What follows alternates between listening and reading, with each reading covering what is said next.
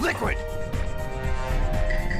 Snake, did you like my sunglasses? Oh, you'd point a weapon at your own brother?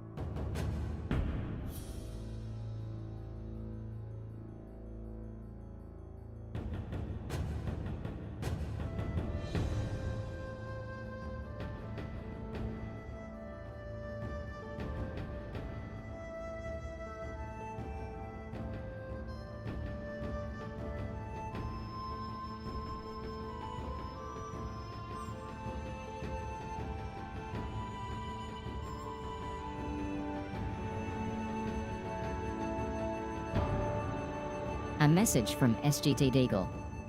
You came in handy. As bait.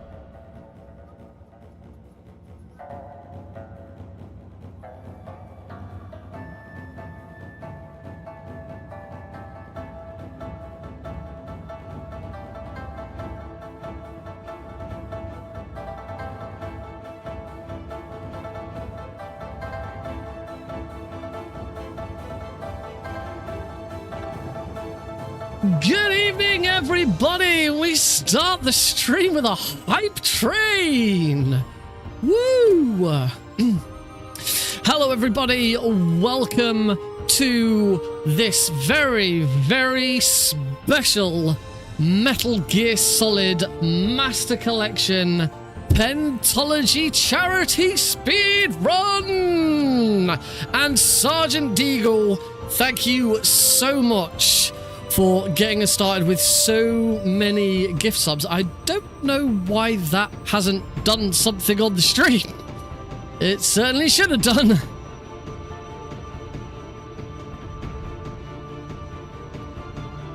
I'm gonna see if I can force it.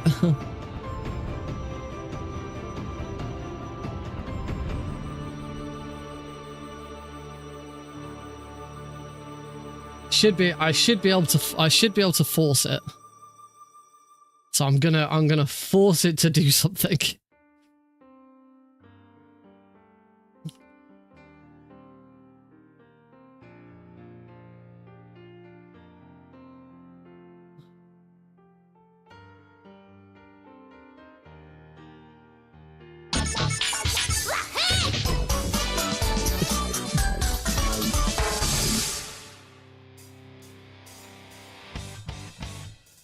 That's what it should have done. So that one doesn't work. That's interesting. A message from %user % who was just gifted %sub bomb count % subs. % roaring %. Thanks %user %. If you got a gift sub, be sure to thank them. Yeah, that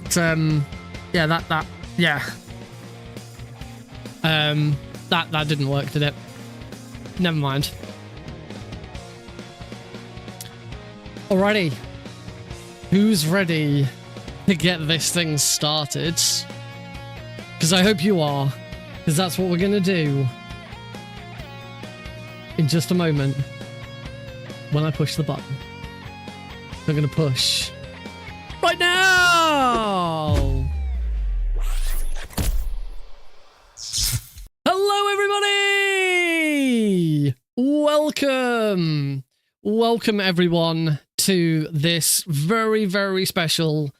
Oh, shit. The latest event just says user percent. Oh, God. Oh, you know. Oh, I really should have tried to fix that correctly. Let's actually fix. I'm gonna actually fix that. Give me a second. Alert user should be Sergeant Deagle. And hey, I just changed that. Hey, I'm changing that. Why aren't you changing? Oh, I'm changing the wrong thing, that's why. Sergeant Deagle. And the event should be 1, 2, 3, 4, 5, 6, 7, 8, 9, 10. Should be 10 subs. There we go. There we go. That looks correct, doesn't it? Well, hey. All right. So, hello, everybody. Welcome, after a slightly awkward start, welcome to the Metal Gear Solid Master Collection Pentalogy speedrun charity stream. That is a huge mouthful. But we're here after all this time. I first announced this back in August. It's been so freaking long. August, I tell you. But it's finally here. A weekend before Christmas. As you see, I'm wearing my Merry Christmas Sonic jumper. Yeah, it has been a while. I've been playing these 5 games for 5 months. I'll be honest, I'm sick and tired of every last one of them. Once this is done, I'm taking a break from all of them, except I've already got a marathon lined up in 2025 where I'm going to be playing Metal Gear Solid 3. So it's not over yet, Snake. Hang on, I think I've got that one. Yeah. Not yet, Snake. It's not over yet. Oh, it's never gonna be over. Woo, we had a hype train. I've got a hype chest. What's in my hype chest? It's a reindeer. It's a reindeer emote. Woohoo! Yeah, choo choo. Oh, that's why you said choo choo, because that's what. There we go. Choo choo choo. Oh, it is good to be live and kicking with this marathon finally. It's also worth noting I'm being very, very loud, and that is because there is no Heidi and there is no Alex at the moment. We planned it this weekend. Heidi has taken Alex away. She didn't feel like I was responsible enough, so she's taken Alex away. I don't know if I'm ever going to. Kidding. They're away seeing family. She's with my parents at the moment, and then tomorrow she's traveling to see her parents. So she's dropping off Christmas presents, letting parents see Alex before Christmas. Whilst I'm here playing video games, and tomorrow I'm gonna go and see Sonic 3. Kind of feel like I might have gotten off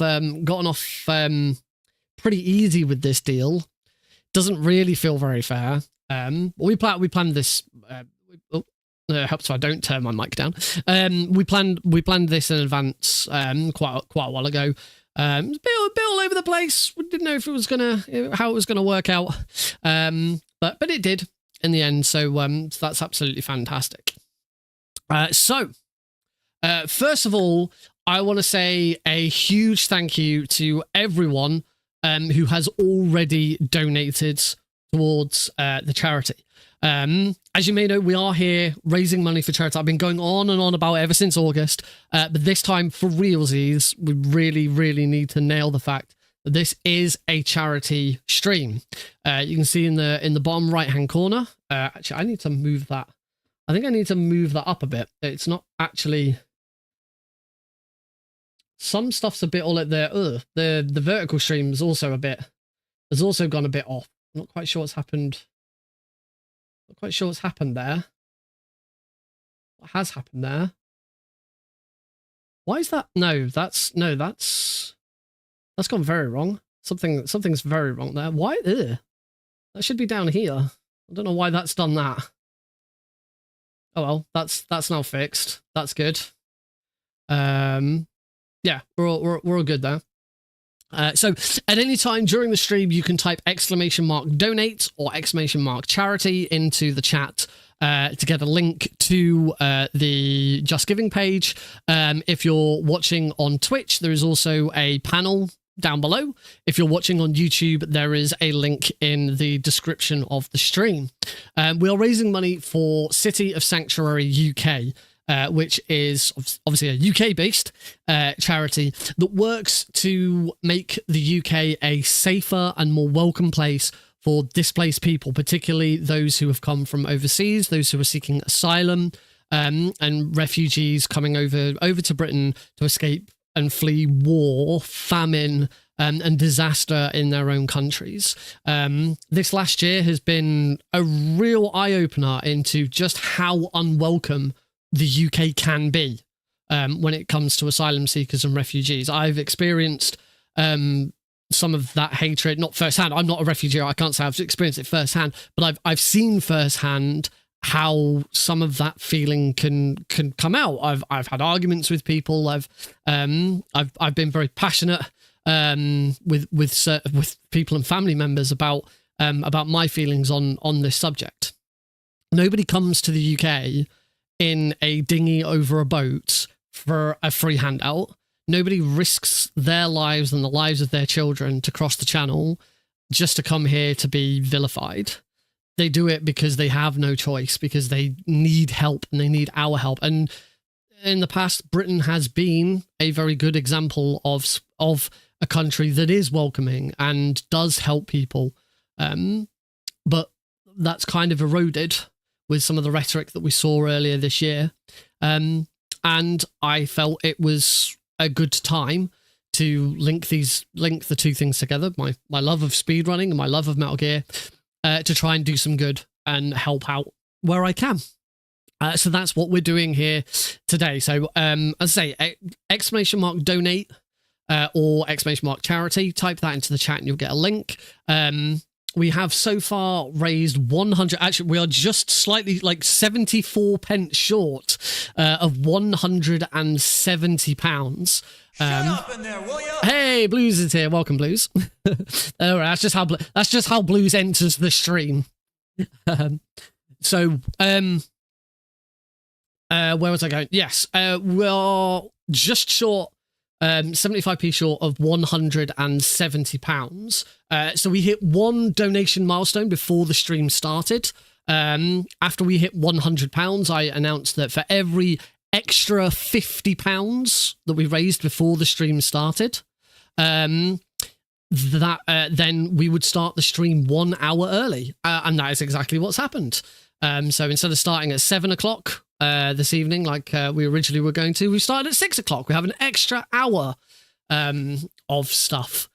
Singing Nick only happens if we hit our very next milestone, which is 3. Sorry, I'm fucking around with my sock because it's not on right and it's pissing me off. And I've managed to put it on backwards. There we go. I've sorted it now. Nearly. Jesus Christ. Nick, you're live. What are you doing? Why are you playing around with your fucking sock? Dumbass. There. Fixed.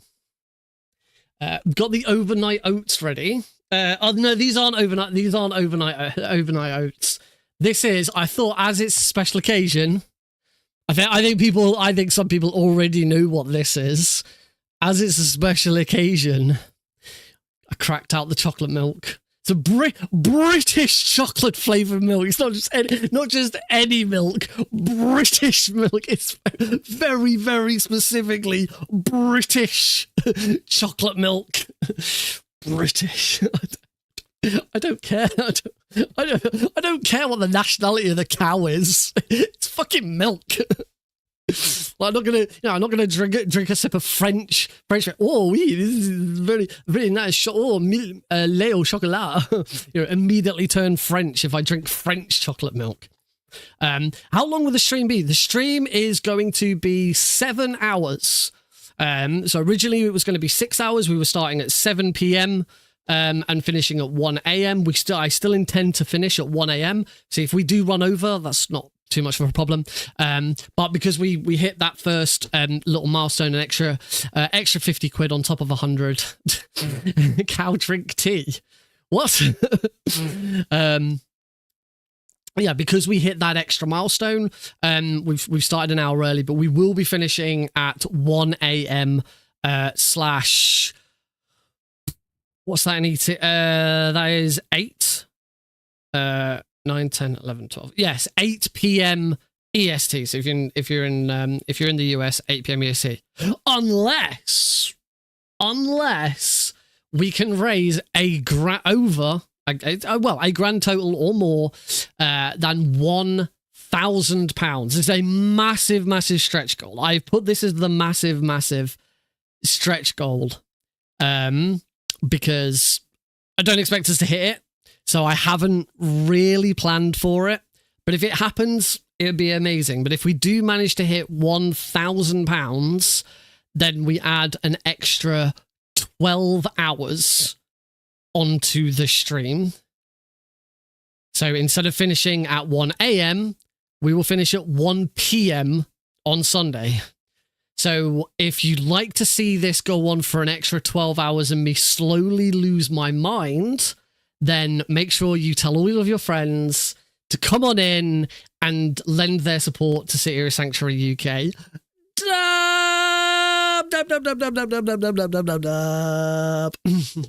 There you go. So that is what we're going to do. For anyone watching on YouTube, Meryl Gear Solid redeemed Nick Dab. That's why I dabbed. I realized that one isn't one that we're getting on screen alert. So anyone watching on YouTube probably was like, the f is he doing? Why is he just done? That's too low. We will see. There are some other milestones to go though. At £350, which we are now only less than £200. What the hell are you doing? that is the ultimate question. It is the ultimate. What the hell am I doing? Is always the ultimate question. But yes, we have some of the milestones that we can hit in the meantime. At £350, our next milestone, I will sing. Yes, that's right. You get to hear me sing Snake Eater during the ladder climb when we get to Metal Gear Solid 3. And I will take other requests where appropriate. That would be cool. I will take other requests where appropriate to sing as well. Like obviously the Boba skip I will sing for anyway because I always do. But any other opportunities to sing, I will try and take them as well. But that's only if we hit £350. So you're gonna make that happen first. There'll be no singing until that happens. If you don't make that happen, it don't happen. So there is that. The other milestones that we've got a milestone at £500.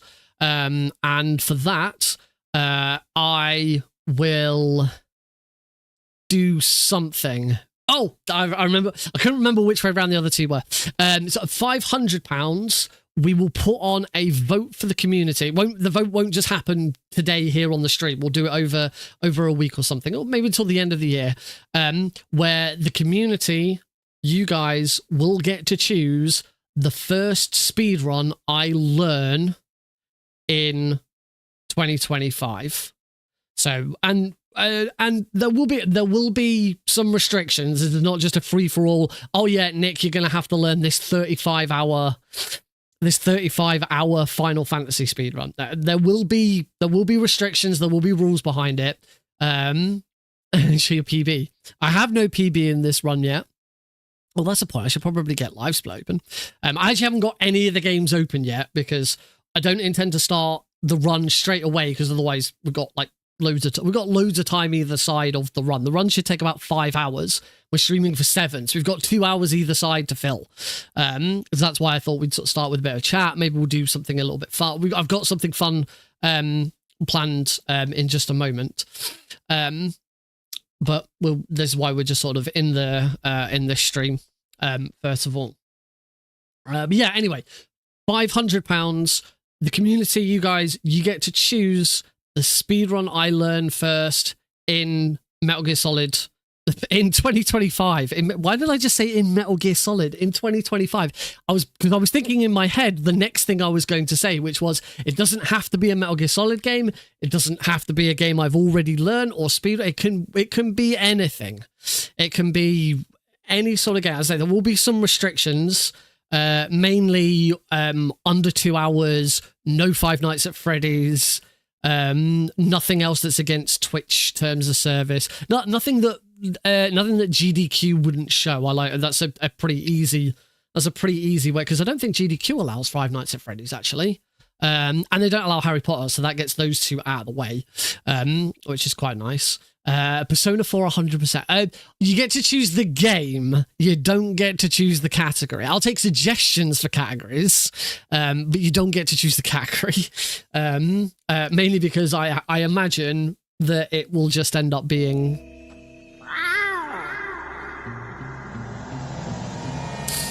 Thank you for that. Because I usually it will be whichever speedrun category is recommended to start. I don't know if they still do, but for a while GDQ banned Harry Potter because Harry Potter is tied into J.K. Rowling, and J.K. Rowling has extremely terrible views and pushes her platform against trans people. So that's why they banned Harry Potter. As I say, I don't know if they still have it banned. But that's the last I knew it was. Right, I have Caro has requested I just do a quick thing, which I will do. Caro's on a new Twitch account. So I'm just gonna very quickly roles manager, remove VIP from that one and add Caro in a... yeah, it's now Caro in a box. Caro in a box. There we go. Done, my friends. Transfer complete. Bum. There's a few other games, like I'm pretty sure Postal's probably banned. There's probably a few other games that are banned as well. I can't remember. There's a list somewhere. There is a list. It is. I didn't know what it was going to be like today. It's already getting pretty well. I'm gonna have to take my jumper off. This isn't some like special reveal. This isn't like, oh my god, he's got an awesome shirt or something. It's just my stream t-shirt on underneath. It's now really warm, and I need to take my jumper off because it's too warm. There we go. I figured as it was a special occasion, I'd crack out the stream t-shirt. Oh my god, I really, really need to get my hair cut because it is. My hair is a complete mess at the moment. It's not as bad on the stream because I wear headphones, so it kind of covers it up a little bit. But yeah, it's my Nick RP green stream t-shirt with Eli on one side and the Foxhound logo on the other side, or the Fox logo on the other side. In hindsight, I'd have if I was getting this t-shirt again now, I'd have Big Boss Keratin Frog on here, but I don't. Ooh. All right. So Oh, we were talking about incentives. There is one more. There's the 1,001, which is add an extra 12 hours. Yes, that one that Kara has just posted. I would put that one on there.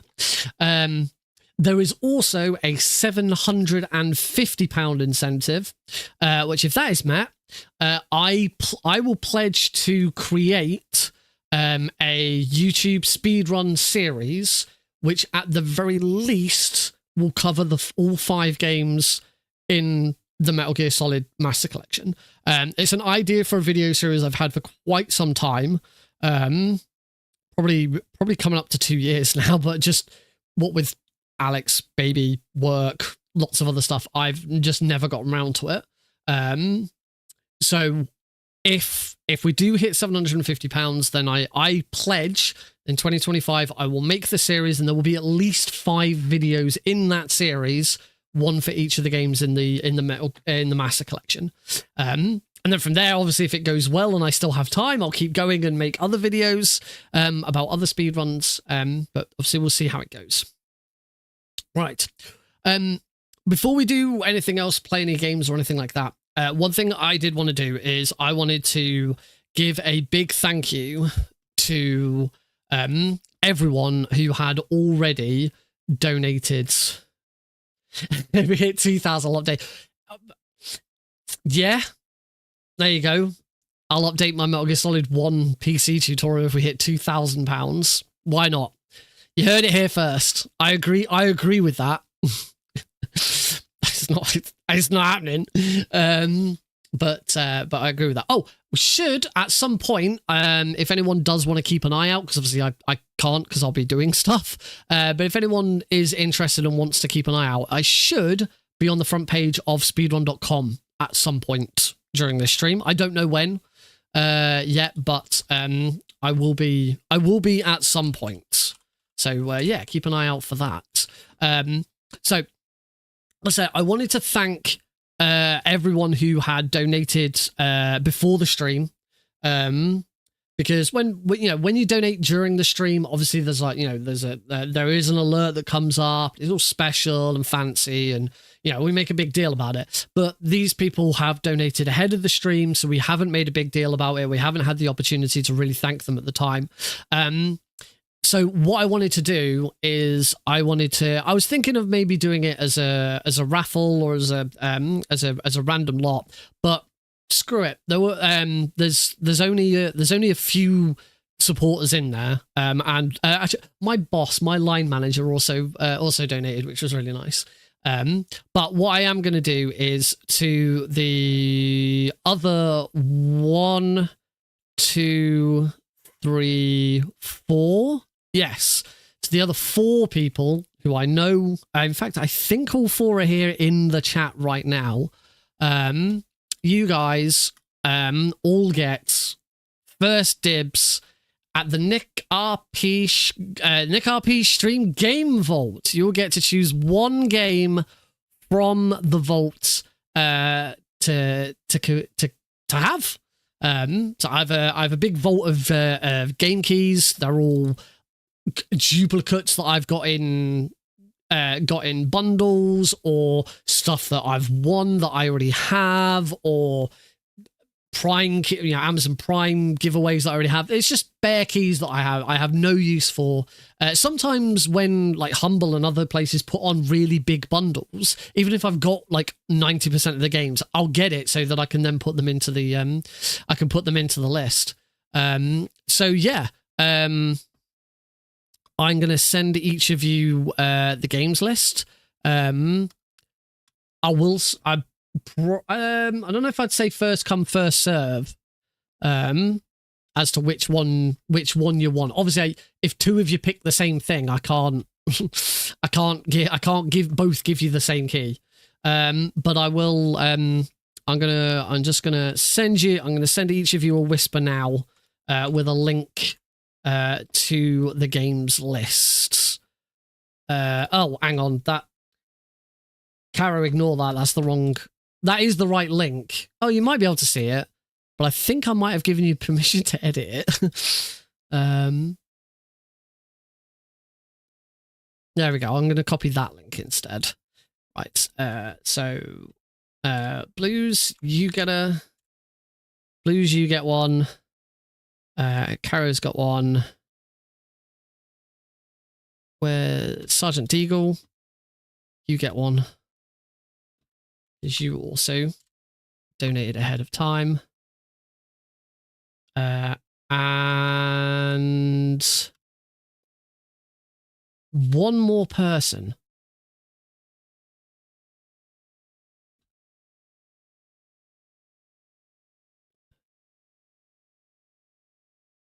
Or two. Oh, actually two. It might be two more people.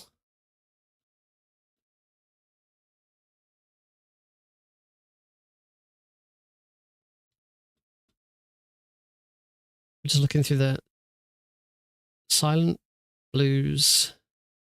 Oh wait, idiot. Silent Blues. I was looking at another. Okay, cool. I was looking at another name in the list. I was thinking, Jay.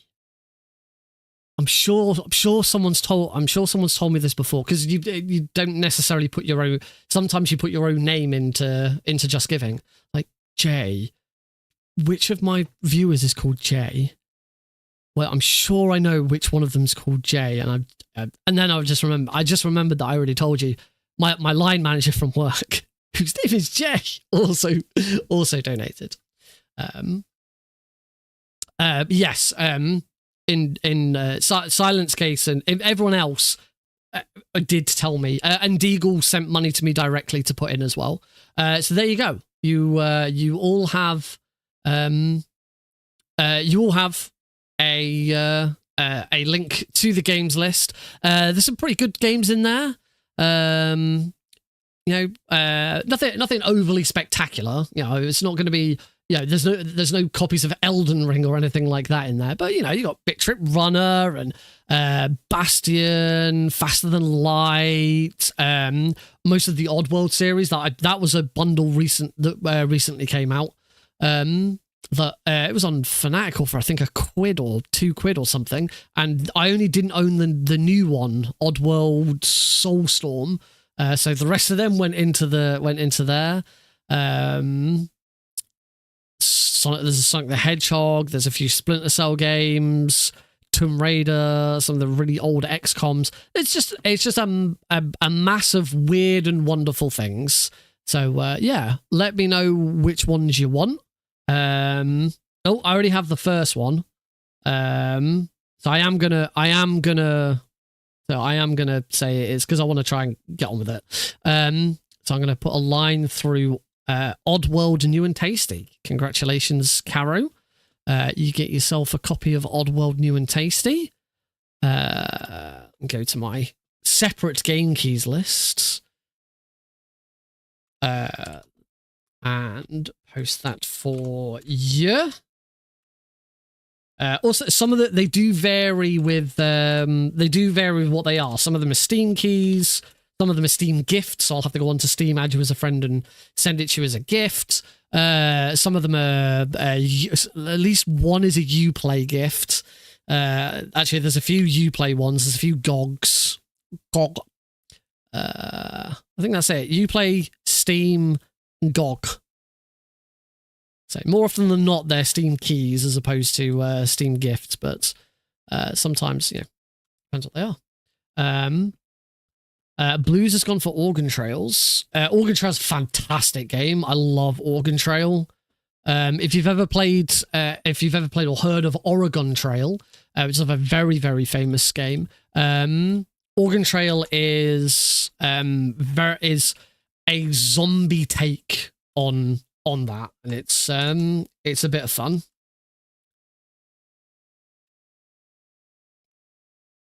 There we go. So that's Organ Trail for Blues.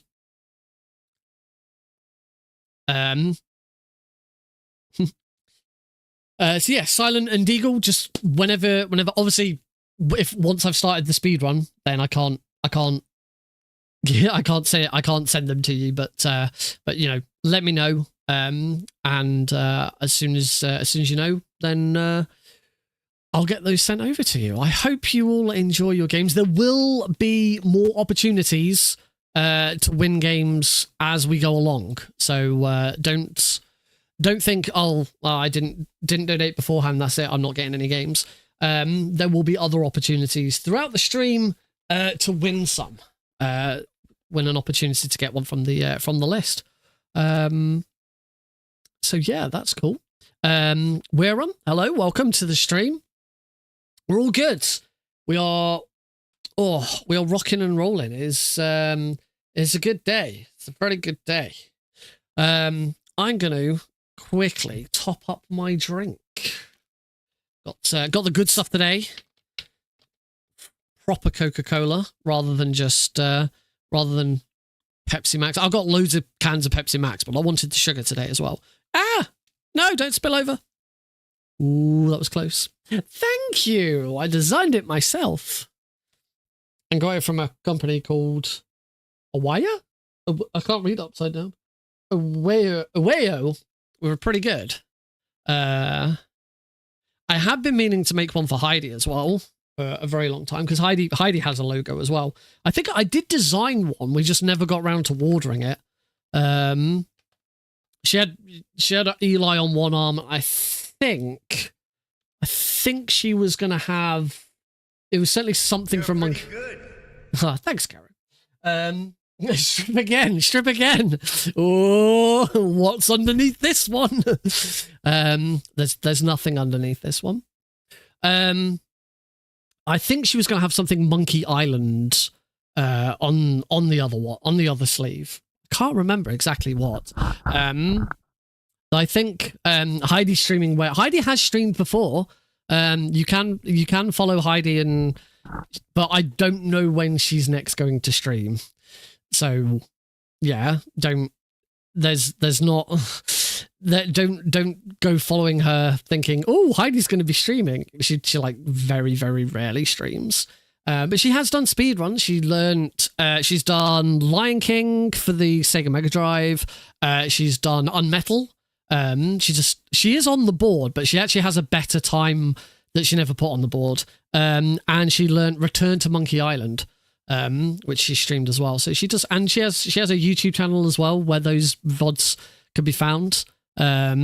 She also has lots of like really old videos on there. She has one video on there which has like hundreds of thousands of views because it was her fan trailer that she edited for one of the Harry Potter films. I think it was Deathly Hallows Part 1 or Part 2. I can't remember which one. She used to be a massive Harry Potter fan. But when she uploaded it, she didn't say that it was a fan trailer in the title. And so, yeah, the comments are just flooded with people saying, you should have mentioned this was a fan trailer. It's like, and I've said the same thing. So I said, yeah, you deserve all the hate you get. You should have put fan trailer in the title. Yeah, like, she never claimed it was an official title. Which you do find online. If you go on YouTube and if you go on Facebook's awful for it. Facebook is so bad for people uploading just fake news, fake trailers, fake stuff about everything. I hate scrolling through Facebook now. People complain about Twitter. Right, people rightly complain about Twitter. Twitter is a dumpster fire, but at least with Twitter, I actually see stuff that I might want to see. Facebook is just awful these days. I detest it. I really only use it to chat with family.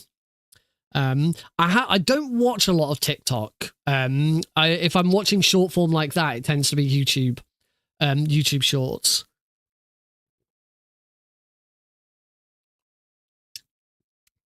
Blue Sky has been, I mean, I think it's probably the part of the reason why it was named Blue Sky. It has been a breath of fresh air. Blue Sky is fantastic. It has some wonderful tools for keeping in touch and keeping an eye on like specific speedrunning stuff and event stuff and stuff like that. Yeah, I've absolutely loved Blue Sky.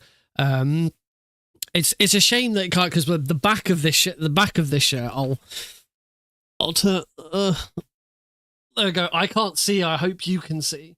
It has logos for all of my different handles on the back. Obviously, it's got the Twitter logo on it, because back when I had this shirt made, Twitter was fine. It was still Twitter at that time. No post notifications or any of that yet. What do you mean for post notifications for what? Because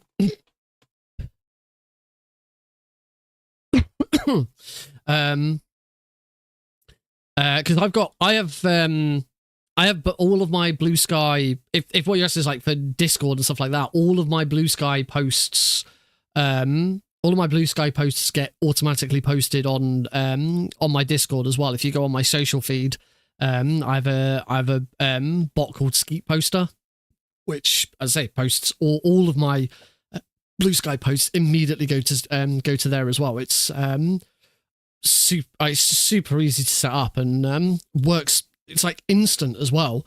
I used to find, because I do the same with YouTube and TikTok, and I used to find particularly the Twitter one, sometimes it wouldn't work, sometimes it would, but there'd be like a 2 or 3 minute delay. Blue Sky is instant. The moment I click send, boom, it's on Discord as well.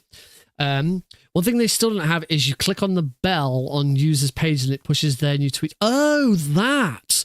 I don't think so. I've not seen that. I mean, I've not looked for that because it's not something it's not something I used on Twitter anyway.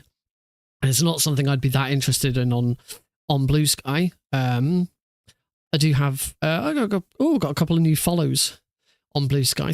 I have been holding off following anyone else on Blue Sky because I've been wanting to do something on Blue Sky that I was never able to do on Twitter, which is just for a very, very brief moment in time. It only has to be brief. Did you say nerd? Not nerd, node. Oh. To quickly answer Weeron's question, I believe they do global shipping. I say it's been a while since I've used them. Wayo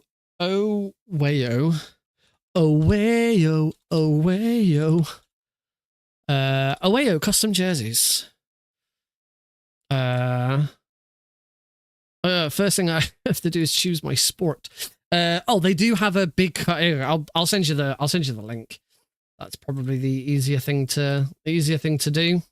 There you go. But that is their country page. So they do say they deliver worldwide, but they specifically have pages for certain countries. So like United States, Canada, Australia, New Zealand, and Japan. I want to say Japan. It is Japan. It's .jp. And then most of Europe, they have specific pages for them as well. But they do say they'll deliver worldwide. So like, none of South America, they don't have a specific page for, but they will ship there. You just have to go through, somewhere else. And in fact, for some of their countries, they have multiple languages as well. So for the United States, you can either, there's an English version, a Spanish version. For Canada, there's a French version. Belgian, there's a French version as well, which is pretty cool. I think this was for like 60 quid. 70 quid, I think it was. And yeah, you get to design. I designed all of it. I picked out which one I wanted. The only thing is if I go back and make it now, I wouldn't have gone for the V-neck. I would have gone for a circle neck because it does come down quite a bit. But it's not that much of a problem. But yeah, also I got to do. I picked this style with the lines and chose the colors, and obviously I could put all the logos and stuff. The logo of the company make it, that is on there by default. You can't change that. But that's fine. I don't mind. Don't mind that. No, I'm not into. I mean, technically, we haven't started because I said that we would be on. I'd be streaming from 7 p.m. through to 1 a.m. and it's not 7 p.m. yet. We started an hour early, so I'm not expecting, and I wouldn't expect to be on speedrun.com straight away anyway. I don't know. It depends who else has booked it, and obviously they try and give time out nicely between people. But yeah, that's that. Blue Sky. To answer, to go back to what we were talking about with Caro, no, it doesn't look like Blue Sky has a thing yet where you can get notifications when a specific person has posted. But that certainly would be a nice thing. Yes, I should be on the front page of speedrun.com at some point today with this stream. I wish it was front page of Twitch. I don't know how you do that. But yeah, that's going to be cool when it happens. So yeah, we should probably look at getting started pretty soon. I kind of wanted to hold off, as I say, because we've got it's a 5-hour speed run and we're speed running for 7 hours. I kind of wanted to make sure we've got sort of an hour of filler at the start, an hour of filler at the end. I did go back and if anyone watched my Metal Gear Solid Trilogy speedrun on Thursday evening for a really, really long-a-thon, huge thank you to Blues to the Red Sun and Metal Glen Solid for coming and joining me on comms for that. It was a really fun run. For the first time in a very, very long time, I soft-locked Metal Gear Solid 1. We were when I did the weapons glitch, the first weapons glitch, after I'd done it, and I got the weapons glitch right every time. Every single time I got the weapons glitch right first time. It was amazing. And I had to do it 3 times in the end. But yeah, when you first go through, you do the weapons glitch, you equip the stinger, have the stinger on you as a grenade. And then you run up the stairs, and as you reach the top of the stairs, you need to cook the stinger as a chaff grenade and have it explode in Snake's hand. That removes the stinger from your inventory, and then you swap to a chaff grenade, but it still explodes like a chaff grenade and you get the chaff grenade. But where after I started cooking the grenade too late, I found that I've been starting to cook that grenade way too early, and this time I cooked it too late, and as a result ran into the Otacon cutscene, which then just completely broke the game, because the cutscene starts and then it realizes you don't have the stinger, and it just completely breaks it. So luckily I've got loads of saves on backup, but I didn't actually have a very easy save on backup, so we swapped the difficulty to easy from then on out. I will actually be playing easy, not very easy, for Metal Gear Solid 1 today. I never actually got a proper response from the moderators on speedrun.com. There's 2 multiple Metal Gear speedrun moderators, I think, which is Erafram and Plywood. Erafram said they weren't sure because they're kind of there for the 2D games. It's Plywood who's there for the 3D games. And the only thing Plywood said is they said they'd have to look into it on timings and stuff. But they say it depends how long it takes to get back to the main menu after the credits end. So that suggests the main thing that I was querying is, if I'm playing very easy, do I have to still watch the credits, or do we end at the normal time you'd end very easy, which is when the escape timer disappears? But at least by Plywood implying that he'd still need to check the time difference to going back to the main menu after the credits. We still have to watch the credits. There is therefore not really much point in playing very easy. Mainly because I am going to be running the auto splitters at least for 1, 2, and 3. Metal Gear 1 and Metal Gear 2 don't have auto splitters for those, but just so that we get the end time bang on. And as a result, I want the end time for Metal Gear Solid 1 to happen as soon as score comes up. So that's going to be the best way of doing that. So yeah. So we will be using. I'm like pointing at stuff. I can see live split on my screen. You guys can't. I am intending to have all 5 games running in the background. I tested it last night and it all seems to be working correctly. The main thing that I have to remember to do is load Metal Gear Solid 1 first and make sure I've got control of it before I open anything else. For some reason, if you open Metal Gear Solid last, it doesn't work. It's very weird. But yeah, my going back to the trilogy run that I did for Really, Really Longathon, it was a lot of fun. And for the most part went okay. Metal Gear Solid 2 was fine. You know, it's kind of as it usually was. The only thing with Metal Gear Solid 3 is as I approached some of them, some of the fights, I realized that I'd completely forgotten the newer versions that I'd learnt, which was the Ocelot unit and the End. So I went and I did the old versions that I knew better. But since then, I have jumped back into MGS3 and I should have both new versions of those down. In fact, just because so that we're not just sitting here doing nothing. Well, it's not doing nothing. We're chatting and having fun and getting hyped. I hope we're getting hyped. Let's actually jump into, because it wouldn't hurt for me to just quickly have one more go at both of those methods, so that I know I definitely know what I'm doing, and I'm in a good position to do those tricks. And for anyone who's not seen those new tricks, you get to see them a bit ahead of time, which is pretty cool. I've just remembered I needed to just quickly check the one error I made when I did the duology speedrun is I completely forgot to tell the auto splitters not to reset or to not reset. Anyone who remembers watching that will know that I completed Metal Gear 1.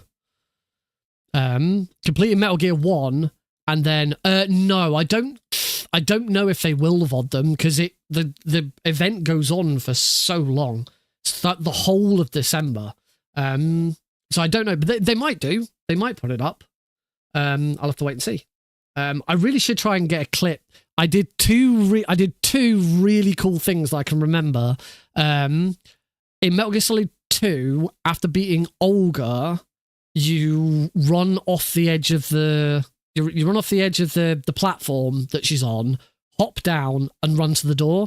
There's a glitch where if you don't have a weapon equipped and you mash and you hit the attack button, so square, on the right frame, Snake won't hop down. He'll just run off, and it saves like a very minor bit of time. Even with turbo enabled, it's really difficult to hit because it is frame perfect, and turbo doesn't give you a press on every single frame. And without turbo on, I got it. I've forgotten that I should be trying it. It didn't have turbo turned on. As I approached it, I pushed the button and got it. And that was really cool. And then the second one, during the bike chase, the first bit of the runway, it is something drop. I can't remember. I can't remember what it is. Something drop. The other cool thing is during the bike chase, the first runway section, so the bit before you start blasting the Shagahod, I managed to shoot the Keratin frog. I wasn't going for Keratin frogs, but during that section, who cares? It doesn't save you any time. Doesn't lose you any time to go for the frogs. I managed to shoot the Keratin frog with the easy gun, which I've never done before. That was really cool. I wouldn't mind getting a clip of that one. So I should keep an eye out for that. Actually, I should go back and have a look at really, really long thongs, see if anyone clipped anything else. Be really cool to have a look. Anyway, let's have a quick look, say, at those new strats for Metal Gear Solid 3. And then we'll go to a short break. Let everyone, get fed, watered. I could do with one last loo break. And then we will begin the Metal Gear Solid Pentalogy speedrun. Oh, what's Blue's shared something? What has Blue shared? Oh, this is why is this this is opened in the Twitch. For some reason, this is opened in the Twitch launcher for me instead of on a browser. I don't know why. This is the VOD of the whole thing, or certainly at a certain amount of time. Oh yeah, so you can check through it there. Why is that? I do not understand why that opened in the Twitch app. I still don't know why. I don't even know why I have the Twitch app installed. Anyway, let's boogie on over.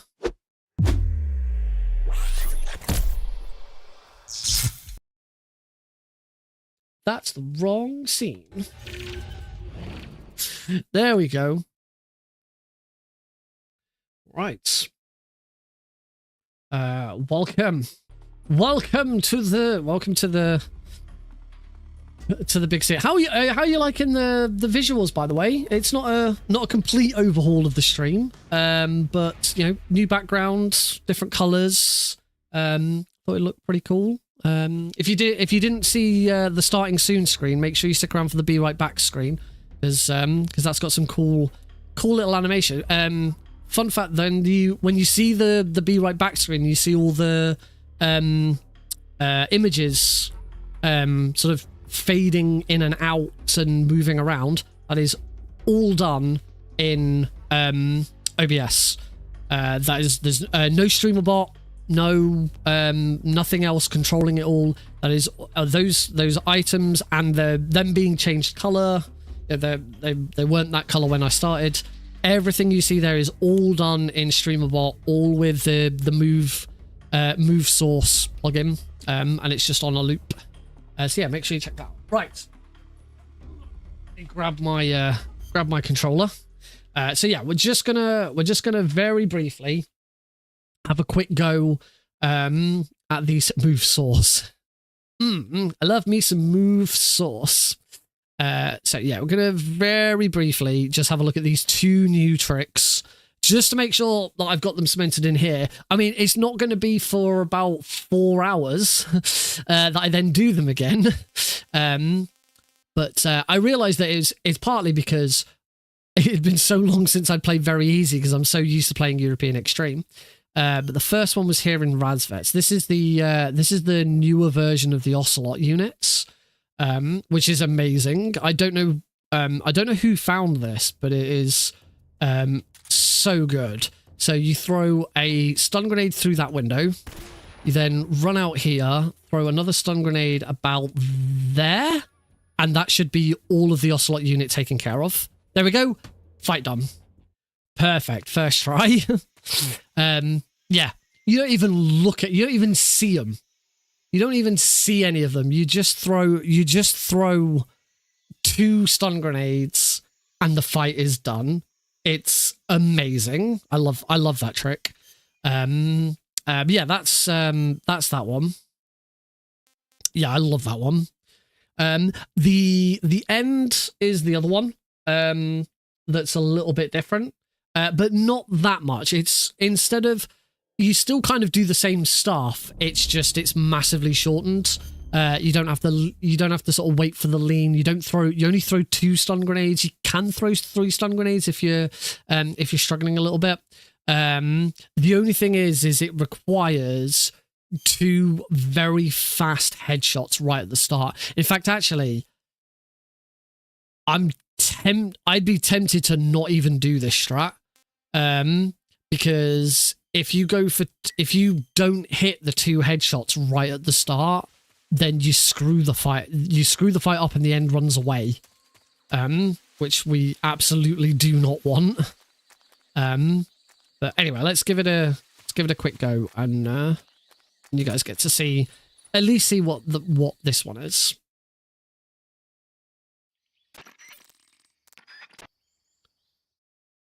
So instead of having stun grenades out, we have the easy gun out that keeps Snake camouflaged so that the end can't see him. Run up to our usual spot, aim at the end's head, double tap him, throw 2 stun grenades.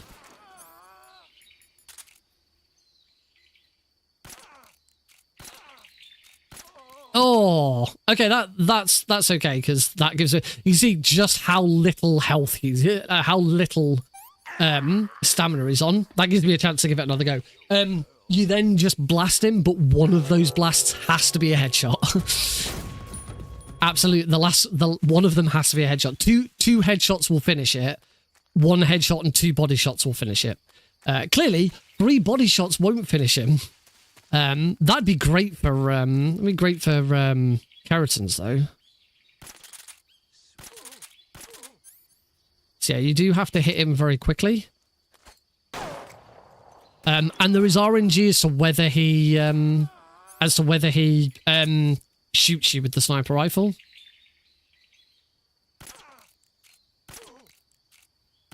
There we go.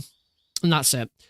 That was 2 times in a row pretty good, so I probably will go for that strat. If you mess it up, you just take a fake death pill and retry it. It's not a huge time loss. I mean, obviously it's not ideal, but it's not a huge time loss if you mess it up. Will I get stuck? There he is. Whee! Quite sure how. It's very bizarre. Yeah, those are the 2 strats that I'd forgotten about for Metal Gear Solid 3 on Thursday night. The only there's one other bit of Metal Gear Solid 3 I wouldn't mind having a quick look at. I think I'm gonna have to redo the Ocelot unit to do it though. And that was Bolshaya South. I think that's what it's called. I tripped up on what I got caught out by one of the Claymore mines, and I'd completely forgotten which way I was supposed to be going. Yeah, I'm gonna have to do this from. I'm gonna have to do the Ocelot unit again. That's fine. The Ocelot unit was kind of a blink and you'll miss it moment, so you get another shot to see it. So throw that one through there. Stand here. Throw that one about there.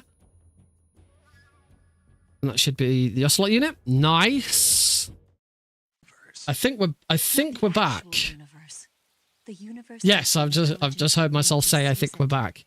Yeah, I think my internet disconnected very, very briefly. Just trying to YouTube vertical is back. But it's only a difference of position, a difference of perspective. And the other, yep, YouTube other one's back. Wow, the latency on was a complete and utter lie. The other half was a oh no, never mind. Cool. Okay, I think we're all back. I just need to reconnect my plugins on StreamAbot. Hopefully we're good. We should be good. So I'm gonna post that, and hopefully that posts everywhere. Even if it is a lie. That's yeah, there we go. We should be good. Sweet. If you need me, welcome back, everybody.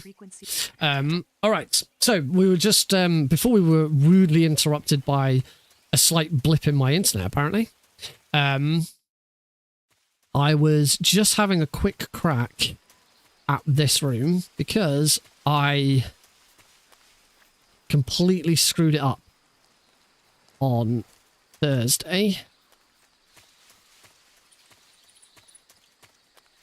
Yep, there we go.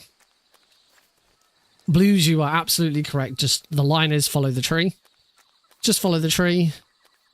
Wow, that genuinely shit me up. I knew you could get close to the dog. I didn't realize you couldn't get quite that close. To be honest, that shouldn't be a problem because 80% camo rating, there should be no issue.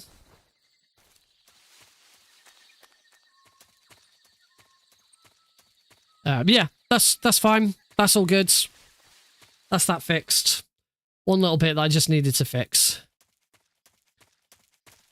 I suppose right now it doesn't hurt to quickly run over and just have one little practice. My Ocelot wasn't that great on Thursday either, so probably doesn't hurt to just quickly have another crack at that.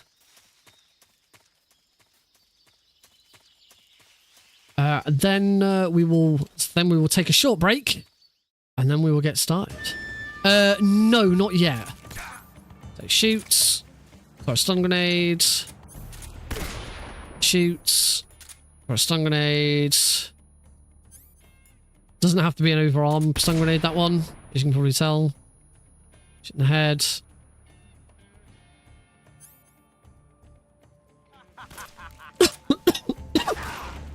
I'll restart that.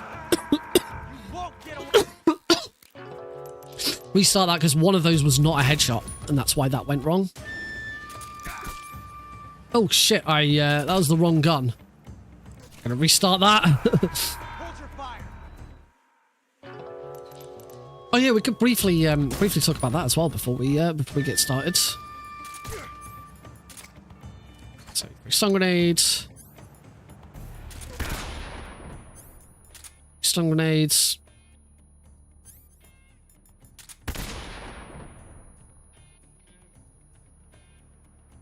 There we go. That's more like it. That's how you take care of that. Cool. So that's that done. I will need to Alt F4 this because I've got to make sure that Metal Gear Solid 1 is loaded first.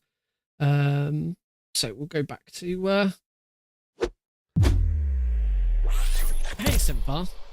So yeah, just so that we're not you're not looking at a blank screen, we'll go back to here. So here we go. We're gonna go for a very short break, and when we get back, we will get started with the Master Collection Pentalogy. But before we do that, have a calendar. Did you have a calendar? Yeah. Just for one, I've been keeping up to date on it. 21st, which is right there at the top. If anyone wants to have a guess as to what they think it's going to be, let me try and put my stop the glare of the light there. Crunchy, cream egg, dairy milk, caramel, whisper, twirl, fudge, double decker, or eclair. Silent's going crunchy. Cosmic's going caramel. Caro's saying whisper. I am gonna go with Blue says position 4, no bomb. I'm gonna go with fudge. Let's have a look. I'll try and twist it around.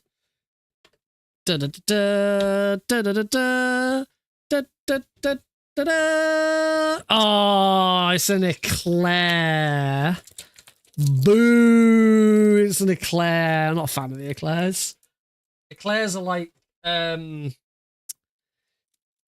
really hard bits of fudge. I'm just not a fan of them because they're hard. I like, nice chewy piece of chocolate. Not, yeah, that's sad. I mean, it's not. At least it's not. It's not like a Bounty or something with nuts in it that I can't have. I much prefer Cadbury's Heroes to Celebrations, because in Celebrations there's Bounties with coconut in them, and I don't like coconuts, so I don't like Bounties. And there's Snickers with peanuts in them, which I'm allergic to, so I can't eat them. So yeah, there's at least in Heroes I can eat everything that's in them. Whereas in Celebrations there's at least 2 that I either don't eat or could kill me. A Celebration Snicker would not kill me, not even close. Yes, Meryl's right. They still taste nice. The Eclairs still taste nice. They're fine. It's just, yeah, not for me. Currently in a whole block of Battenberg cake. That's amazing. That's so good.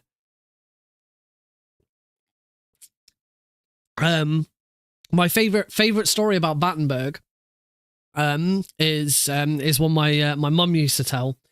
The first time my dad's parents and my grandparents visited my mum and dad in their house after they got married, my mum gave them Battenberg cake for pudding, and my granddad absolutely wolfed it down, really, and ate the whole thing, no problem.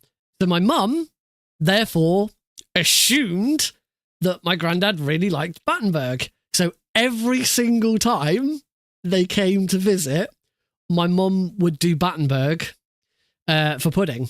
And it wasn't until like, as must have been like 10, 15 years later or something, that she discovered he really, really doesn't like Battenberg and only ate it out of courtesy. And no one tried to communicate this to her at all. So yeah, she'd been feeding him Battenberg for years, and he just put up with it because he was my granddad, my dad's dad, my granddad was the nicest man that I ever knew. Heidi's dad is a close second. Heidi's dad is an amazing father-in-law. But my granddad on my dad's side is he died when I was 12 or 13. I think. Yeah, he was like the nicest person that I ever knew. And yeah, so he just ate it and never questioned it, never, was always very grateful. Yeah, that was a really nice story right there. That's my one little bit of story about Battenberg. I don't have any Battenberg. I am gonna grab some snacks to have during the run. I've already got my drink. I've got a bottle of Coke. That's how much Coke I've got left. But I do still have the chocolate milk. Got the chocolate milk. I would be exactly the same when it comes to food. Particularly visiting my in-laws. If they put something down in front of me, I will just eat it. They already know things that I don't like anyway. But I had my work Christmas lunch on Thursday this week. And we had it at a kebab shop. It's a fancy kebab shop. It wasn't a kebab shop. It was a Turkish restaurant. It was really nice. I had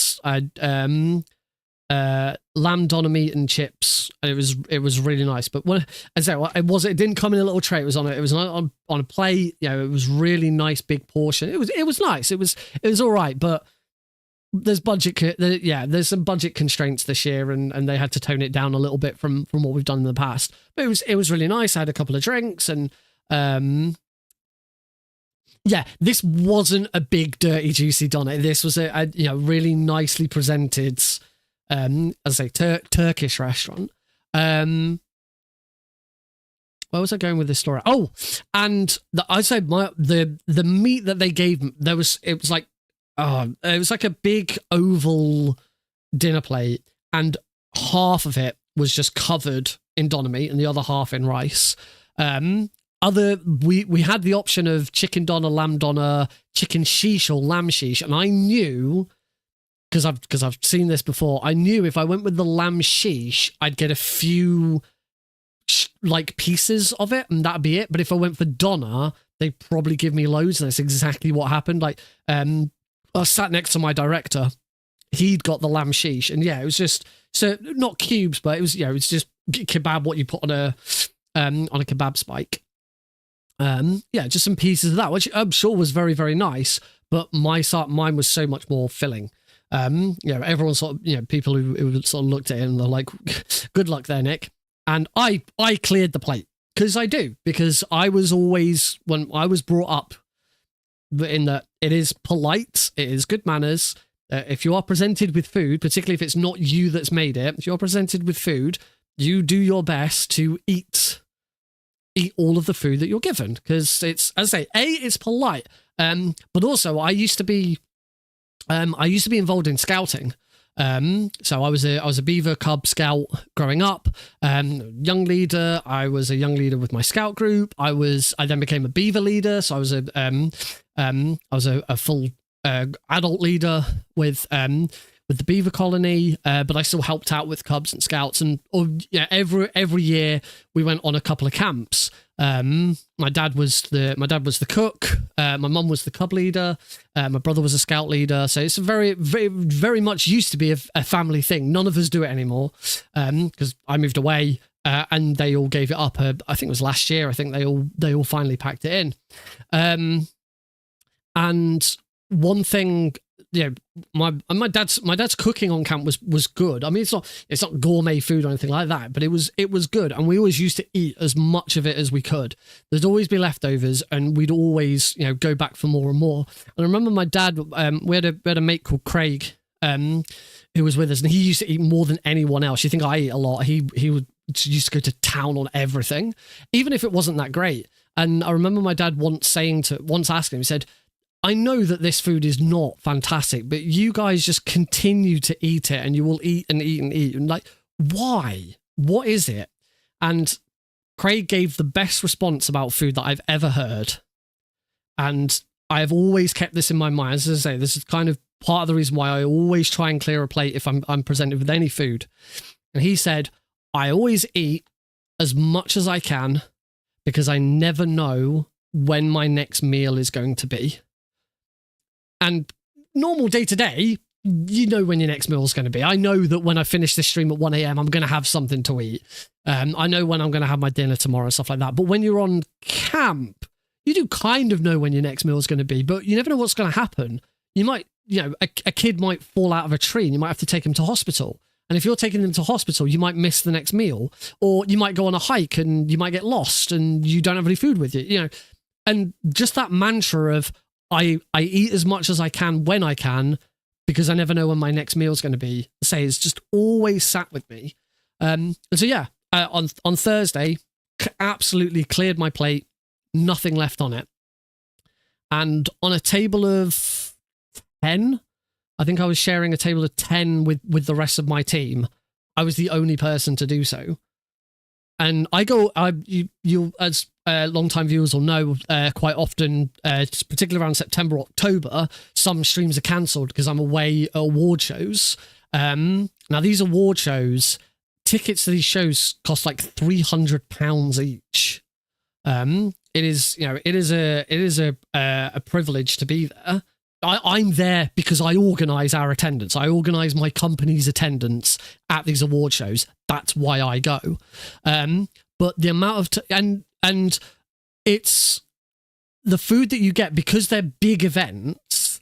It's very good food, but it's very easy, and it's really easy, and I wouldn't say cheap food, but it's done quickly. It's food that you can do quickly. So like, I've had beef Wellington, I've had decent pieces of beef, I've had chicken, you know, all sorts of stuff. But the amount of times I go and I sit and I will eat, I can only recall one time where I didn't eat everything that I had, and I got given a fruit salad for dessert because the main dessert could have had peanuts in it, so they wouldn't give it to me. So I had a fruit salad, and I don't like fruit, so I picked out what I could but left the rest.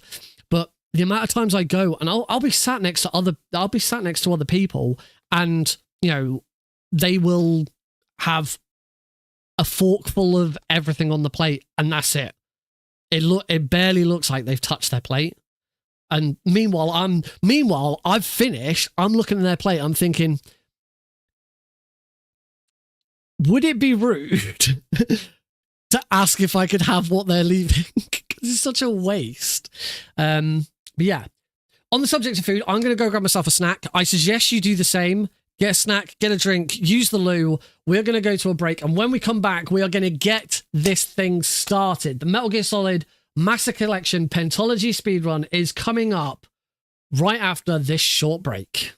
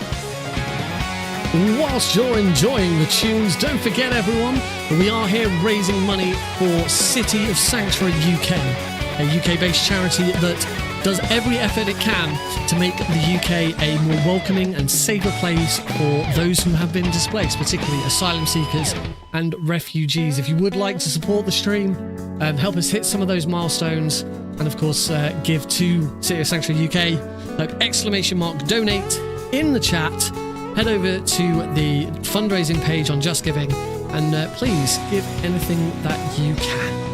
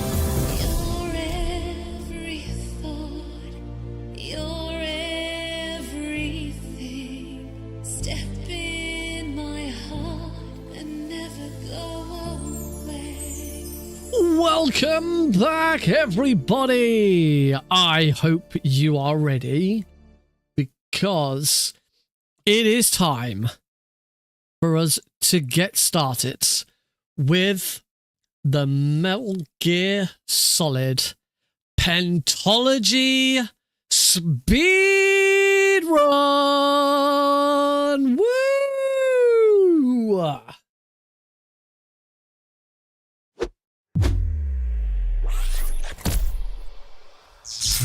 Alrighty, it is time to get started. No further delay. We're cooking. Really, really longathon Nick RP Green Edition. Yep, if you thought 3 hours, I actually did. One thing I forgot to check at the end of my really, really longathon run, what my time was. I never actually checked what the time was in the end. It was probably sometime under 3 hours. We didn't watch all the credits because we don't do that in a marathon run. We will be watching all of the credits for this. This is an official speedrun. We were going by official speedrun timings. Shut up in there, No, not this time. So 2 hours 57. That wasn't bad actually. So for this, we are going by official timings. So time starts when I start a new game on Metal Gear, which is right here. And then for every single game, the timer for each individual game ends when we see the score screen. So for like Metal Gear Solid 1, it's when the word score appears rather than the actual rank screen. But for Metal Gear 2, when that score, so we do have to watch the credits for all of them. Which is kind of handy because it's my one opportunity to take a very short break. Once the credits once the rank screen is hit, we then go to the next game swap. We swap over to the next game and get started. So every game is loaded up. So I'll try and show them in order. So here's Metal Gear 2, MGS 1. There we go. It is good to do this and get them all shown straight away, because then we won't have a big long loading time. So Metal Gear Solid 2, I'm on the special screen for Metal Gear Solid 2 because it's one screen where there's no sound.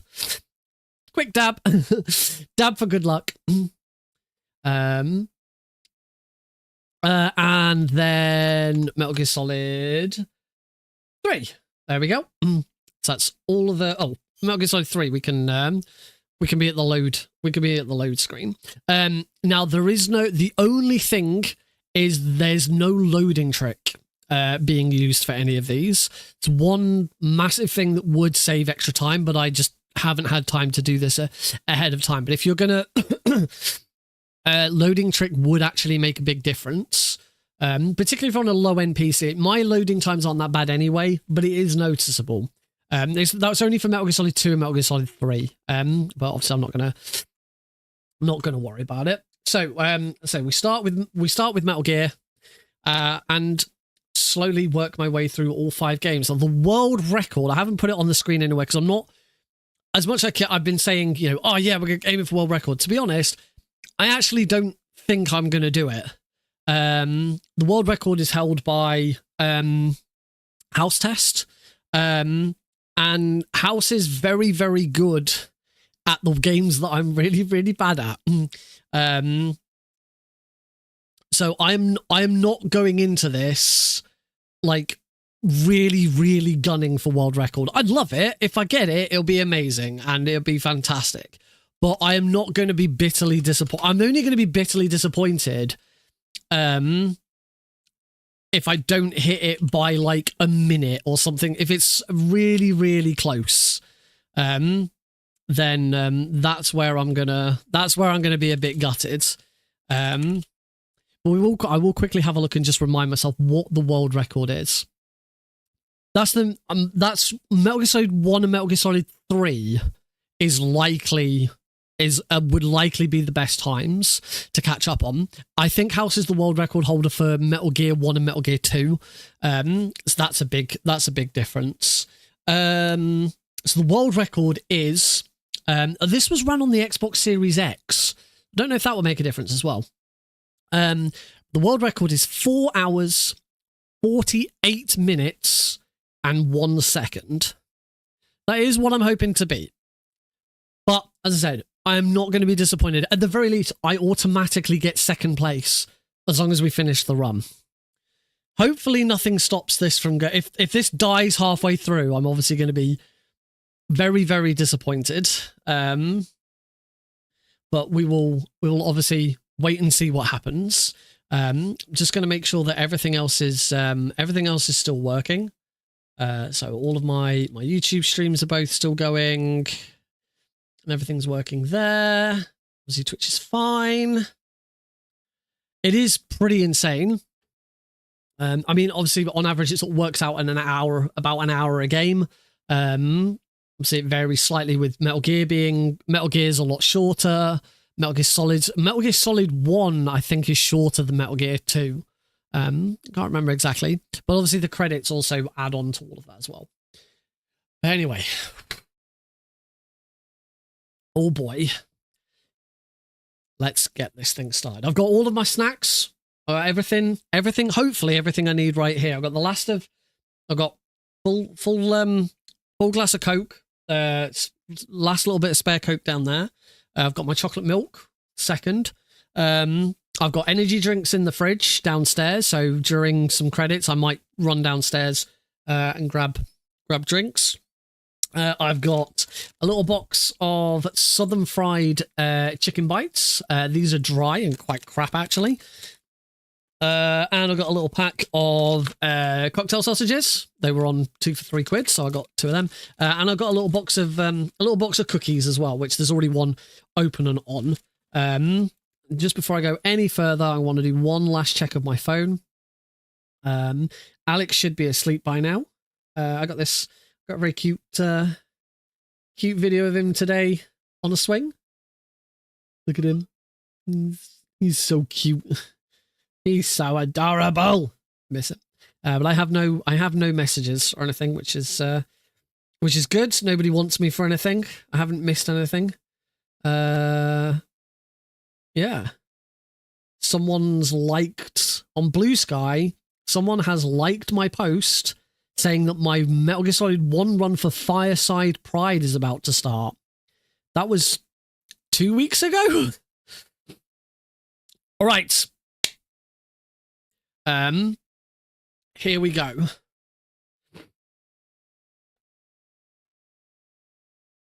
Now, the one advantage of starting with Metal Gear is Metal Gear does have a quite early reset point. If I die on floor 1, I can go back and restart. Can't do that with any of the others. The only one that I'd be really worried about is Metal Gear Solid 1. It's the only one that I do know can softlock on me. But hopefully it will be fine. We should have audio. I'll try and keep an eye on the audio capture and adjust the volume as necessary. Obviously, please shout if you feel it does need any adjustment. Let's see what happens. All right. So this is the Metal Gear Solid Master Collection Volume 1 No Bonus Games speedrun. This will be in order: Metal Gear on easy, Metal Gear 2 Solid Snake on easy, Metal Gear Solid on easy, Metal Gear Solid 2 on very easy, and Metal Gear Solid 3 on very easy. We are going to get started in 3, 2, 1. Go! Ba ba ba ba ba ba ba ba ba ba ba ba ba ba.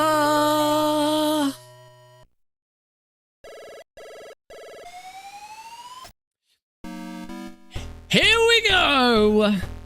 We start back in 1987 with the first ever Metal Gear released originally on the MSX2 computer. It's the only game in the entire series of Metal Gear that is older than I am. It beats me by 2 years. This was released in 1987. I was released in 1989.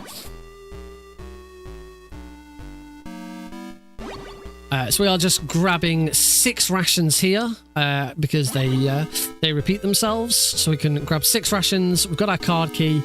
Now we can move on. Or they do, don't they? We're not worried about alerts here. We're going to take an alert. Ideally, I'm not going to take any damage. And we're good so far. Move up to the 2nd floor. And we are going to take our big alert here. So this is where hopefully I'm not going to take too much damage. We're going to chug some of those rations and slowly make our way through. This is the only game where prisoners of war are an important step. We've got to make sure that we rescue 15 of them throughout the run. If I don't rescue 15 of them, we're going to have a problem. Taking damage from guards, ideally, I want to run into them. I don't want to... I don't want to get shot. Getting shot takes up a lot more damage, but I am going to have to use another ration shortly. We'll grab the plastic explosives. Let's use that ration now, actually. Do not want to die. This would be pretty embarrassing if I died very early on. So if I'm doing okay with, I'm taking more hits from the guards rather than being shot. You take 3 times more damage being shot than you do taking damage by running into a guard. So that's why we want to ideally not get shot.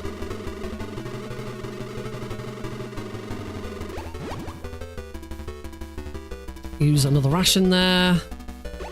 Back to keycard 1. Got our next prisoner of war. Now I want to run to the left. We do now need to switch to keycard 2. That's going to get me through this door. And it's also going to get me through this door. Avoid all the damage there. Back to keycard 1. Well, one of the things with Metal Gear 1, and particularly Metal Gear 1 and 2, is having a good memory for which card key you need for which door. Unlike later games in the series, it isn't one card key beats all. It is a case of you have to have the exact card key that you need to get through the door. So we will be swapping card keys around a lot, which gets a bit annoying, but you very quickly remember which one's which. Run past these guards. Their guard line of sight in this game is pretty easy to deal with. We can get around it without too much issue. We're going to go down, and we are now going to deliberately get captured, but not before we get our first rank up. We're going to go and rescue our 5th prisoner of war, which gives us a rank up. Our class goes up 1. We get more life. There we go. And eventually we're going to hit rank 4 after we rescue 15 guards. And that's really important because that unlocks the RPG and also means we have enough health for a skip later in the game. It is mandatory. You need the RPG. You can't progress through the game without the RPG. We're not going to deliberately get caught.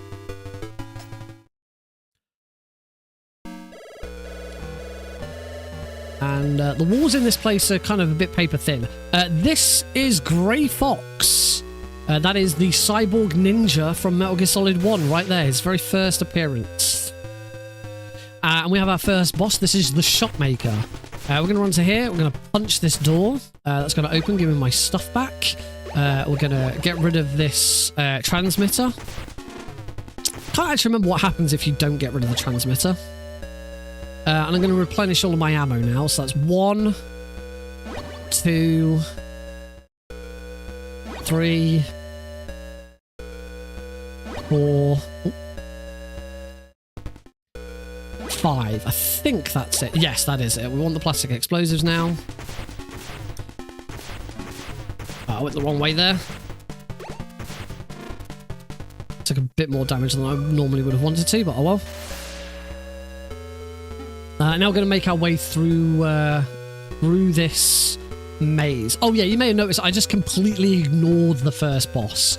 That comes up a lot in Metal Gear 2, in Metal Gear 1. We do a lot of just ignoring bosses and not actually fighting them.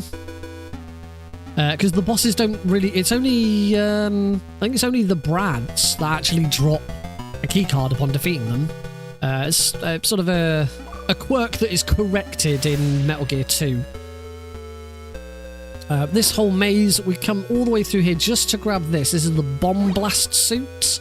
It gives us protection against explosives, but most importantly, gives us a bit more weight in the wind. I believe this is the US version, yes. Assuming that's what the question was directed. If that question was directed at what I'm playing right now. No, this is not the NES version. The NES version is very, very different. There are there's 3 different versions of Metal Gear. There's the original MSX. There's the NES port. It's not really a port. It's more of a remake. And then there was also an MS-DOS version, which I believe is based on the NES version as well. That one is also pretty bad.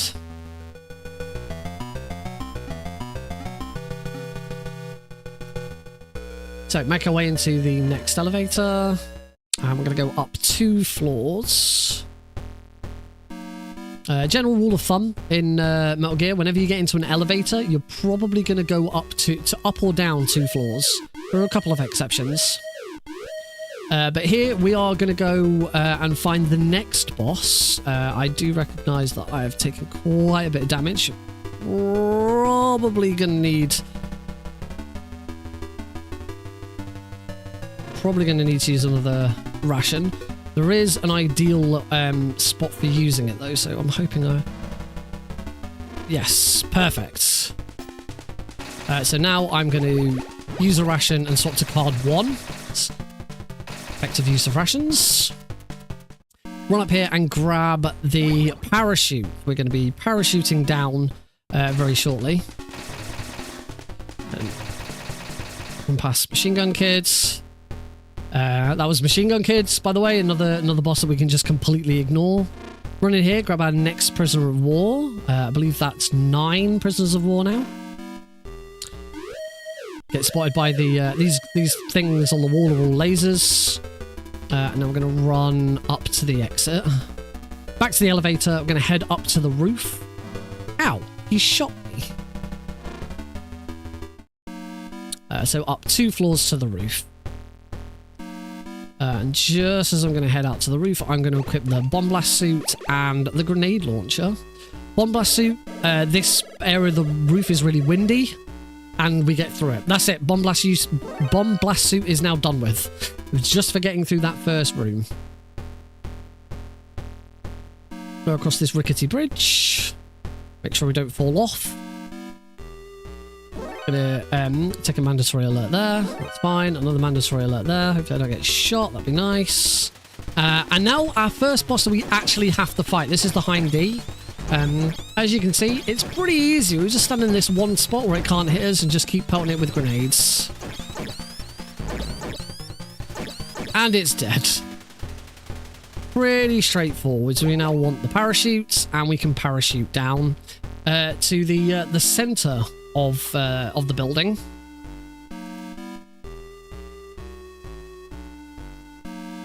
I've got plenty of health, which is really nice. Run in, grab card 4, which I'm now going to need.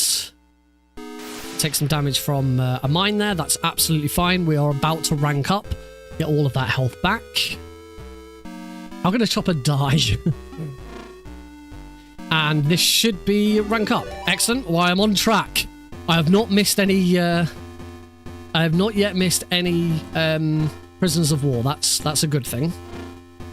We are finally done with building 1 though. So we're going to exit this way and start running up through the desert section that connects building 1 and building 2. I'm going to run in. I am going to grab 1 spare ration just to be on the safe sides. And keep running forwards. There's going to be a tank. We're going to run up to the tank. I'm going to punch. And we're going to just run straight through it. The tank there is another boss that we can just skip. We do not have to interact with it. By that punch just slowed me down enough so that it would shoot me, giving me iframes. And as soon as I had those iframes, I could then just run straight through the tank.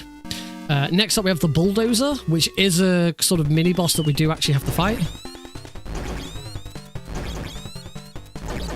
And it's done. So that was a very tame one. And we're going to head down and get the next mandatory item. This is a story item. This is the antenna. And this is simply, we're now in building 2. The radio frequencies are all going to change. Card 2 for this one.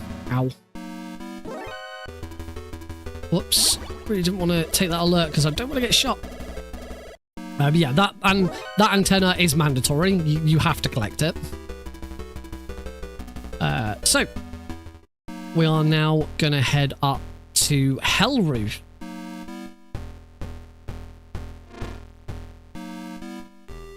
Up we go. So Hell Roof is a mandatory alert. We just have to get through it. There are some prisoners of war to rescue. There is a card key 5 to collect as well. It's going to rescue this prisoner of war. Make sure I go out the door. Yeah, the idea with this is just get through as much as possible with trying to take as little damage as possible. I slowed myself down there so I didn't get shot. As I said before, getting shot is the worst. Ow, I got shot there. Ow, I got shot there. That's not very nice. Collect card key 4. I'm going to use a ration and swap to card key 5 in the same menu. It's always ideal if you've got to ration. It's always worth trying to do it whilst doing something else. Into the elevator, and we're now going to go all the way down to the bottom. Oh, if you don't know what you're doing, Metal Gear 1 is very confusing. I do not blame anyone for running through this with a guide. We've got our next prisoner of war in this room here. We are getting close to rank 4. I think there's 2 prisoners of... either 2 or 3 prisoners of war left. And we head up into this gas room.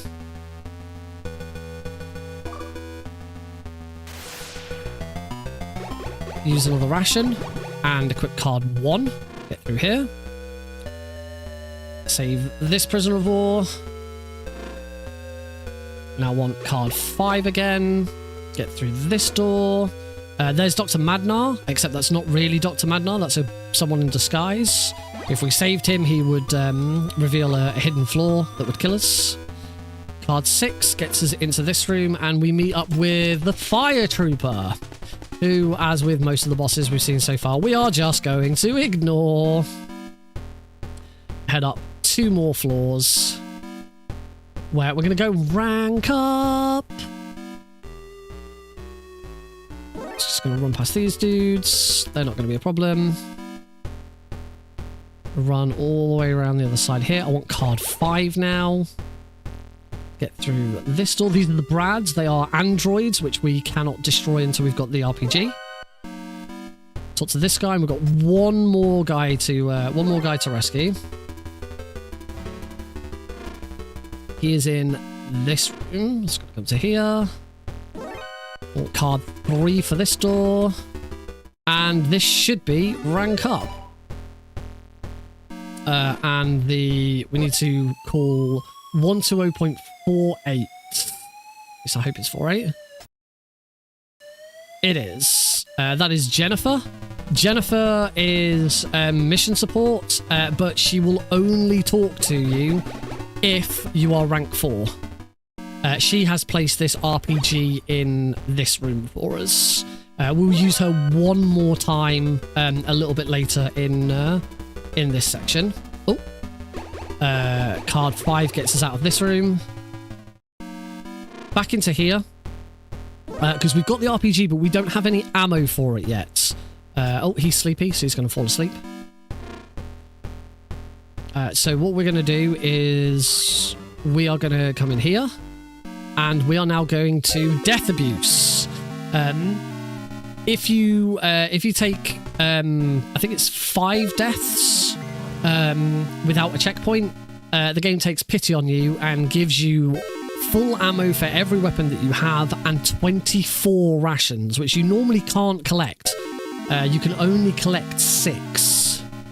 But by doing this, you get 24 of them. So we're not going to be short on rations for the rest of the run. That little noise shows that it's now done. As you can see, we now have 60 ammo for the RPG. He's sleepy again. And we can now kill the Brads. So kill the first one. One up here. Kill the second one. Grab card 7. Although we actually want card 2 to get through here. Kill that guy.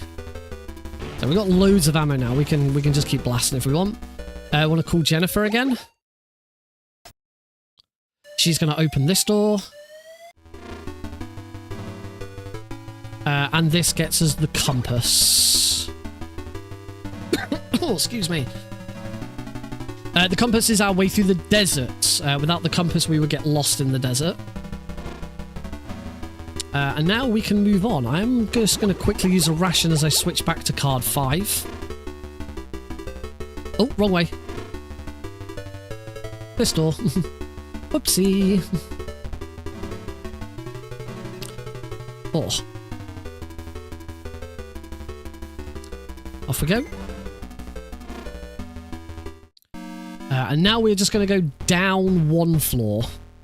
This is going to take us back to the entrance floor of this building.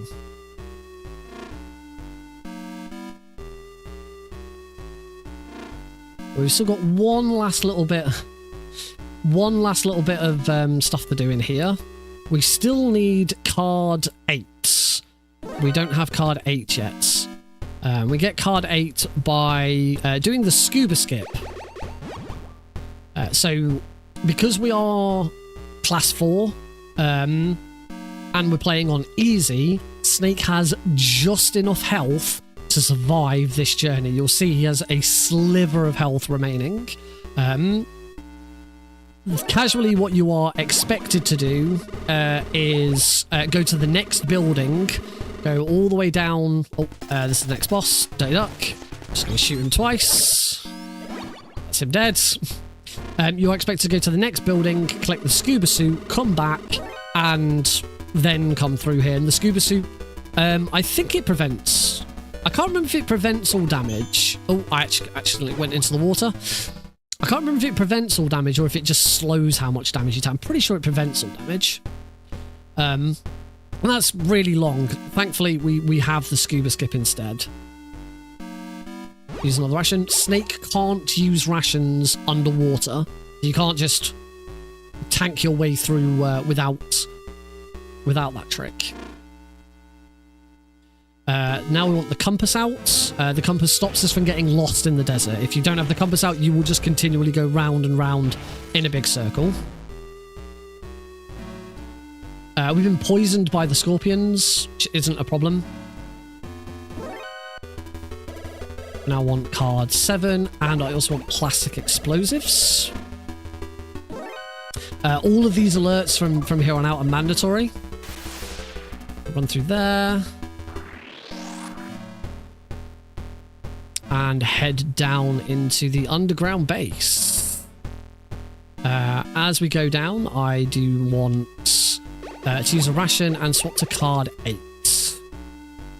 Nobody likes a soggy ration. That's a good point. That is a good reason. I mean, have you ever tried to eat something underwater? That would be really difficult. I cannot imagine trying to eat something underwater. That sounds horrible.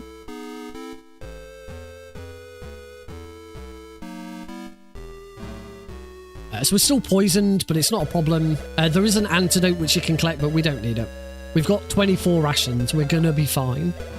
So now we start making our way through the underground base. Use card 8 to get through here. This takes us into another gas room. I'm going to use another ration and swap to card 1. Careful there, because there is a floor that will break. Back into another gas room. We can now swap to rations and just keep one to them. Now we get to fight Metal Gear. Sort of. So Metal Gear has a specific order. You have to shoot. You have to place plastic explosives on the legs.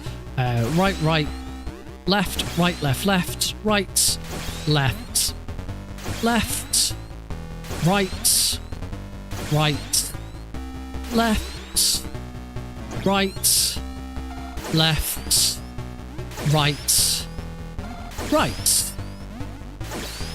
And that is Metal Gear a TX50, I can't remember, it's called something. Here's Big Boss. I'm just going to run to here. 1, 2, oh, not quite in the right place. 2, 3, 4. That's Big Boss defeated. And now we can escape. We take the third ladder, because the third ladder is the only one that goes up.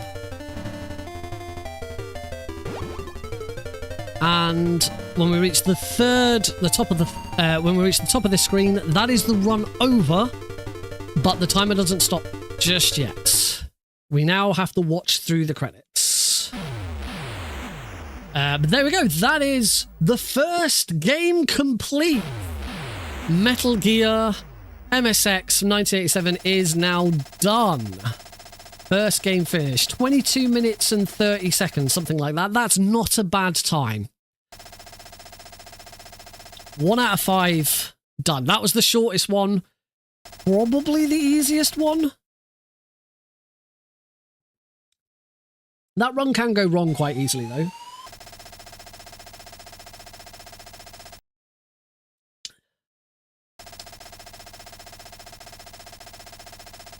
Oh.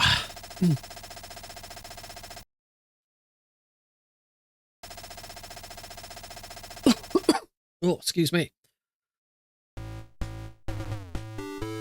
I just realised my vertical camera is like really off centre for this. I did not place it very well.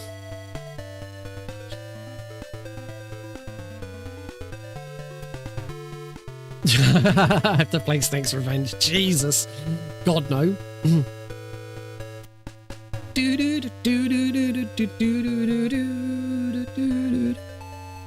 This won't pause if I alt tab out. I'm just going to very quickly see if I can.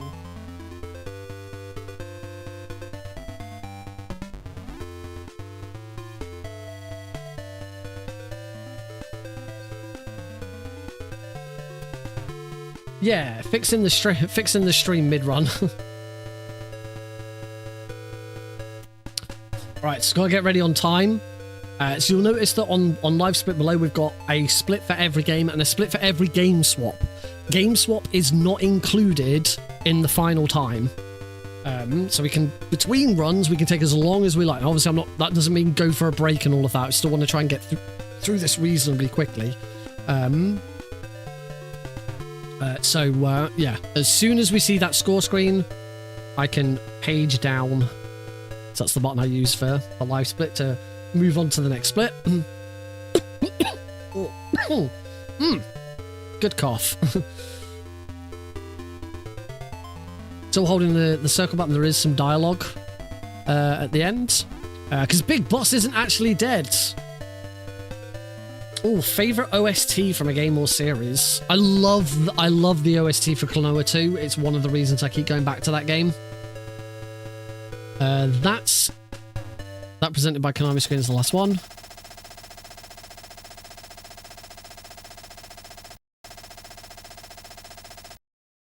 There we go. The first game is done. Wahoo! All right, on to game number 2, Metal Gear 2 Solid Snake. In 3, 2, 1, go. Oh, whoops. Go, there we go.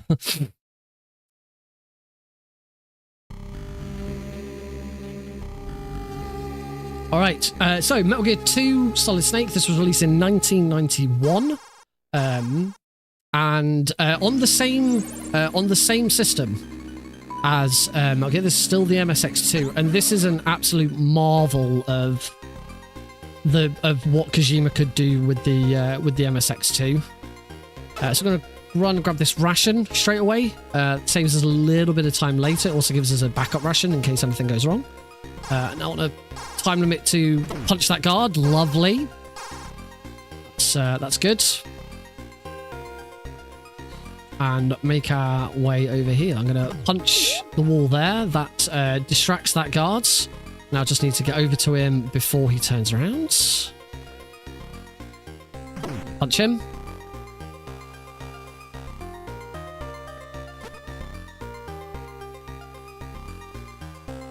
Punch that guy. Keep him out of our way. We're going to run in here, grab the pistol. And head into the base. That is the only time we see the outside area. Now that we're in, that's it. We are in. We will be coming back to this very room later in the game. But this is as far back as we ever come. There is a backtrack to that door there eventually. Now we are going to make our way over to grab the first key card. There are a lot of key cards in Metal Gear 2 as well. But this time they are dropped by the bosses.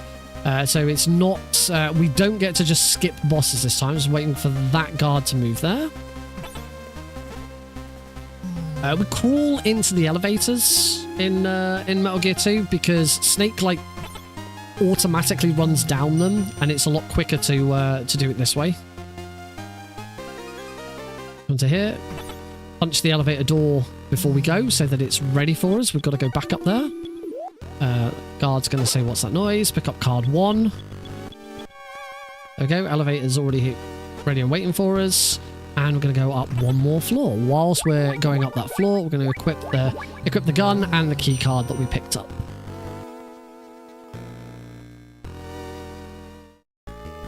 And we are going to head over to the first boss. This way. Okay, we'll just run past that guard. That's fine.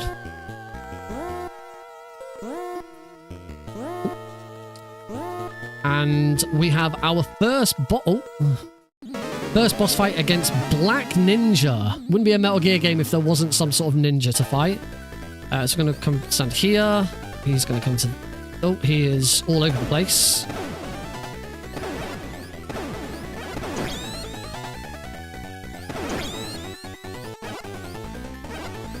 I'm taking a lot of damage here. There we go. He's down. He's down. He's down. Not the best fight I've done. But now we get into the particular trope of we beat a boss, we get all of our health back, and a little bit more. We rank up after beating a boss, and they drop a key card. Oh. So we'll grab that key card and head onwards.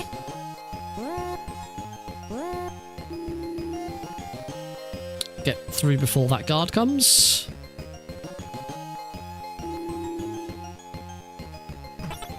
And we want to head back down to the first floor.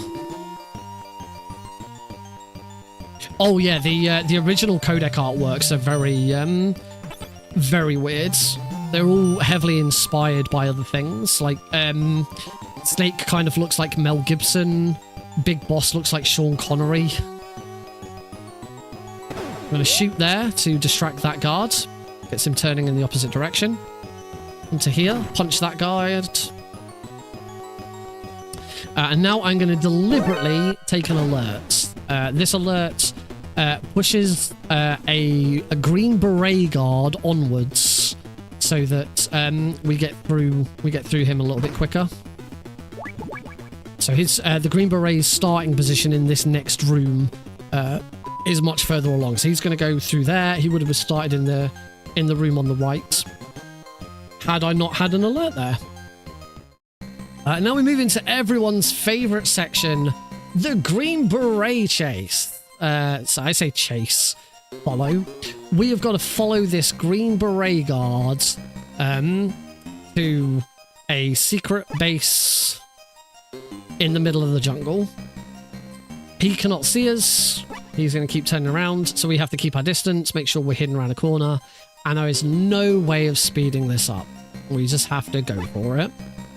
I had made a note of what the codec frequencies are, and I completely forgot to keep that note open. It is open on my PC, but I don't want to alt-tab out because I'm pretty sure that pauses the game. I know for the first one, it's only like one codec frequency down from whatever you start at. We can come and stand here, that's fine. He's going to turn around and look that way, and now he's going to go left. There's no RNG with the Green Beret. He always goes to the same place. So he's going to exit south here. The route we want to take is the middle route north. Oh, I wonder if my sticky notes have successfully synced to my phone.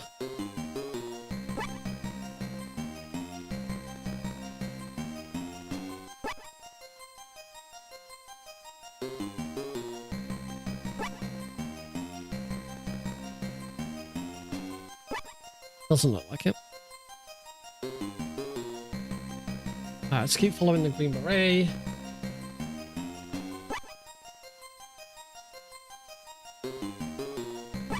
No, they haven't.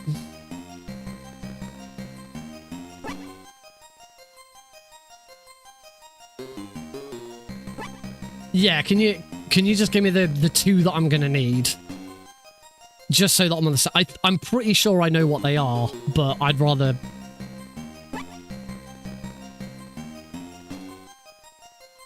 It's Madnar and Marv. I'm pretty sure Marv is 51.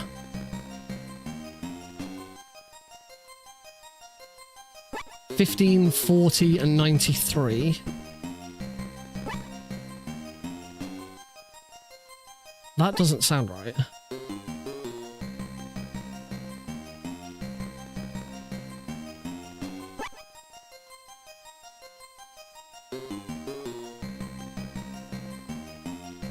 $140.82 for Madnar. Let's say I'm pretty sure it's 51. 51 for Marv. So in Metal Gear 1 and 2, it's only the second number that changes. The first number stays at 140.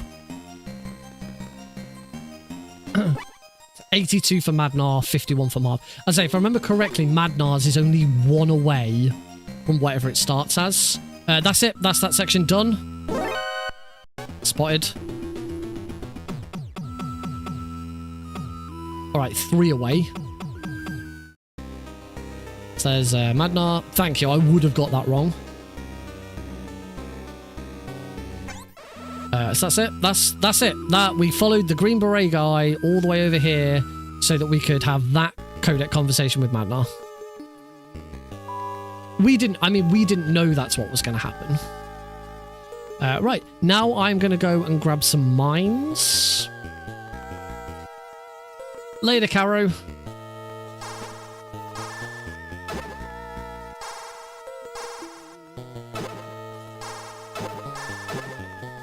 That should be 4. I need one more. I'm always really bad at grabbing the mines.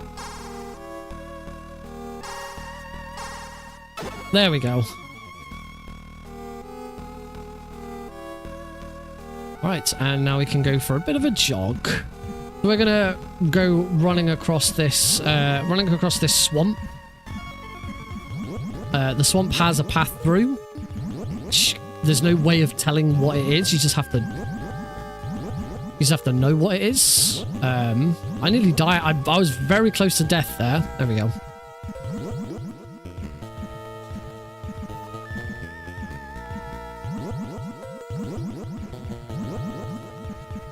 There we go. I'm good now. Phew! That was a bit scary. I genuinely thought I was going to die. No! Leave me alone, little kid. Oh my god. You can tell I haven't run this in a couple of weeks. Because we're going to go and fight the next boss. This is Running Man. Running Man is an ex-Olympic sprinter. He used to be really, really good at sprinting. And it's the only thing he's good at. He sprints really fast. And we just have to beat him. The way we beat him is by dropping mines. So he's activated a gas chamber. He's got a gas mask on. All we're going to do is we're going to run to here. 1, 2, 3, 4. Drop 4 mines. And then make him run into those mines over and over again. So that's 1, 2, 3, 4. Oh. 4. There we go. I was a bit hasty on the last one. And that is Running Man defeated. As with most bosses, he then drops another card key. Swap back to card 2 to get through this door. And now we have to make our way back through the swamp. Yay!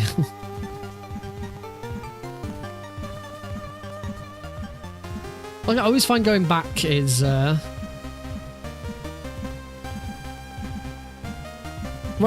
Going back I always find to be a bit easier. Whoops. He says and then immediately falls in the swamp.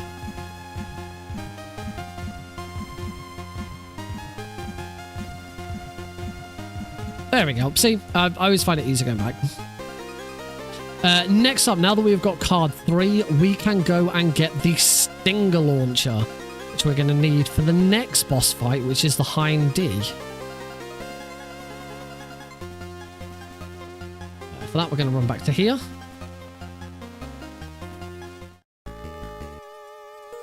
And I need to equip card 3.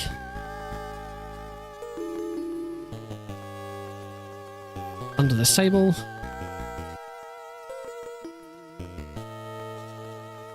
I'm going to punch here just to distract those 2 guards. Hop into this room and we can grab the stinger. And then now just make my way back out again. Punch that guard. Run this way. We'll take an alert from this camera, but that's absolutely fine.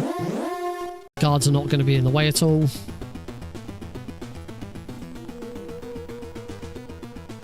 It all works out very nicely. There we go. Up this way, it's quicker to go up and then right than it is to go right and then up.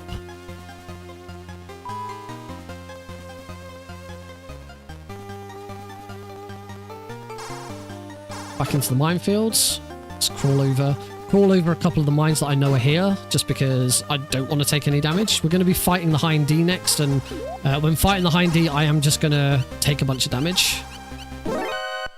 Just get spotted by that guy.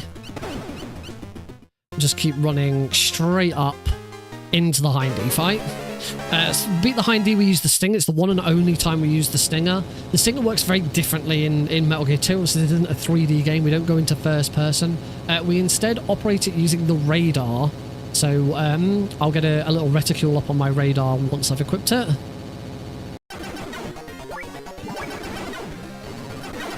So that's 1, 2, 3.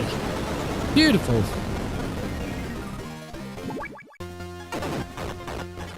Takes a second to get control back. And now we can keep running north.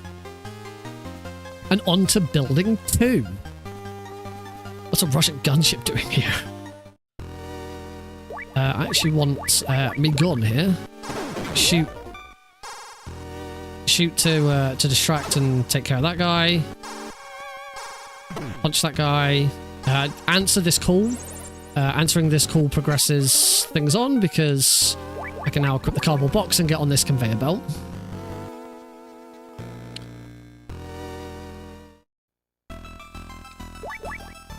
Card 3 next.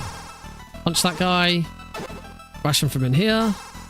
And make sure you answer that call as well. It's the only room where you get this call from Holly, and if you don't answer it, the game won't progress. So now we're into the big maze. There's another big maze section. We spent a heck of a lot more time in this maze than we did in Metal Gear 1's maze. We're going to be in here in this room a lot. It's kind of for the foreseeable future. This kind of acts as like the hub of the rest of the game.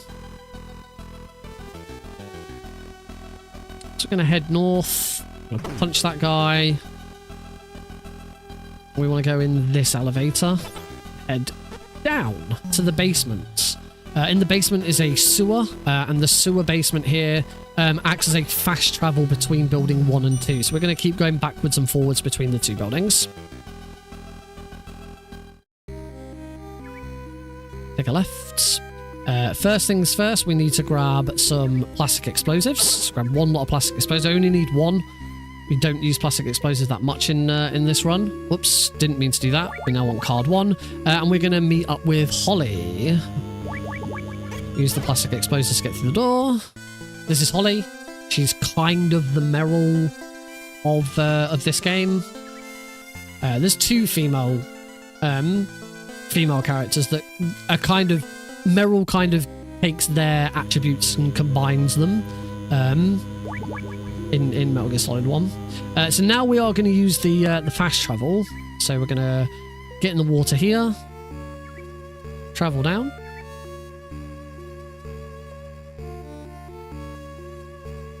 And we go up here.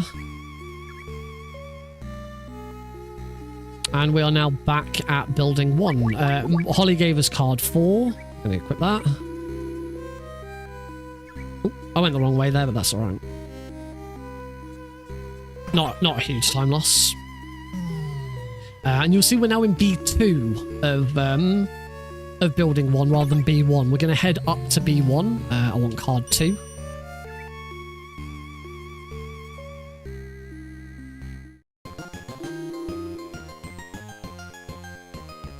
We're going to distract that guards. I want card 4 again because we are going to grab some grenades. We need these grenades for the next boss fight. Against Red Blaster. Take an alert from that guy. That's fine. It's not a huge deal. Card 2 again. Hopefully that guard doesn't turn around and gets me another bleep. Yay, that was nice. And now we're going to head back down again. We're not going into the rest of building 1. We just needed those grenades. Once you've done this run quite a few times, remembering which card keys which isn't too bad because you don't go through every single door. You only have to remember a handful of them, and obviously it's easier earlier on because there aren't as many card keys. It gets a bit trickier later when there's loads more keys.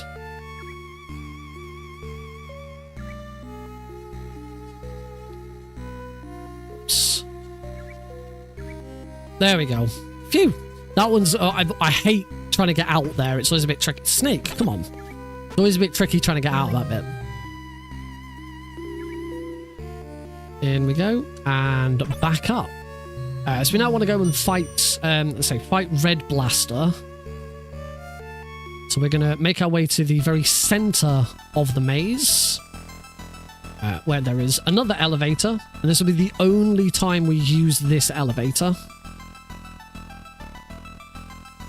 We use the central elevator loads. We use the other 2 elevators in this room once each.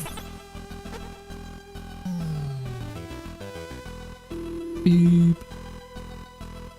Right, up we go. Swap to my grenades now. Red Blaster's fight. He's going to be sort of above me in the ceiling, sort of about where my grenade reticule is aimed right now.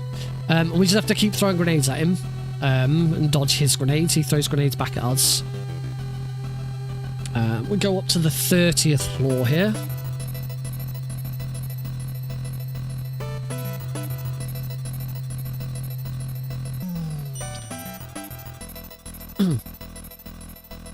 And the fight starts immediately as soon as we get out the elevator. Here he is, running through. Oh, he dodged that first grenade.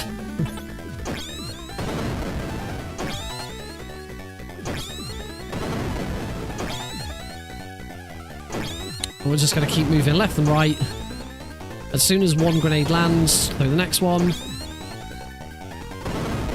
I think that one... Oh, it's been a bit sneaky. Oh, he is not playing very nice. Done. That was not nice. He dodged quite a few of my grenades there. Let's make sure I get some spares. Right, swapping items again. We now want plastic explosives and the B2 ration, which contains some rice.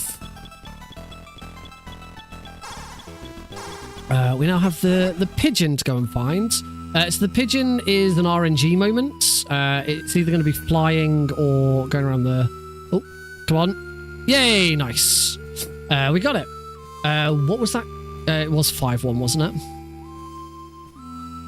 So the pigeon is attracted... oh, whoops. No, up again. 140.51. There we go. So, Marv speaks Russian. We don't speak Russian. Oh, crap. So now we need to call Dr. Madnar again. And he tells us to go and meet Gustava. She does speak Russian. She can act as a translator. And she's back in building 1. So we're going to go all the way back to building 1. I'm going to want card key 4 and me gun. It doesn't really matter. Damageless run of this would be pretty difficult. Not impossible, but probably pretty difficult. So now we can head back. Let's say we need to head back to building 1 again. So it's quite a backtrack at this point. Head down the elevator, back to the middle elevator, back to the sewers, and make our way up to the 4th floor of building 1. We never went to the 4th floor. We only went as far as the 3rd. So as all we're doing now is just going for a run back. Now's probably a good time to remind everyone why we're here. This is the Metal Gear Solid Pentalogy speedrun charity stream. We are raising money for City of Sanctuary UK, which does a fantastic job promoting areas of the UK that act as sanctuaries, places that are safe and welcoming to displaced people, particularly those who are fleeing war, famine, and other atrocities in their own countries, refugees, asylum seekers.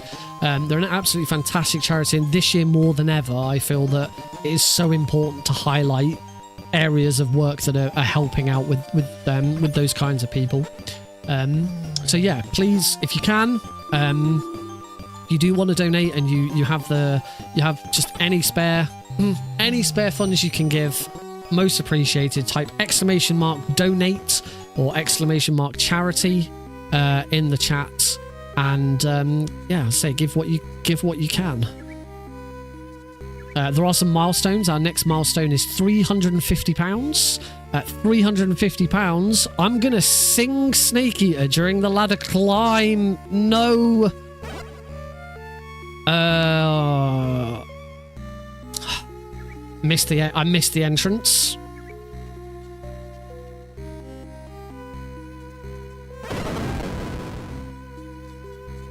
I missed the entrance. At this point, I've taken so much health.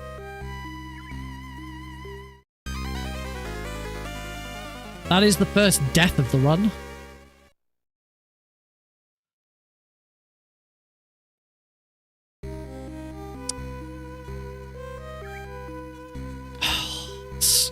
I hate this bit. It's one way, you can't go back. There we go. That's the first... I'd say that's the first real mistake of the run. Obviously, not everything's been 100% smooth, but that I would count as the first proper mistake of the run. Which sadly is not an uncommon mistake for me in Metal Gear 2. Now we're going to head up to floor 4. So this elevator will take me as high as floor 2. I'm going to get out at floor 2, transfer to the elevator on the right, and that will take me up to floor 4.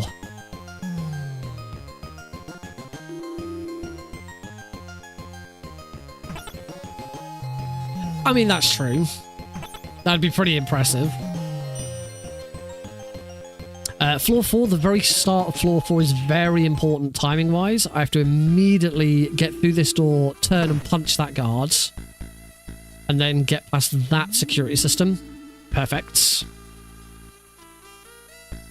This whole section uses an awful lot of time if you take an alert there. Just got to wait a second for that guard so that he doesn't see me as we cross paths. Well, hey! Bum, bum, bum, bum, bum, bum, bum, bum, bum, bum, bum. A Aww. message from Heidehehe300, who has now subscribed on Twitch for 76 months. Happy Pentalogy Day. Happy Pentalogy Day. Happy Pentalogy Day, everybody! Thank you, Heidi. That's my loving wife, who is currently in... Oh, I fell through the floor. What? I bloody fell... What? I have never taken a death there.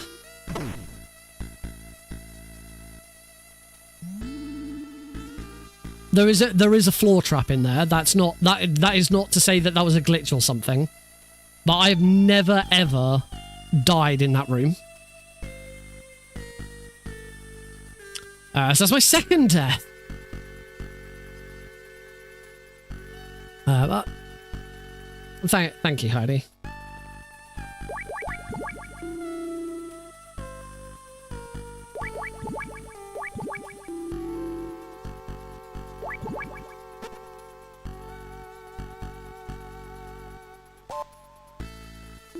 There we go. That's what I was supposed to do. RNG.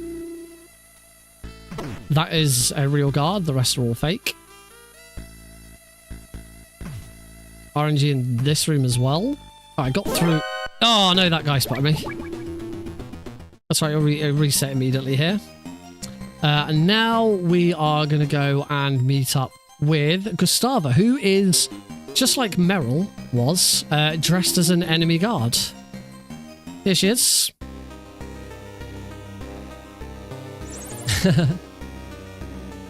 Howdy hee hee. This is Gustava.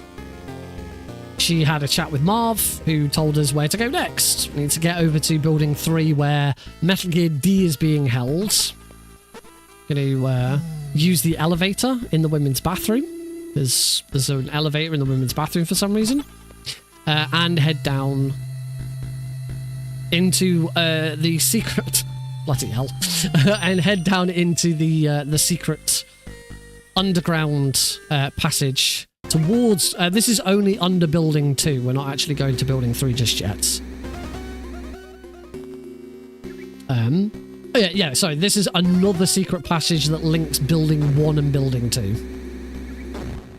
We're going to take a left here. And there's going to be an elevator. We're going to ride that elevator up. On the right is a door to Building 5. Here you see why we crawl into every elevator, because Snake goes on a right mish down to the bottom automatically. We just can't crawl whilst we're accompanied. We're now gonna meet up with Dr. Madnar. So this is the other side of the building that we followed. Green Beret. The room that we were able to go into was on the left there. So now it's a real party. 3 of us.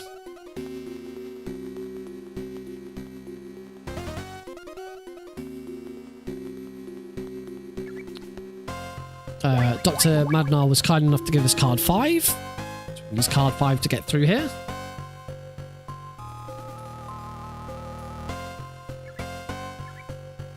Dr. Madnar is old. He does need a little break.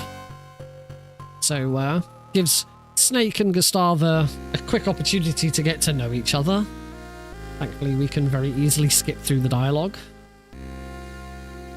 Madnar's back from his break. He's fine. We are off again.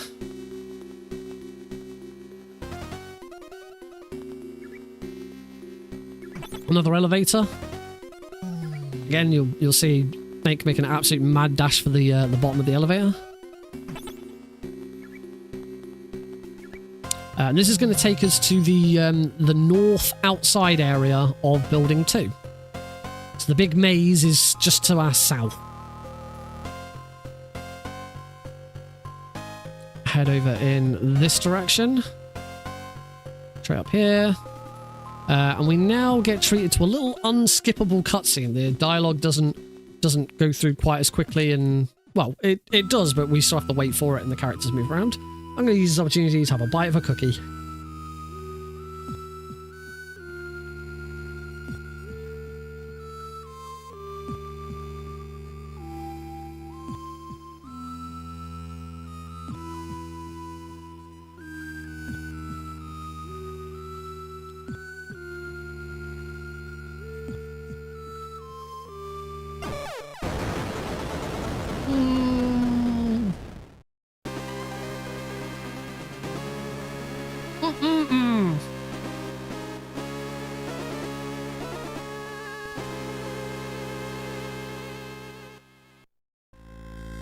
Sadly, Gustava is dead. She has been killed by Frank Yeager, aka Grey Fox, who is piloting the Metal Gear. There he is. Snake's former comrade turned against him. We do now have card 6.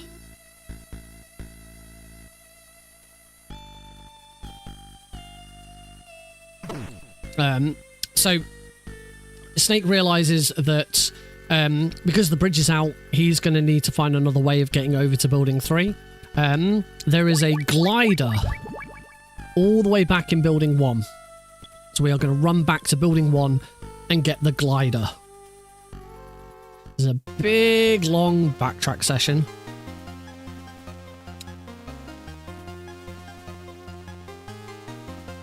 However, we are going to make the most of this backtrack session.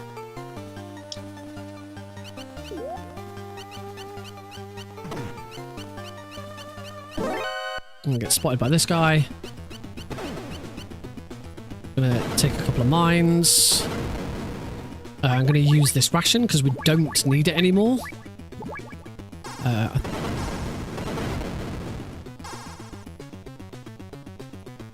All the way down here.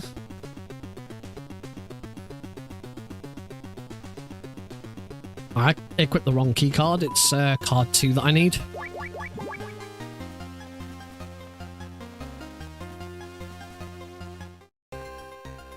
Green Beret's back. We're just going to wait for him to turn. Give him a punch. That's what wasting our time earlier. You bitch. And then go for a run off in this direction. We can now swap to card 6.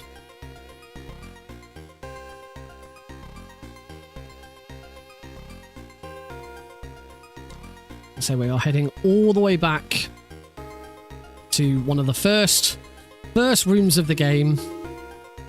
We can now go into this room. There's the very last guard is real. We'll get an alert from him. That's fine.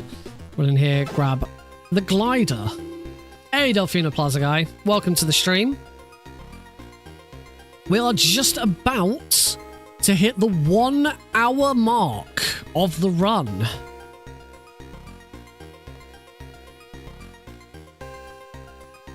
I will take an alert from that guard there. It's very difficult to avoid that one. 3, 2, 1. 1 hour. Woo!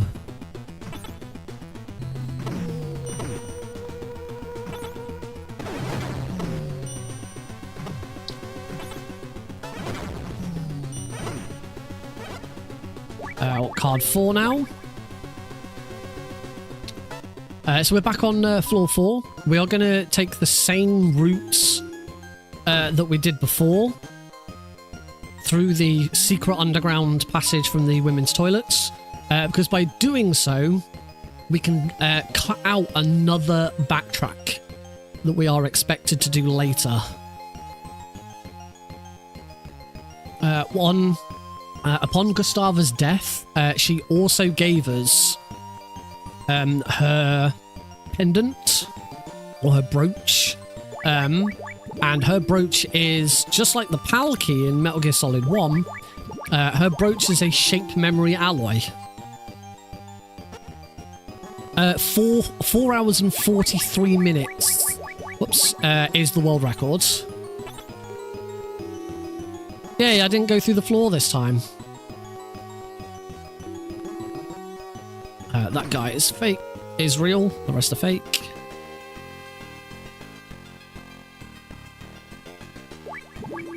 Yay, I didn't get spotted that time. So yeah, Gustava's brooch is a shaped memory alloy. And we want to freeze it, and there is a freezer right here. So now we can equip the brooch. You can see that the brooch is changing. Wait for it to change into a key, and now we can leave. We don't need a key to go through this door. Learn Ghost Babble and add it to this run. Well, there is... oh, I forgot to crawl. Oh, well. There is a longer multiple metal... This is the second longest multiple Metal Gear, I think. The... I don't know if the HD collection's longer because it's Peace Walker. I don't think so. But there is also a multiple Metal Gear run called the Metal Gear Solid Anthology, which is every numbered Metal Gear Solid game.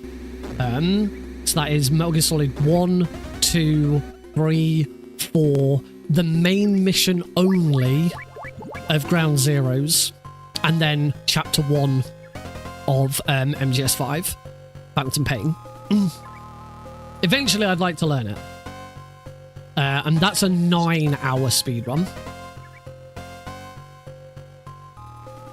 I would eventually like to learn that run. Ghost Babble's fantastic.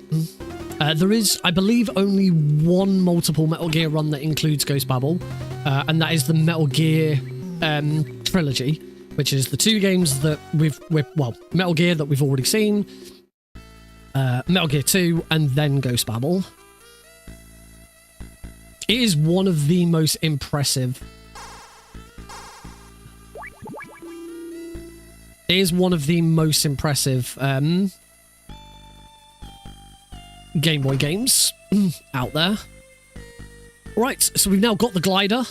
We want to use the glider to get up. We're going to go to the roof and use the glider to fly across to the to building 3. However, we are going to run into a slight problem whilst we do that.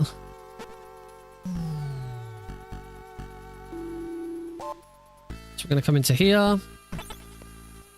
I'm going to prepare by putting some mines down. 1, 2, 3. 1, 2, 3. 1, 2, 3. 1, 2, 3. I'm going to stand. I'm gonna play this safe. I'm going to do the slightly slower version of this. I recognise I haven't got a huge amount of health, so I'd rather play this safe and not take any damage. So we're going to get ambushed by the 4 horsemen. Another trope that we see repeated in Metal Gear Solid 1. We're just going to stand here, wait for these 2 guys to hop down enough to take loads of damage. I'll just stand here, and these 2 are going to do the exact same thing. Oh, I very nearly died. Because I did take some damage there. Oh, wrong way. So, we managed to collect card 7. Unfortunately, we did still... we didn't get up to the roof, so we're going to have to go a different way to get to the roof. I do currently have the world record in 3 multiple Metal Gear runs. Two of them, I'm the only runner, which is why I have them.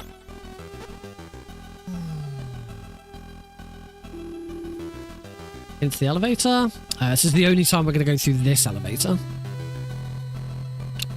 Yeah, two of the Shadow Moses trilogy and the Metal Gear Solid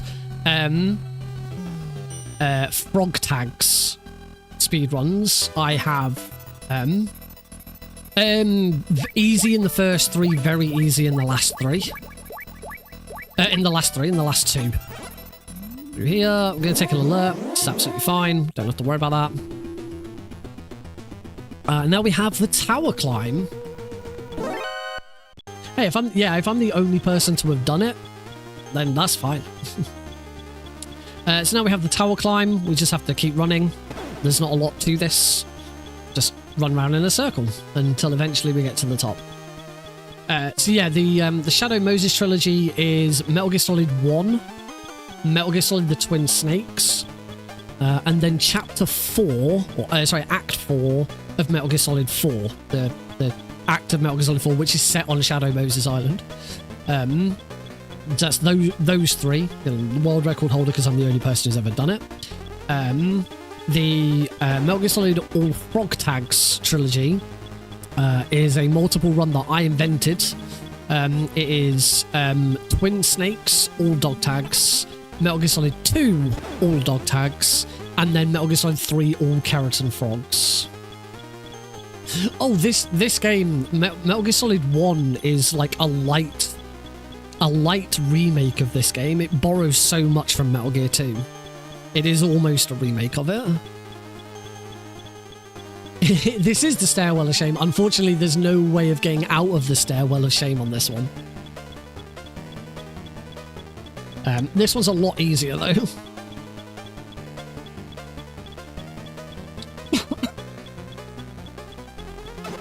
Grab a bit of ammo. That should be the only ammo I need. I might grab the other one just to be on the safe side, though. Yes, you get the stealth gear. No, you don't. No, you don't get the stealth gear. There might not be a reward, actually, because no, you get the stealth gear for escaping with Otacon. There is a dog tag tracker that completes that. I don't actually recall if you get anything. It's Metal Gear Solid 3 All Keratins gets you the stealth gear. Yeah, I don't think there is, actually. We are nearly done. But then the one I'm gonna grab and just be on the safe side.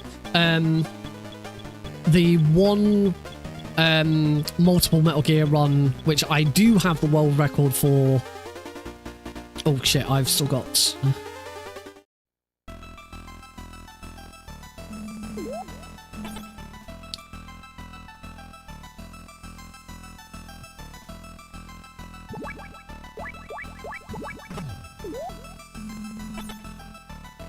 I've screwed this up.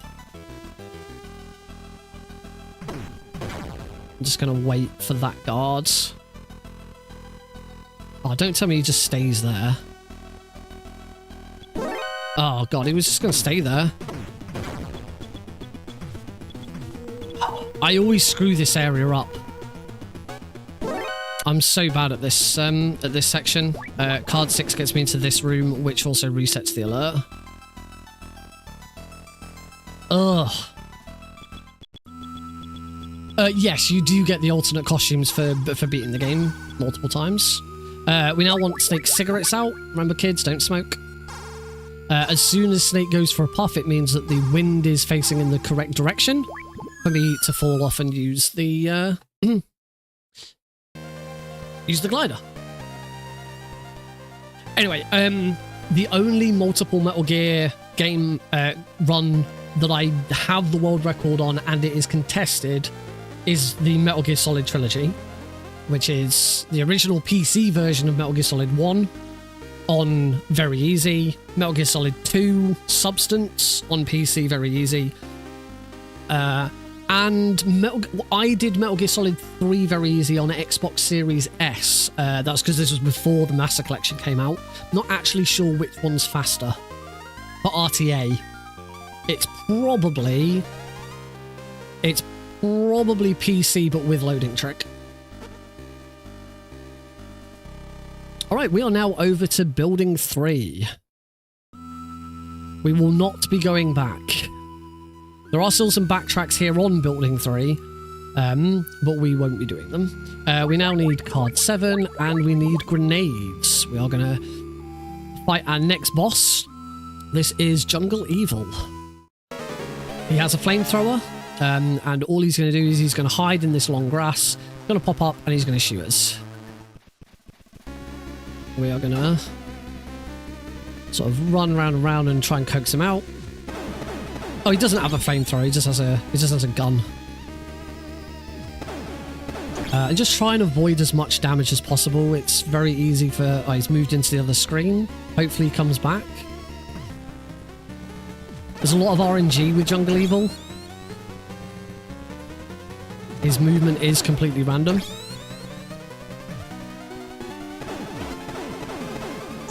One more hit and he's dead. Oh, there he is. And that's Jungle Evil. Jungle Evil then drops card 8. Now card 9 we also get in this room. However, it doesn't spawn until later. Which is really annoying. I'm going to take an alert from... I did not take an alert from the camera for some reason there. I'm going to grab this egg. You will give me an egg. Back down to card 8. Now I take... The cameras weren't moving. It was like the cameras had been deactivated. Assuming that's because I took an alert before I went in. That's very strange. Chug, chug, chug, chug, chug. I love Snake's running animation in this. Because he doesn't run, he actually fast walks. If you watch him, he's actually just walking very fast. Whoa! We have a raid. Jaguar King, thank you very much for the raids. Welcome, everyone. King, 36 raiders. That was not the truck I wanted to go into. I wanted to go into this truck. We want some more grenades, and we want this ration. Welcome to the Metal Gear Solid Pentalogy speedrun charity stream. That is a mouthful. We are on game number 2 of 5. So this is Metal Gear 2 Solid Snake. We already finished Metal Gear 1. After this, we will be on Metal Gear Solid, then Metal Gear Solid 2, and then Metal Gear Solid 3. We are attempting to beat the world record held by House Test of 1 hour and 43 minutes. And I'll be honest, if this run of Metal Gear 2 is anything to go by, I ain't hitting it. There's been a few mistakes in this one.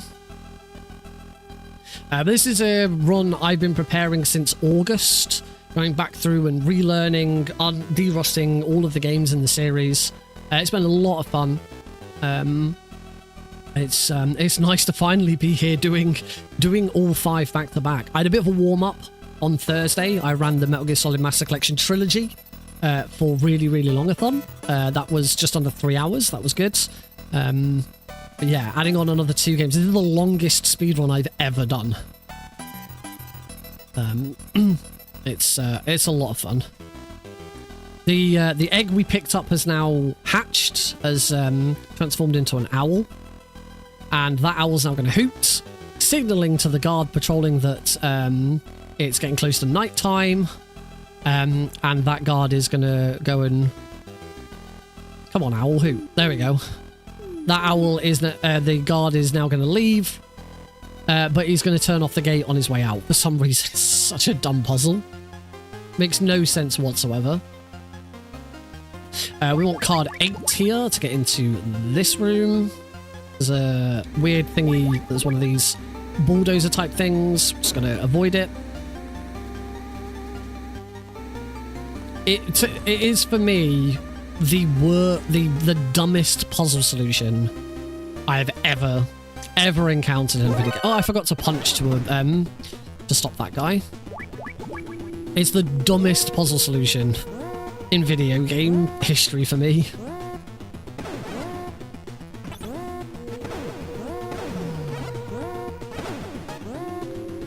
hop into the elevator and head down into the underground base.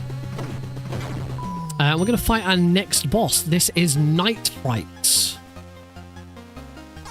Night Fright, as you can probably imagine from his name, is invisible. He calls on the codec, we can't see him, but he's really easy to beat. We're just going to stand here, take it one more step forwards, and just throw grenades here. And he's just going to keep walking into them. There we go. That was Night Fright, everybody.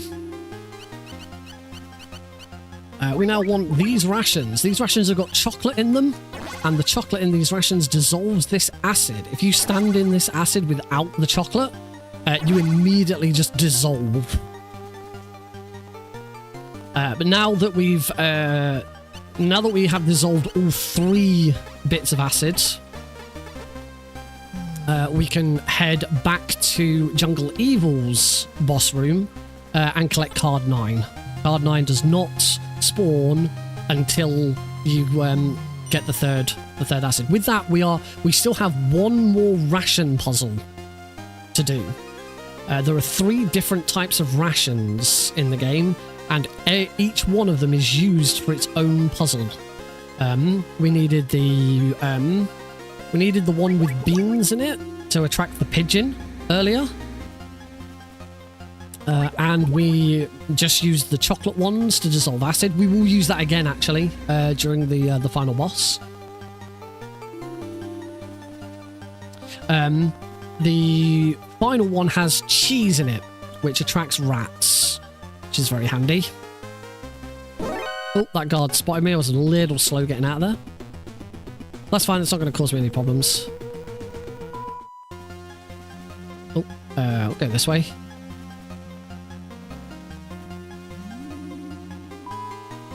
Punch that guy. Punch that guy. Keep running.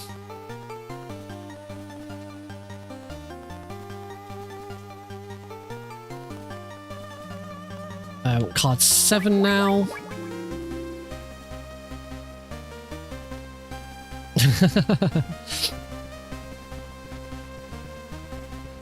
It is Monkey Island levels of dumb is the owl puzzle.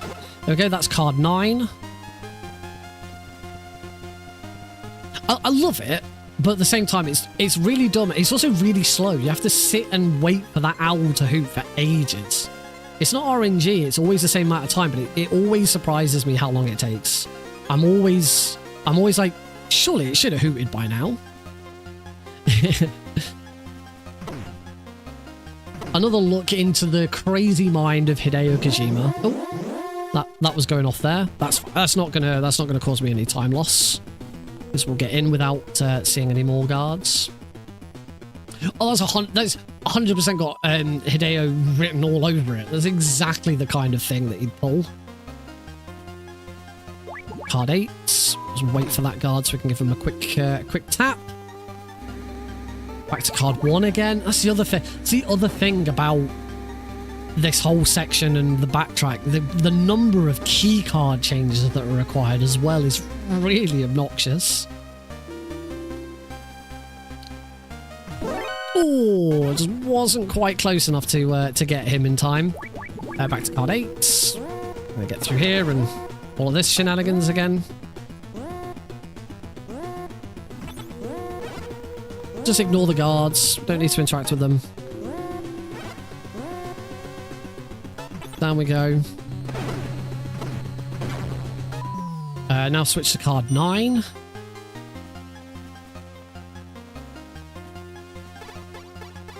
A lot of stuff that he left out of Metal Gear Solid 2 then got reused for 3. But yeah, there's then still loads more stuff that got left out as well. We actually want mines in here. If we come into this room, this is where we finally find Dr. Marv. Unfortunately, Dr. Marv is dead. He's been strangled. Dr. Madnar claims that he was like this how they're talking. It was like this when he found him. But Holly here tells us that Dr. Marv has a bit of a vendetta against the science community after he was laughed at due to what happened in the events of the first game. So he's now going to try and do the same to Snake. 2, 3. We drop 4 of those, turn around. 2, 3, 4, and it's dead. We can now use the brooch from earlier. We want the gun, and we want the ration with cheese in it. Here are the man-eating rats, or man-eating hamsters, or something like that. The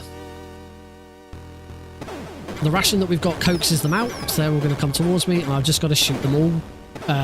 It is an instant kill if I get touched by one of them. It's still a better, but it is a very convoluted plot, this one, but it's still easier to follow than MGS5. So Mudnar's going to give us his dying words. He'll use Metal Gear. One last gift for his daughter. How to destroy it. Which is throw grenades at its legs. Its legs are its weak points. So we're gonna shoot the legs.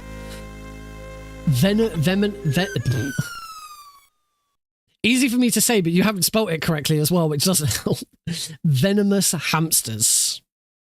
It's one of Marv's pet projects that he was working on. Right, let's go fight Metal Gear. We need card 4 to get through the door, and we need these grenades.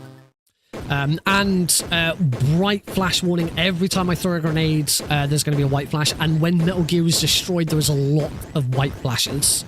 So if you are epileptic or if you're sensitive to white flashes, then just be careful. So we're going to throw 1, 2, 3. 1, 2, 3, 4. 1, 2, 3, 4. Wonderful. That is Metal Gear. That is probably the fastest Metal Gear D fight I've done. That was very smooth.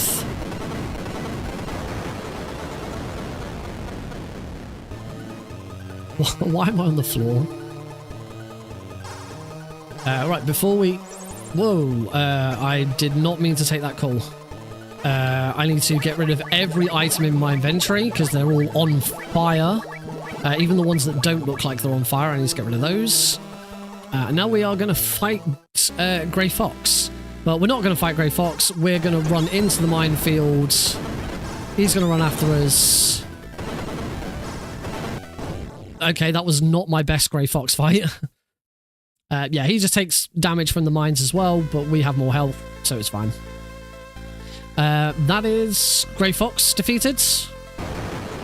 We grab the MSX cartridge. And now the true final boss.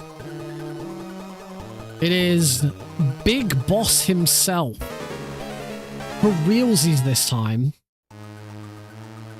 Is retroactively changed to say that get out of my face. Retroactively changed to say that the big boss that we defeated in Metal Gear 1 was actually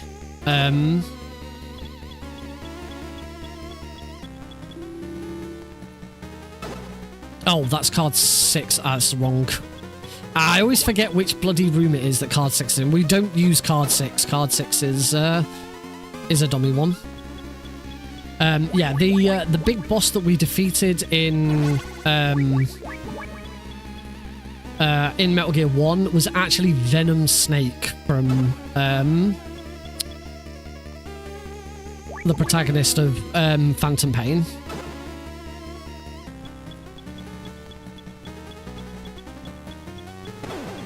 Then in this one, again, careful of the acid on the floor. And now finally, we're going to use card 5 to get into the very last room, this one. Grab that. We can now make a makeshift flamethrower. This is what we're going to use to defeat Big Boss once and for all, right? Yeah, he's definitely going to die. Now, Big Boss, if you could stay here, right next to the exit door, that'd be amazing. This would be amazing. Stay here. I have never finished this fight this close to the door. This is absolutely perfect positioning.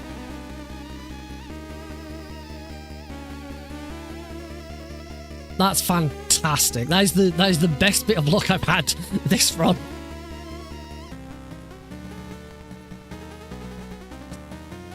And that is Big Boss definitely 100% dead. He's definitely not going to be back in Metal Gear Solid 4.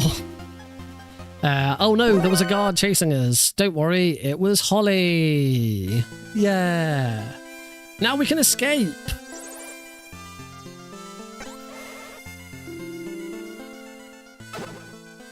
Holly gives us a gun with unlimited ammo. Well, because it's got unlimited ammo, eventually it will run out of ammo.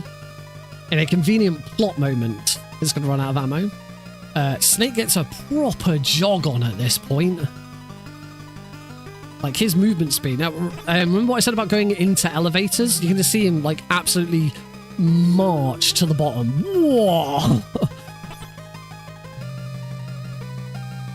This is the car chase scene from Metal Gear Solid 1. We are almost done. Got a couple more screens to go.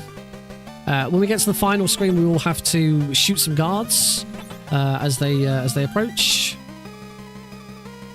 These little barriers. We're told from the pilot of the helicopter that's coming to rescue us that he just needs a little bit more time. So we're going to stand here and just kill these guards.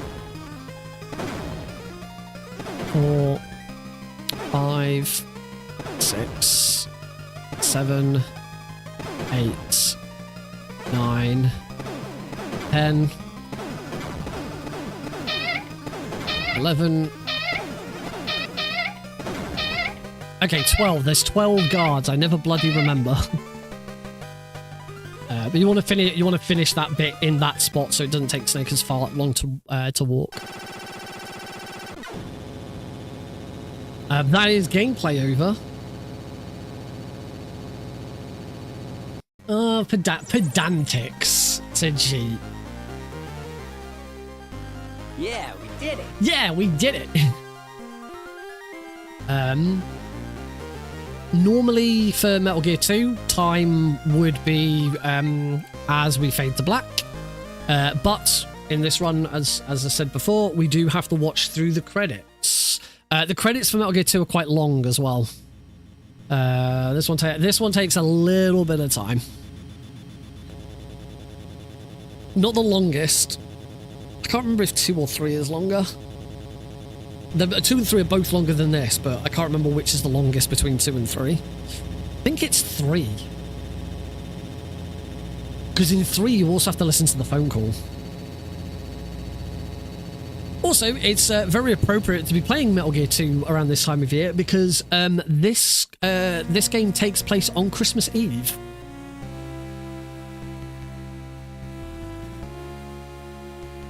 Oh, but yes, once the credits are concluded, that is 2 games down, 3 games to go.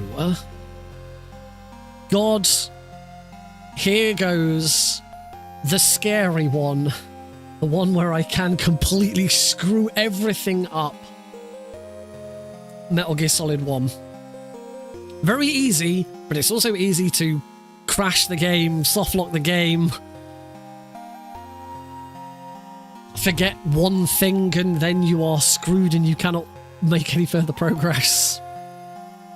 Exactly 25 years ago this Christmas Eve.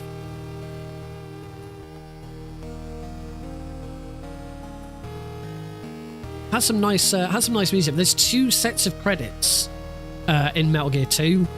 We get the staff credits and then we get the character credits.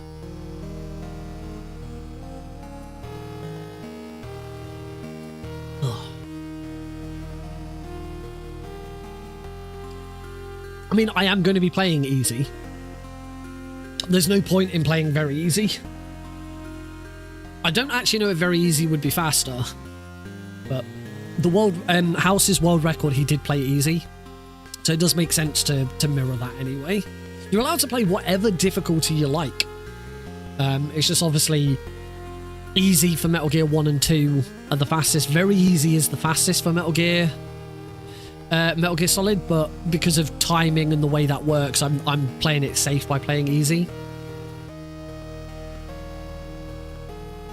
And then Metal Gear Solid 2 and 3, obviously, very easy. In both cases are exceptionally faster than their counterparts.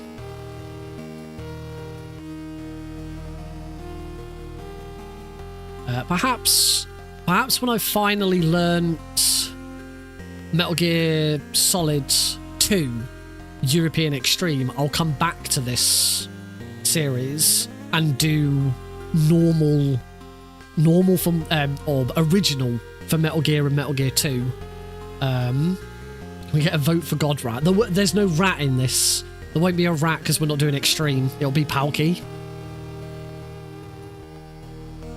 Easy is the only difficulty available on the Japanese version. But I don't think the Japanese version is faster. That's actually an interesting point. I don't think it is, because there's like unskippable cutscenes and stuff in the OG Japanese one.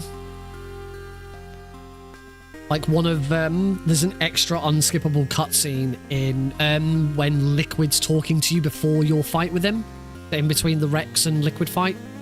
There's an unskippable cutscene.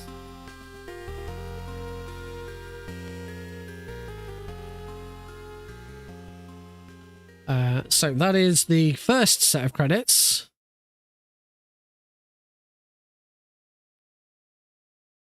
We do need to hold X here, just so that the dialogue progresses quickly.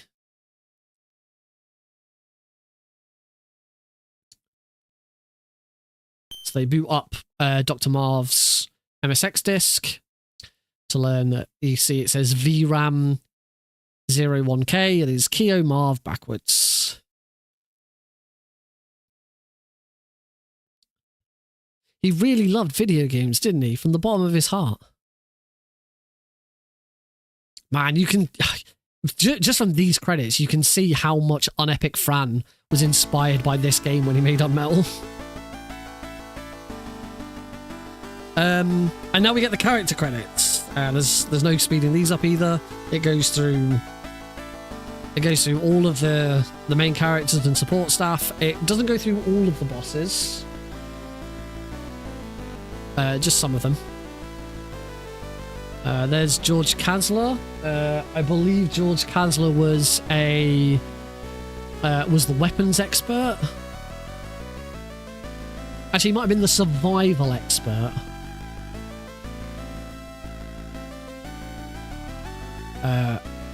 Johan Jacobson was an animal expert, so he told you about different animals, so he'd like give you hints about the pigeon and other stuff. Master Miller, I think Miller was the weapons expert.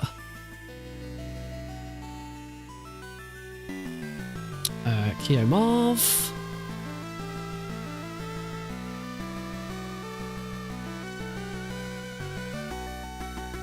Frank Yeager. Grey Fox. I like his sunglasses too. Gustava.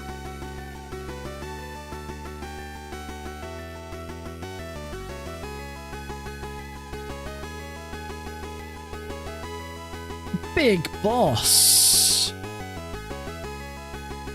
The Hind D, everyone. The Hind D gets a... For some reason, the Hind D gets a mention. Metal Gear D. Big Bad. And, of course, Solid Snake. No owl shout. No, unfortunately, no owl shout out. Right. Ready on time, and that is time for Metal Gear 2 Solid Snake. We move on to Metal Gear Solid 1.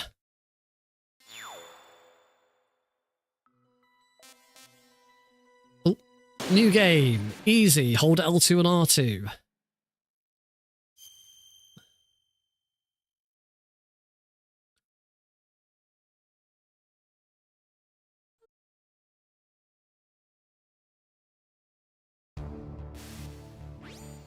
All right, we're off.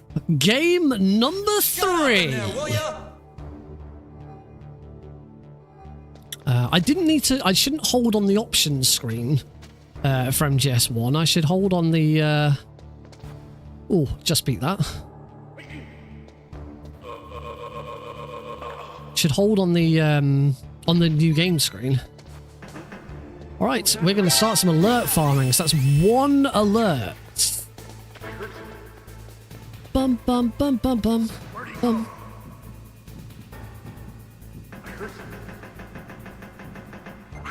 Two alerts.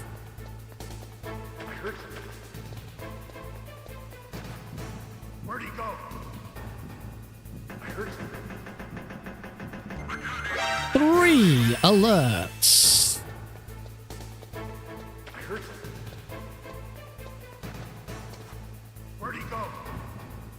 I heard him. What was that noise? 4 alerts. Oh. Not escape this. Oh, not escaping this alert very well, am I?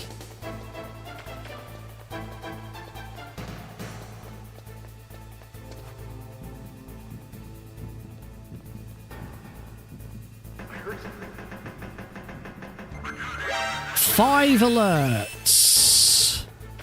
Kind of do with 1 more. Where'd he go?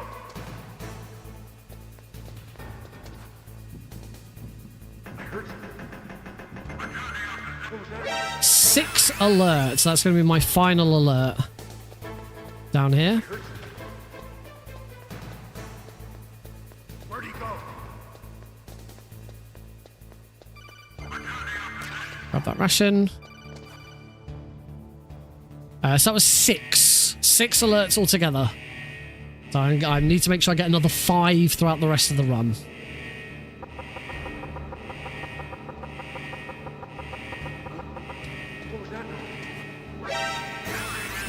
What am I doing?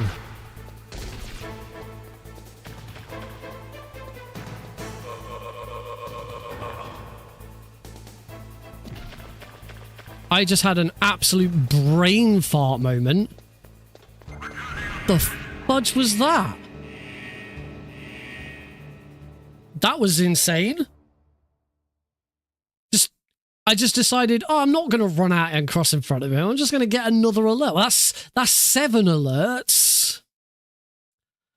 That was very dumb. So now that we're through that, through that disaster, to explain to Meryl, because we're not playing on extreme, so we're not going for big boss.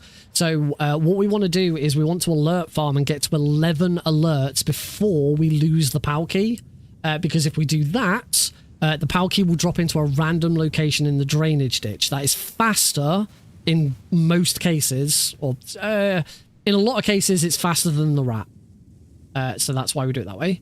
We're going to run up, grab the chaff grenades. I do recognise that I have taken quite a bit of damage, so I'm going to grab the chaff grenades. Cool, we're fine.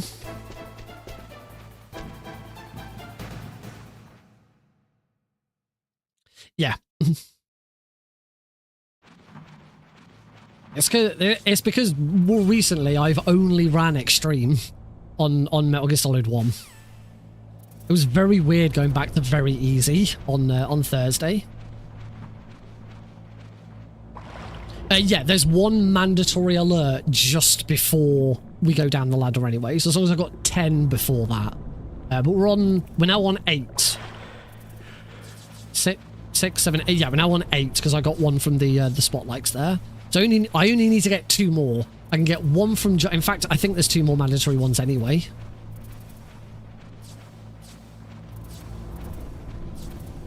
But yeah, I do not know what the heck happened. I'm really glad I fixed... I'm really glad I fixed that alert quickly. That would have been pretty bad. Just going to throw the chaff grenade there. I'm going to cause that guard to run around. What? Sorry, what? For this bit, it's just easier to take the death. Okay, I have no idea why that guard spotted me. Luckily, this is a really quick fix. Because now we just run straight there because the guards are in different positions. That's confusing. I don't know why that happened.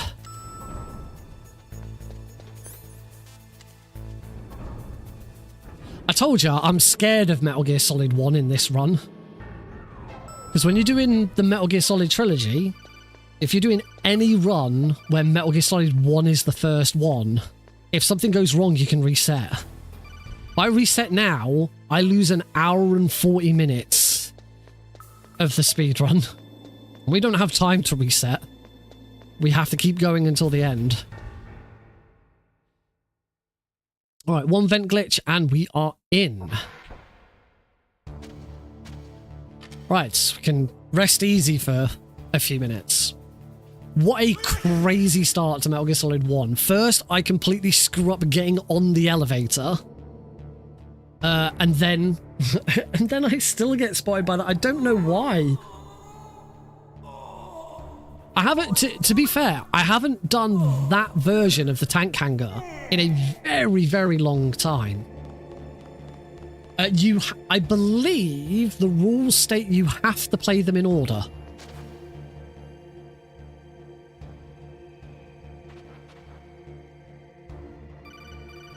I could be wrong.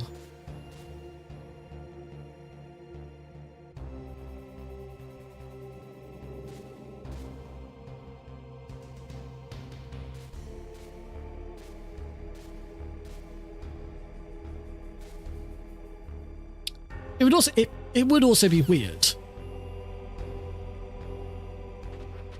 It makes much more sense to run them in order. I'll check. That's better. I'll check when I get a chance, or if anyone else can check. Go for it. I do have some game to play.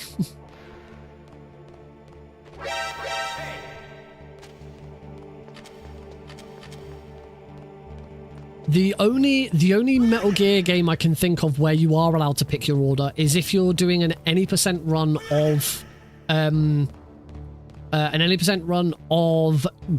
Zeroes. You are allowed to do the missions in whatever order you like.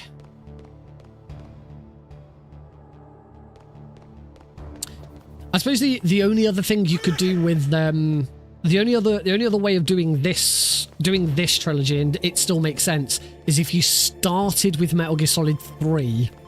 You just do it exactly the same order, but just start with 3, and then you're doing it in chronological order. Because these 5 games back to back are done in chronological order, except for the very end we go back to 1964, 1962, whichever year it is. Had enough. So, you're human after all. The torture will stop as Multiple Metal Gear games. But I'll take the wound. Metal Gear Volume 1, I'll show have my fun rules. with her, Meryl. I hope you can still look at yourself in the mirror, my friend.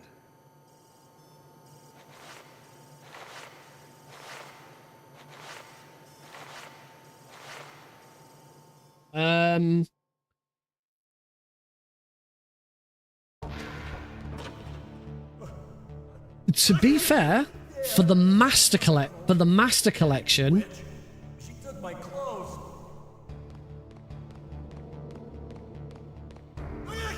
for the Master Collection, there's an ad.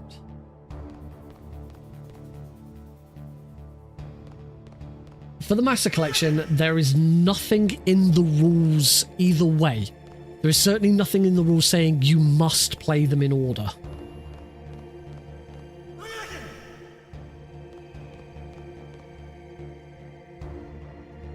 Whereas in the Anthology, it does specifically state these must be completed in number order. So there you go. In the this speedrun right now in the Master Collection, you are allowed to do them in whatever order you like. But yeah, for the Anthology, you do have to complete them in order. So the Anthology is this 2, 3, 4, Ground Zeroes, Phantom Pain. So 9 hours? 8 hours, 53 minutes, and 18 seconds is the current world record held by Glenn.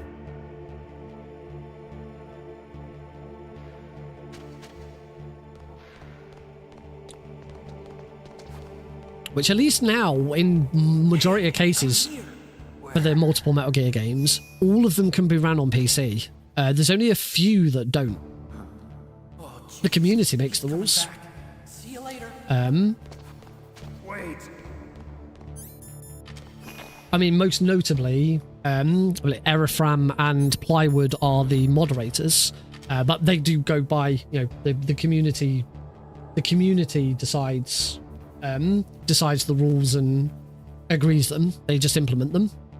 Obviously, when it comes to the rules, they have a bigger say because they are the moderators. They should know what's best, but the community are the ones that make the rules. Yeah, if there is going to be a rule vote, usually there's a vote. I probably should have taken... I've had extra alerts. I should be fine. Probably should have let Johnny give me an alert there, but... Yeah, it varies. Sometimes the rules are decided by the community. Sometimes they're just changed. So sometimes they're just changed because it's so obvious that that something needed to change. It's not always, you know, nefarious or sinister reasons. Sometimes it is, but no. For the majority of the time, if it's just being changed, it's because there was already a universal agreement. Yeah, this really should be changed. It also depends on the game and the series. Like Mini Ghost, I've changed the rules. I changed a lot of rules around Mini Ghosts, quite a lot. But I'm the only active runner. I'm the only person who runs it, and there's no point in trying to go to a vote because there's no one else to vote.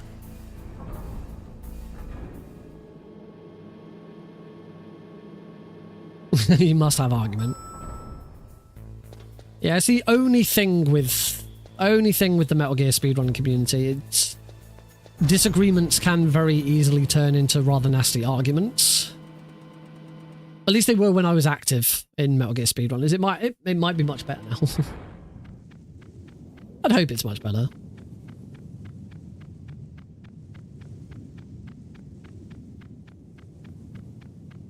I'm gonna run over, grab these grenades.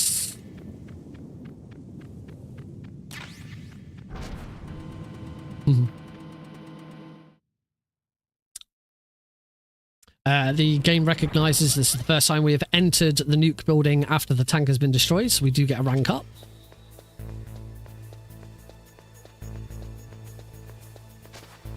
We're going to get some more ammo in here. We're going to get more grenades in here. There's lots of...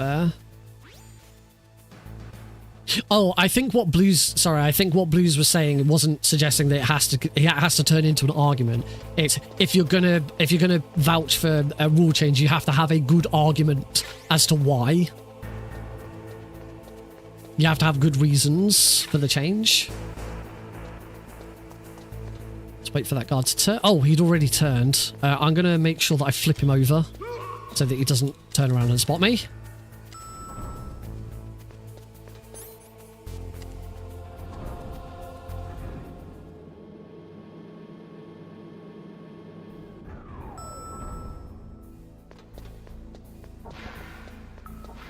Gonna run in here, grab these stun grenades. We don't need the Nikita. You only need the Nikita on extreme difficulty. On every other difficulty, we take on Vulcan Raven with grenades. It does sometimes happen. I've had some interesting arguments and discussions in the past about rule changes. I've largely kept out of them lately because mainly because the games where there's been rule change decisions don't affect me.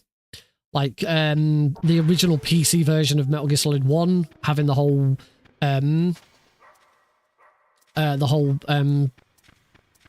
fast or minimal install, I didn't vote on because I don't plan to go back to that run anyway. So it doesn't affect me.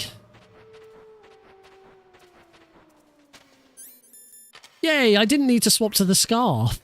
I just went for it. That was good. I now retroactively disagree with the area reloader for very easy, and I was like a massive champion of it when it came out. I did a tutorial on it. I was the world record holder. I pushed it loads, and now I'm like, nah, it should never have been put in. It was a mistake. Analog patch was a mistake. I never liked that. Minimal install was a mistake.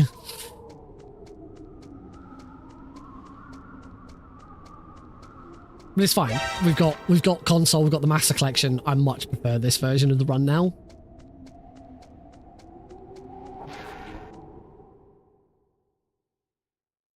Yeah.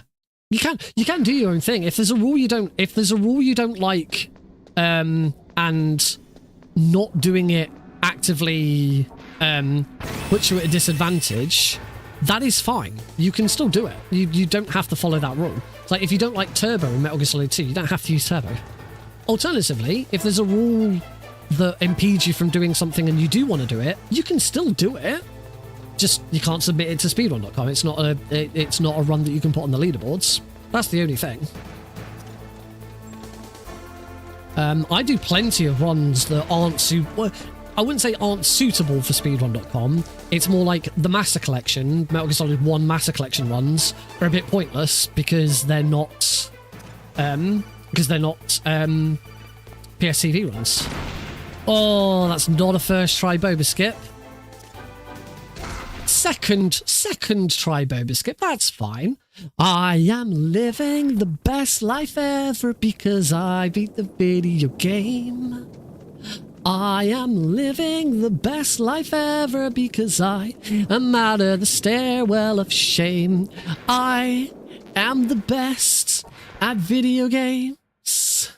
There we go. We still get the song. It's still quite... Two attempts isn't bad. Even in extreme, 2 attempts would be okay. Oh no, you were always gonna get the boba skip song. Oh, you'd never not get the boba skip song. It's just it wasn't first try, so you don't get the really upbeat and jamming one. Damn. Still got some time before Metal Gear Solid 3. If you want to try and help us get to 300. Oh, that. I'm fine for health.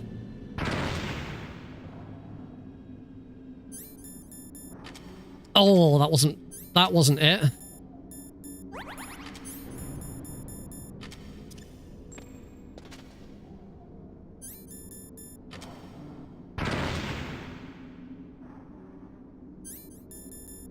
Yay! Second attempt. That's all right. Two attempts will take. Right. Let's not soft lock the game. In fact, it wasn't a soft lock. It was a hard lock. Let's not hard lock the game this time. There we go. That's fine. Yep. All good.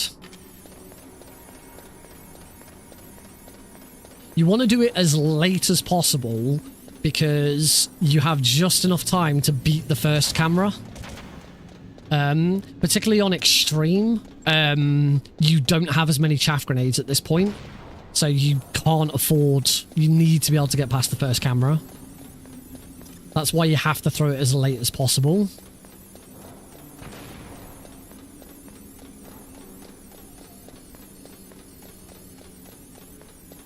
One more. I've got 3 chaff grenades left. I'm not gonna go and grab the spare ones. I don't need them. I've got 3 at this point. We'll equip some grenades though.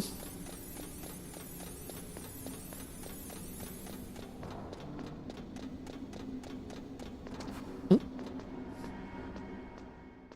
Up we go.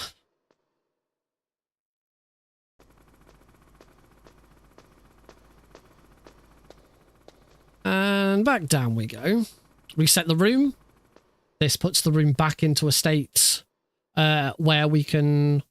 Where it doesn't... It knows we haven't got the stinger. It's going to put the boxes back so we can jump up on top of the boxes. That did take me a few attempts on Thursday night.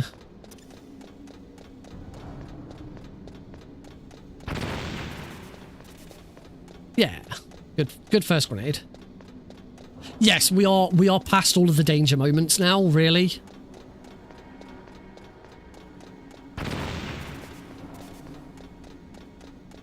Unless I forget to do something. Like, if I forget to come back for the stinger. I've done that before. But any other mistake now should just be a death and a try again. I am the danger. I am the one who knocks.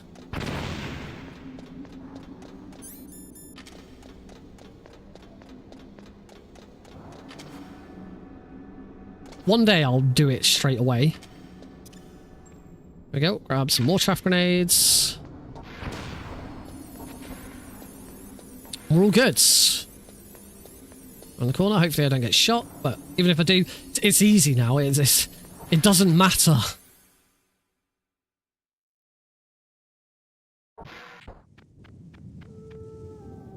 Yay, got the lean. I'm getting so much better at that lean now.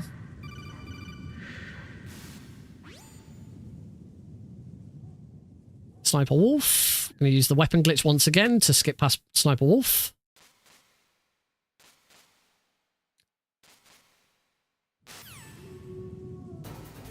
Immediately duck. Yeah, first try. I don't know what it is about the I don't know what it is about Sniper Wolves. I find it so much easier.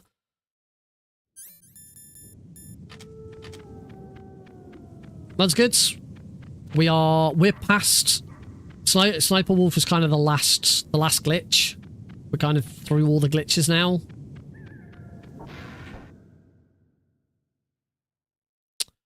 Gonna throw chaff grenades. Move down to the left. Get shot by that camera. Don't quite know. I still don't quite know why. I don't know if it's because I started moving to the left too early or too late. Thanks. And thank you for lurking. So now we just got to go all the way back up, grab the stinger, and then come all the way back down. And as we do this backtrack, and my timed message has come out. That hasn't gone to YouTube for some reason. Maybe it's on a delay. Now is a good time to remind everyone that we are here raising money for charity, folks. We are raising money for a charity called City of Sanctuary UK. They are obviously a UK-based charity that works to make Britain a safer and more welcoming community for displaced people. So those who are coming to the UK as refugees, as asylum seekers, fleeing persecution, fleeing war. And City of Sanctuary UK works with areas, they work with institutions, they work with community groups to designate places as places of sanctuary. And by having a sanctuary status, you are telling displaced people that you are a safe place for them to be. They do lots of different work in lots of different areas around that. And considering the rhetoric that we had around the general election this year, I felt it was very, very important to highlight that kind of charity effort this year. So if there is anything you can give, I don't actually know what the minimum donation is, but anything you can give is very much appreciated. You'll get a little animation play out on the stream to let you to let everyone know. You can donate anonymously if you'd rather not have that. Yeah, anything you can give would be very much appreciated. You can type ! donate, ! charity in the chat, and there's links down below on Twitch in the description on YouTube. Right, we are on to disc 2. We did kind of have another glitch. It's this. We're going to fire our one and only PSG one shot of the game, killing that guard, and then I'm gonna one advantage of easy over extreme is because we've got the radar. I could see that the crane there was really, really close. Throw another grenade here to take out this guy. That's another alert as well. That didn't hit him. I don't know where I went wrong there, but That didn't hit him. But, oh well, it was fine. I got another alert, which is helpful. Through him. I don't need the rations. We're fine. This isn't extreme. I'm a little low on health, so I do need to be careful in this next fight, but just keep an eye on my health. As we fight the elevator guards.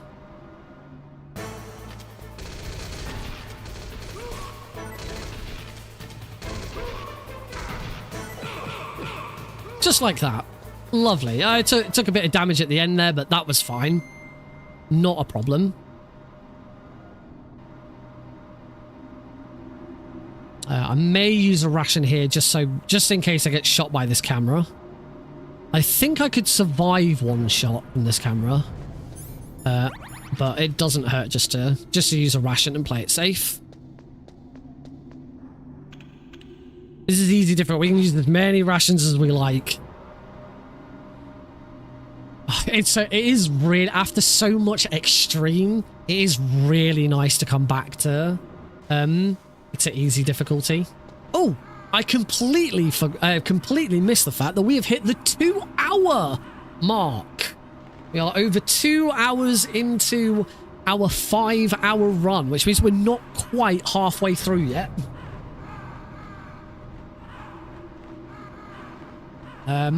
I'd probably say we're about halfway through Metal Gear Solid 1. Go on, 27. No, actually, we're not halfway through Metal Gear Solid 1. We've got, I think beating Raven puts us about halfway through Metal Gear Solid 1. Which is coming up right now, our first actual boss fight of the run.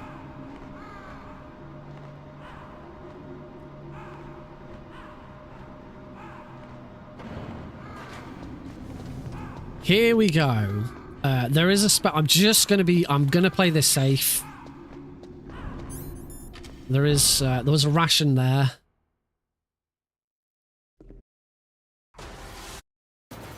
Don't want to. Ooh, that wasn't very nice. Oh, I think I've missed that one as well.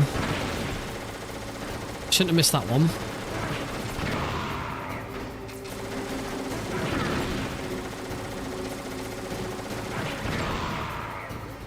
I got enough grenades to finish this fight.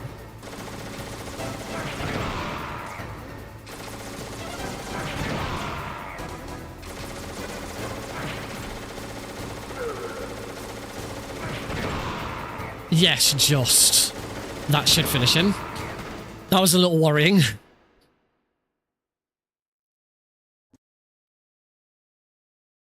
That was not the best Raven fight.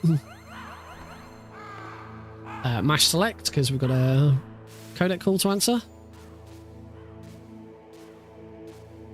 Yeah, screwing up those early grenades was not good.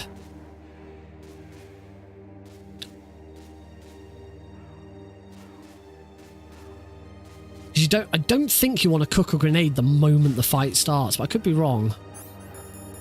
Stun, level 7 cards, off we go. Not stun, chaff. Level 7 card. Grab some more chaff grenades. And we're on our way. Alright, we are coming up to the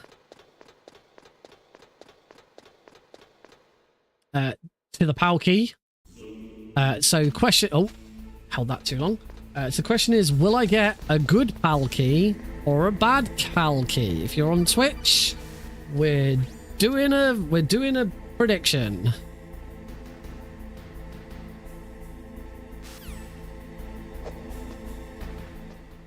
So good PAL key is a good PAL key is option 1. A bad PAL key is option 2. For me, a good PAL key is position 4, 5, or 6, and no bomb. Anything else, so if I pick up the bomb, or if it is in any other position, that is classed as a bad PAL key, in my opinion. So get your predictions in now. of a... there's only 60 seconds to predict. Get those channel points in. Which one's it going to be? There's a big swing in the favor of option 1 right now.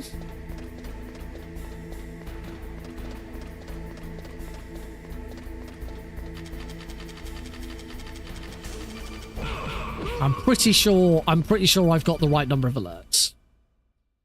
All right, predictions over. 97%. There are only 2 people have predicted. One went with 361 for option 1, and one went with 10 for option 2. We will soon find out which is the right answer.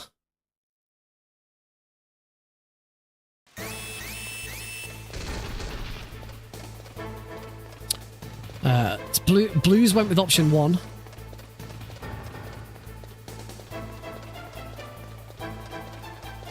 Here's hoping. That's a big win if this is a bad one. You went all in. 361 is all you had left.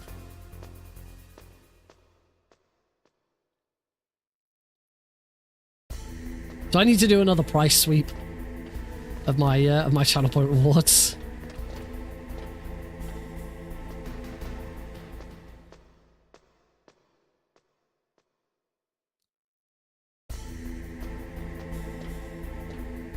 All right, let's find out.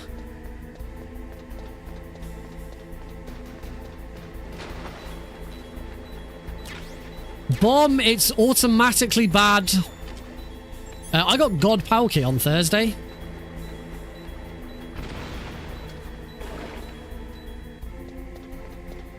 Yep, that is a win for option 2. Congratulations to whoever bet 10 points on option 2 and walks away with 371. That's a big win. That's a pretty good win.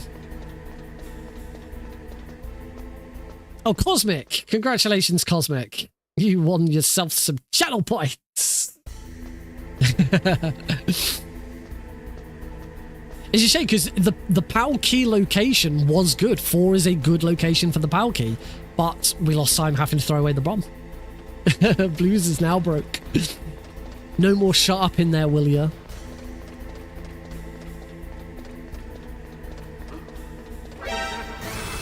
Whoops. No biggie. No biggie. No need to run around. We can run straight to the console.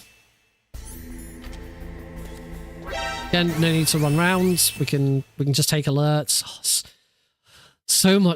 it's so much nicer than than Extreme.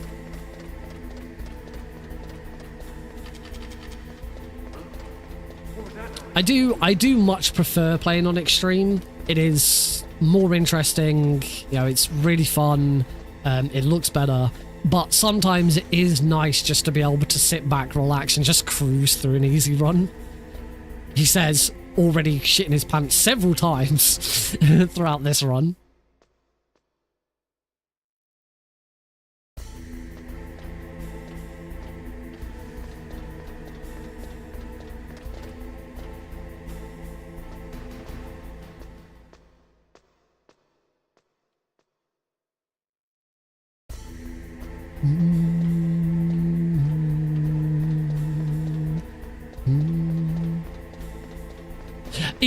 Easy has been optimized so well, and when it came to when it came to very easy on the PC ports, I just had to give up grinding eventually because it just came down to, do you get Boba Skip first try?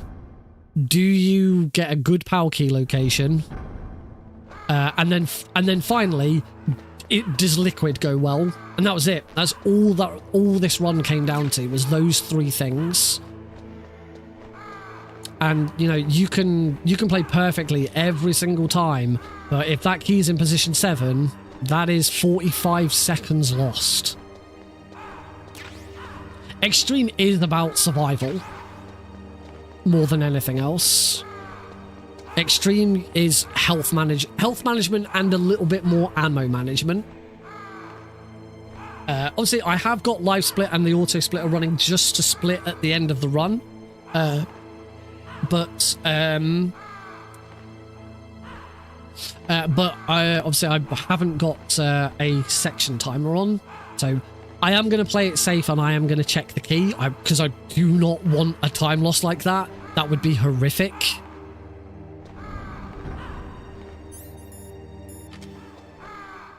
A time loss because the key isn't done at this point would be just horrendous.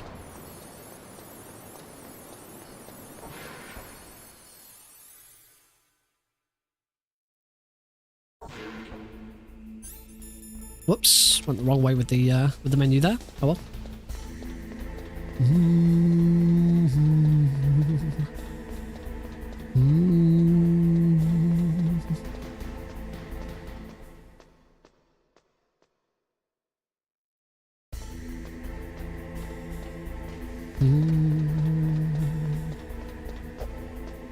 Oh, but this is the long bit of Metal Gear Solid 1, the backtrack for the power key. We are just here for a little while. I think of all the games I have learned Extreme for so far, which one would I consider the easiest?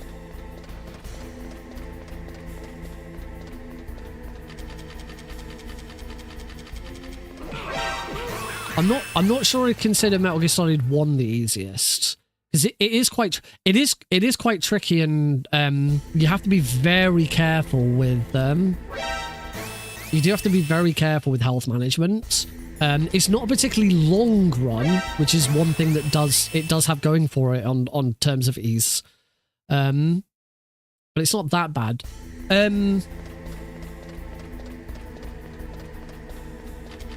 Yeah, the double tap skate there. As you saw there, it's possible to skate over that grate with just one tap. Well, 2 taps. Equip and unequip. Three's not too bad. 3 just has a couple of really nasty bits. Warehouse 2 is pretty nasty.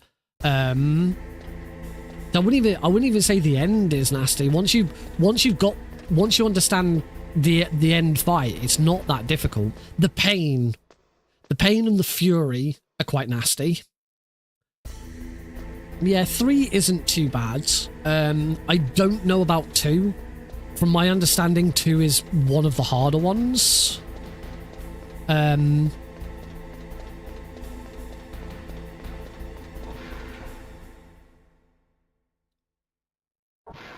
Particularly for bosses. Like, I know Olga is a one-shot kill. You get hit by Olga and you are dead. I know, because I've tried it.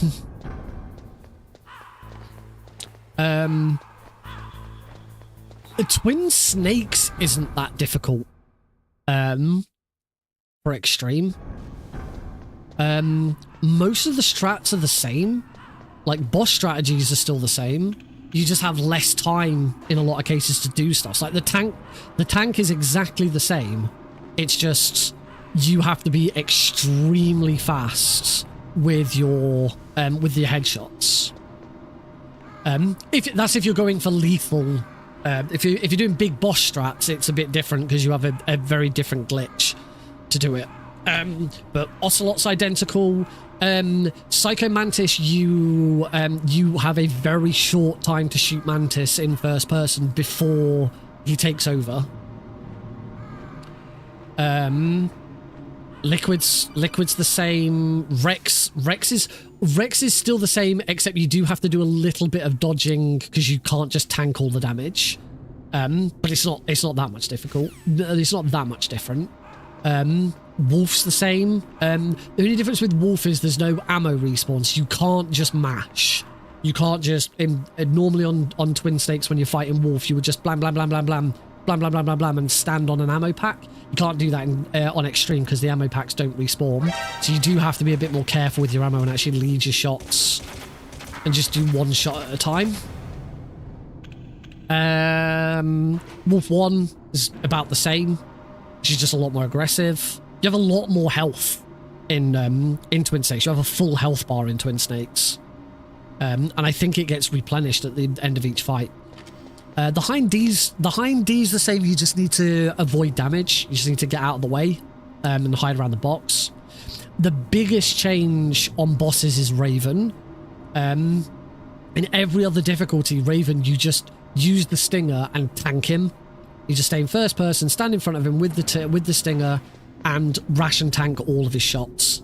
That changes in Extreme, where you use the PSG-1T from a great distance to take him out, and you have to try and manipulate him into position first. It can be a bit tricky. It's easy. If he gets away, then the fight's over and you have to restart.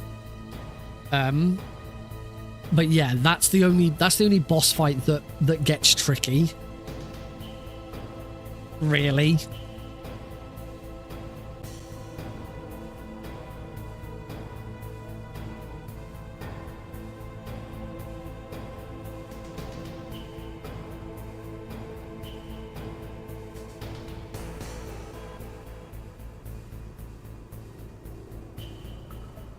And Ninja is pretty much identical. Oh, excuse me.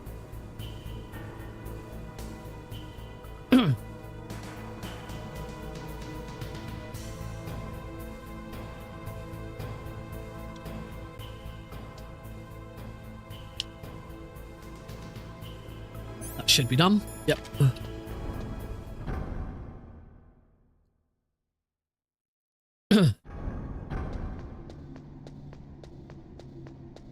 Yeah, for a lot of the for a lot of the bosses, they are the same. It's just you take a lot more damage from them, and you have limited ammo because ammo doesn't respawn. But apart from that, Twin Snakes is definitely. I think I'm safe in saying that Twin Snakes is the easiest extreme run.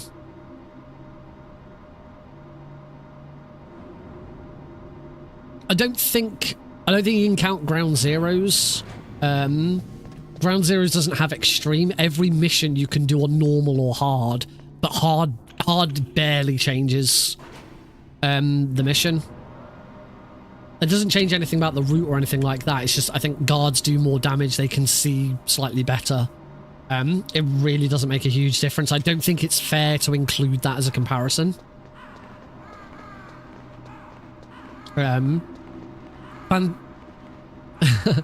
Phantom Pain doesn't have any difficulty levels. It's the missions themselves. Some of them are harder because they have like restrictions, or they are extreme missions. The actual the overall game doesn't have a difficulty setting. I couldn't say about Portable Ops, Peace Walker.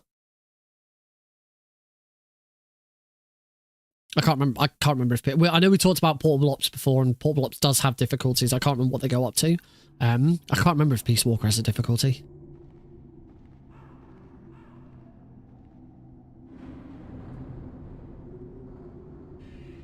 We are now getting towards the end of the MGS1 backtracking section. So if you if you have kind of checked out for the last 20 minutes as we get through this bit, now's the time to jump back in. Now's also a good time to head on over to the donation page. We haven't seen the jingle yet this stream. And we are about halfway through. So the world record is 4 hours and 43 minutes. So that would suggest the halfway point is about 2 hours and 21 minutes. So yeah, we are... Oh, I threw that chaff grenade very late, so I'm just going to go around like that. Okay, we're good. So yeah, we are... Assuming I'm on somewhat close to world record pace, we should be at the halfway point now.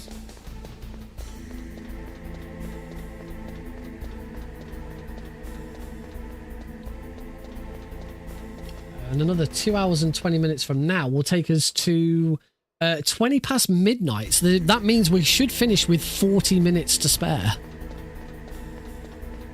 Don't know what we're going to do with those 40 minutes.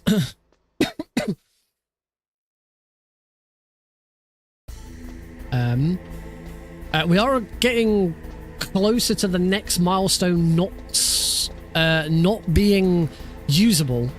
We do need to hit £350 before the ladder climb in Metal Gear Solid 3 for it to truly actually matter.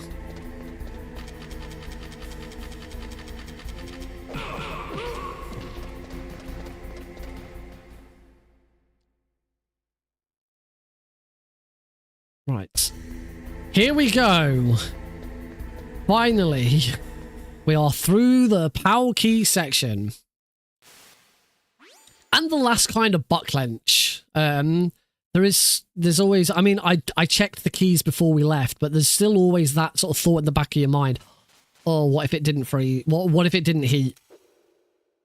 Hey, Snake, did you like my sunglasses?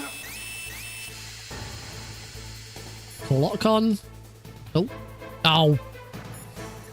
One slight issue with the Master Collection is the buttons for skipping through dialogue and shit changes in every single game.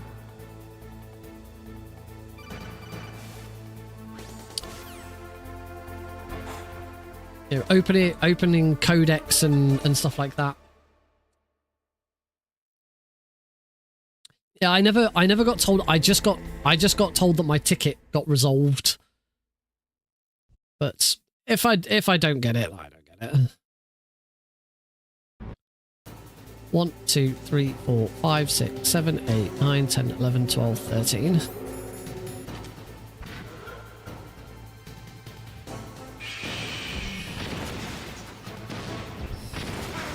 So for this, for Rex here, we just tank it.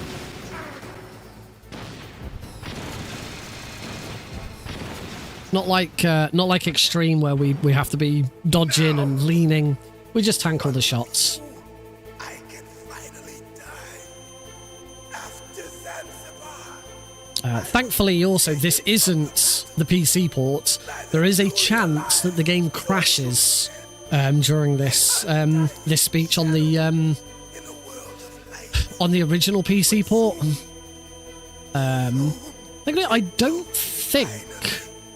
I don't think there's another.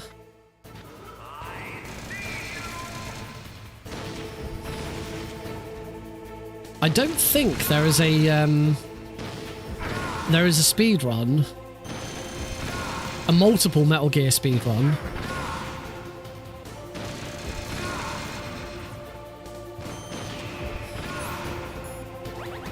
Just in case, I would have been fine. I just really did not want to just take a death right there. That would have been bad. I don't think there is another multiple Metal Gear speedrun where you don't play Metal Gear Solid 1 first. There's plenty where you don't play Metal Gear Solid 1 at all. I'm pretty sure every other one that Metal Gear Solid is included in, you play MGS 1 first.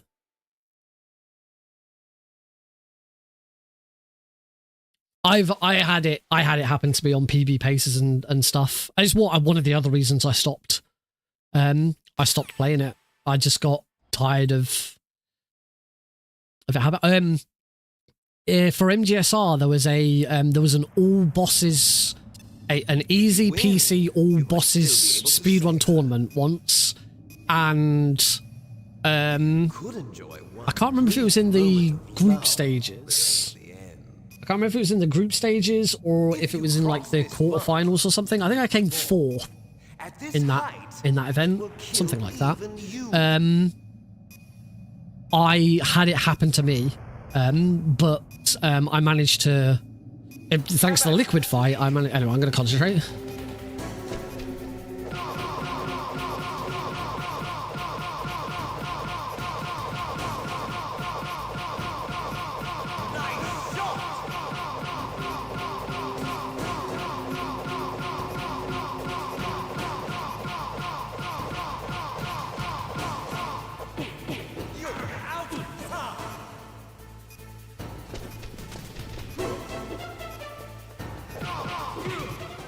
that wasn't too bad. Obviously, it wasn't perfect, but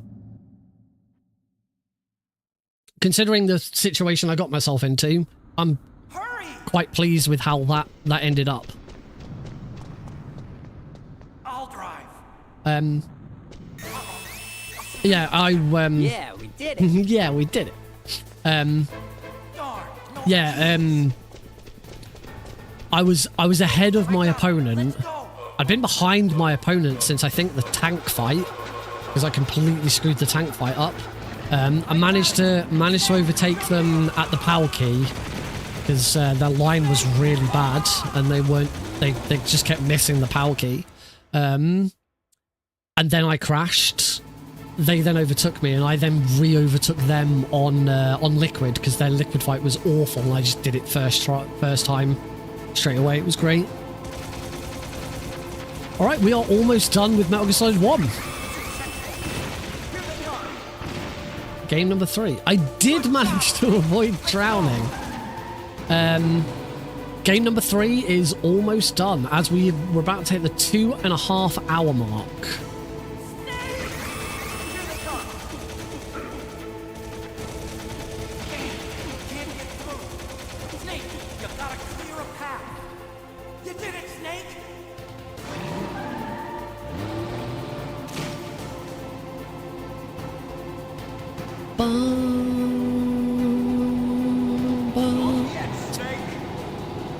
It's not over yet.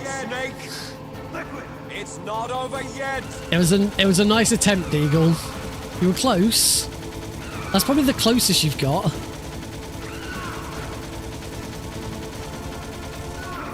One transition shot.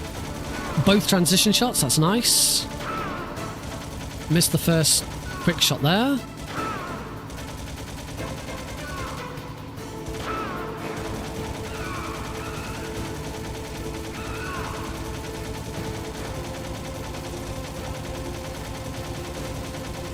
Neither transition shot there.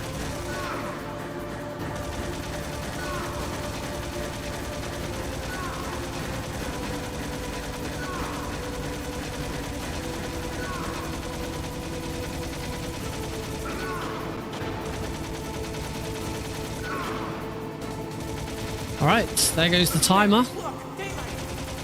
So now, once again, we just have the credits to sit through.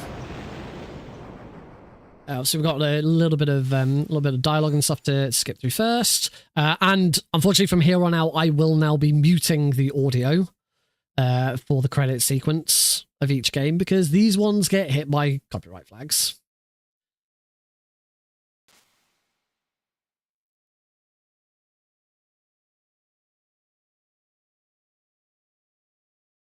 Okay.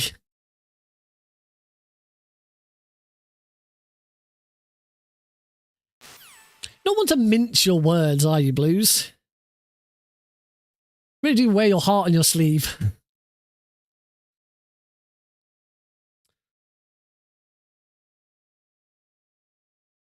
Also, I don't think it's got anything to do with Sony. Yeah, go on then, Cosmic. It'd be I'm going to assume I'm probably somewhere in the region of 5 to 10 minutes behind. I would think.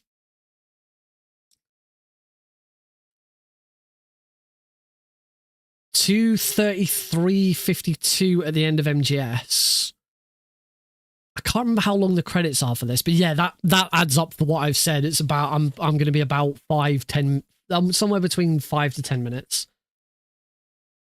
Unmute the game as soon as you see the mushroom and listen. Oh, you weren't talking about the. Oh yeah, you weren't talking about the. You were talking about how the lyrics sound. I see. Yeah, we've had this one before. I completely forgot. Right. Whilst these credits are on, though, I'm going to use the opportunity to go to the loo because I could do. I'm not busting. I'm fine, but I don't think I'm going to make it through MGS2. So see you all in just a mo.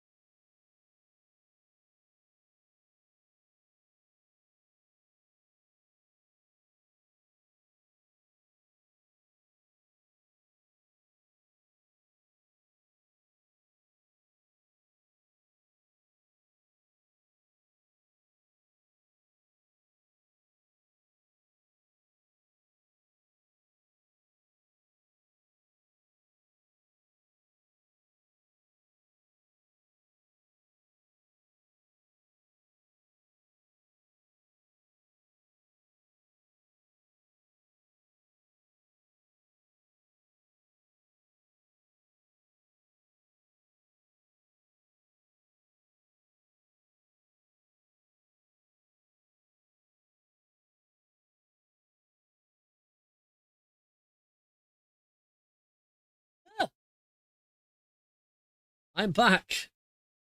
Somehow there's marks on my seat.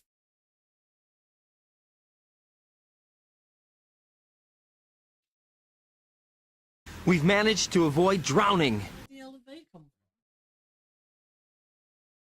from? Must have been the chocolate chip cookie I ate.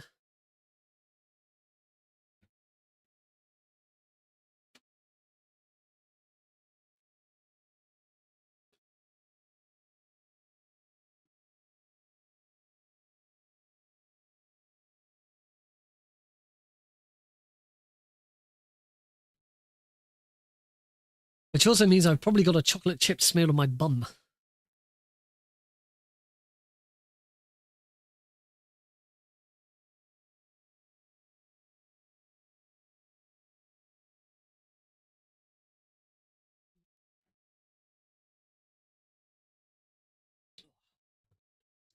All good.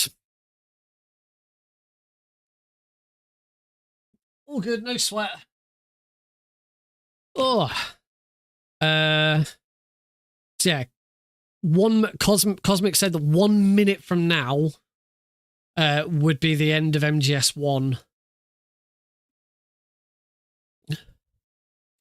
By the way, sorry, Cosmic, when you said 2:33 at the end of MGS, you mean at the end? I'm assuming you mean at the end of the credits, because I'm assuming you're looking at live split for when MGS. Wasn't as in the end of gameplay. It was the end of the credits. Then you can just look, yeah, because you just look at the final screen of the final game.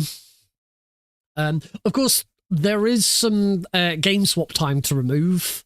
We had 20 seconds on each. It took me 20 seconds to swap between both so far.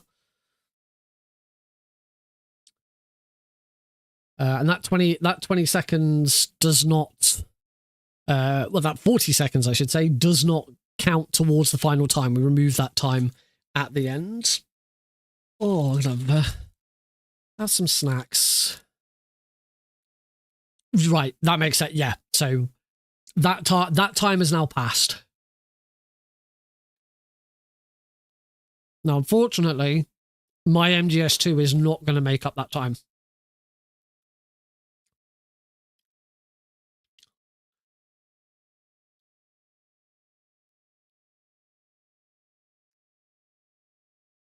As I said, at the end of the day, I'm going to be second no matter what happens.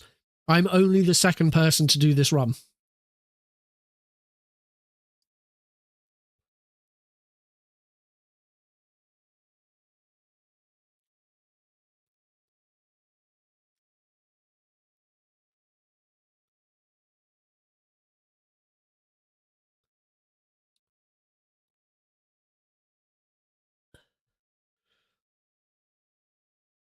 Right. You ready to hold turbo again?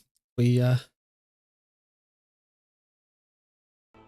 go. You can have some game audio back now. Mustn't forget to put that back on. I think I overestimated though. I'm only about 2 minutes behind. You mustn't. I do just need to. Yes, sir. The entire unit was You can't skip these ones. Those two are still alive. I do need to just keep an eye on the timer though, because if for some reason the auto splitter fails, I do need to make sure I still split myself. Yes, sir. I recovered all of Rex's dummy warhead data. Right, so that's 2 minutes No, behind. sir. My cover is intact. Nobody knows who I really am. Yes, the DARPA chief knew my identity. Yeah, so it's only going to be about 2.5 minutes behind, so it's really not that bad. And considering some of the really dumb deaths I had. Mr. President.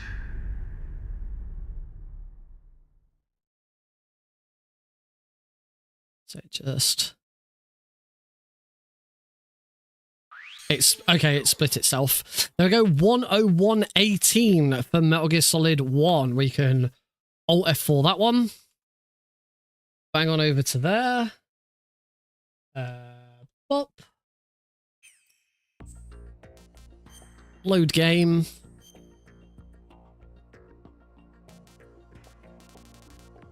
Plant cleared. Tanker plant. Very easy. 3, 2, 1, go. All right.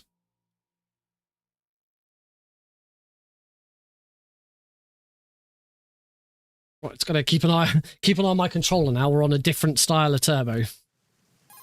So that game swap took me 33 seconds. That was the longest game swap so far.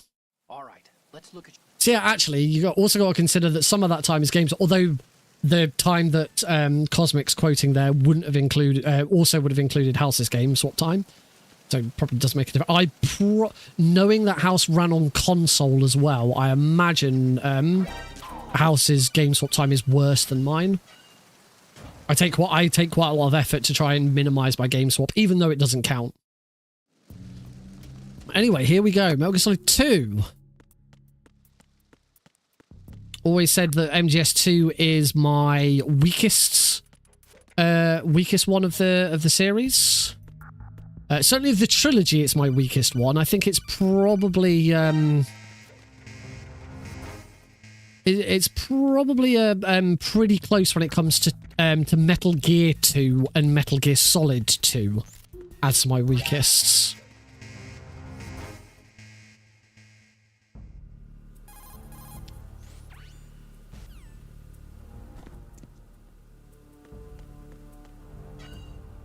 Right, Olga.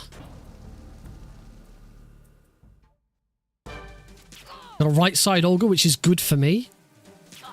Because I am bad at left side Olga. So right side is just automatically faster for me.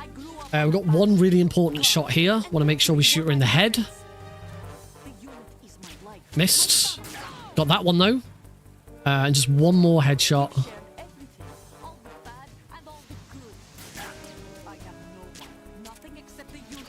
Oh, god damn it. There we go. Okay, a little bit slow on Olga. But I've had worse.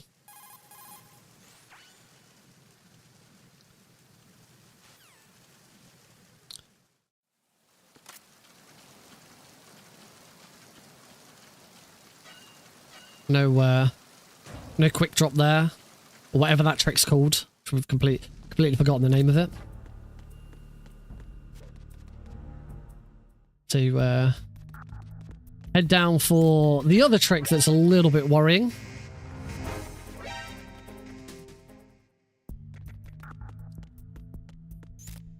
Prozac skip should be... My Prozac skip in this has gotten better, so hopefully that's going to be fine. Take that guy out.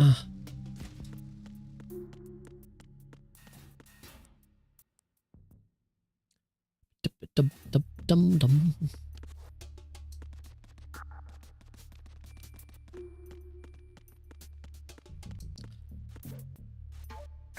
Go down here. I'm gonna put the magazine, swap the camera, and unequip it. There we go. Nice. That's like my got a lot better at that. Back to the USP. Don't stand too far forwards. I stood too far forwards and got the codec call yesterday by accident.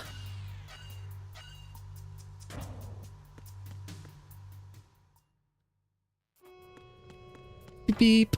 Verrazano Bridge checkpoint passed.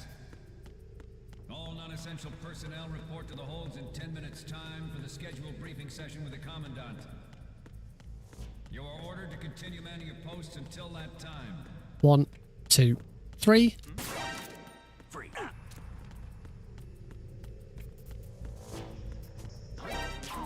Got him.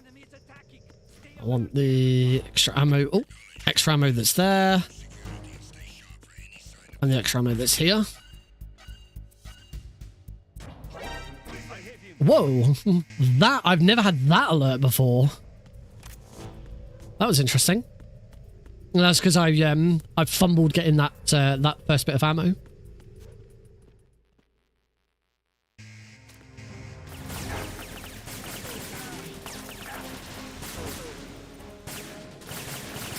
Oh, wow, this has gone awful.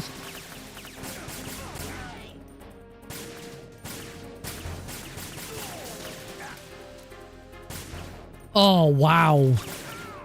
I got shot by that first guard.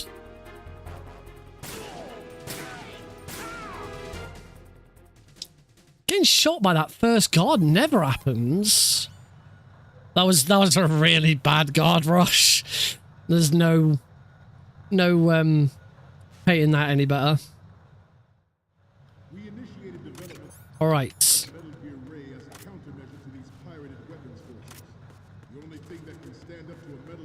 No, that's failed. Hopefully I can recover and reset it.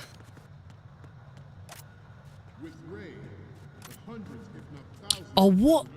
Come on. Oh, that guard's...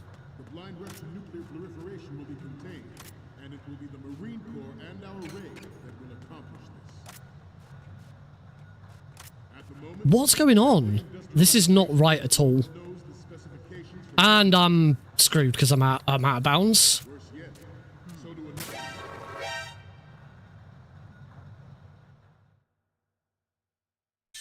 No idea what happened there. Snake?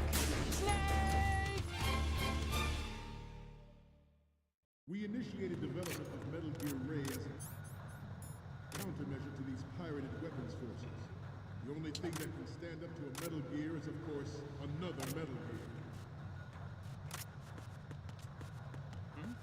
What is going on? Hundreds, if not thousands, of Metal Gears that exist all over the world are no longer a threat. The blind rush to nuclear proliferation will be contained, and it will be the Marine Corps and our Ray that will accomplish this. Still have to get if he Industrialized nation on the globe knows the specifications for Metal Gear. Worse yet, if you only hold that guard up, then he'll eventually come out of it, and you'll take the alert.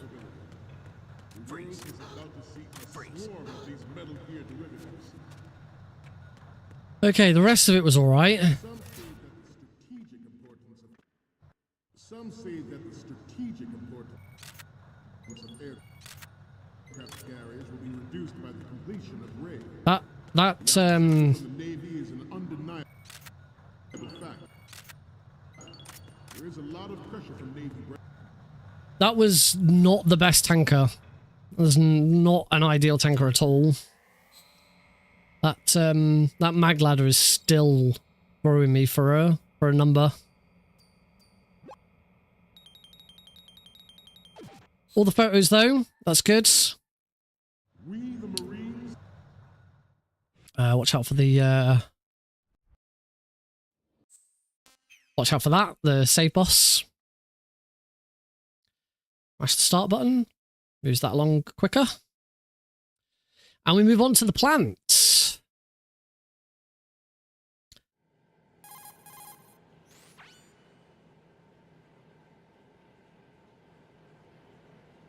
Yeah, until my MGS2 tanker gets better, I'm never really going to be a contender in this game.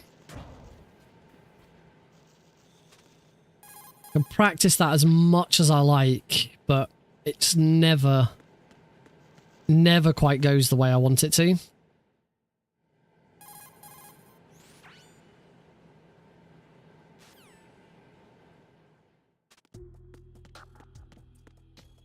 Over these guys. Let's hold X. And now hold circle. And now hold. Lots of codex. The start of this start of plant.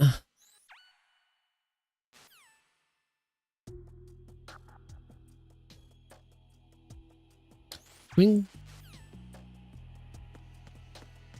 We're going to run back and grab the M9.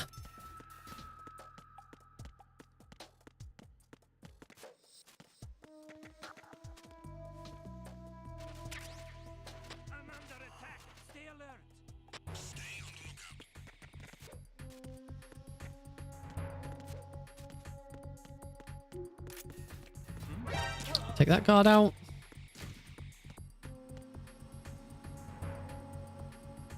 It's going to come down. Go, go, go. All right.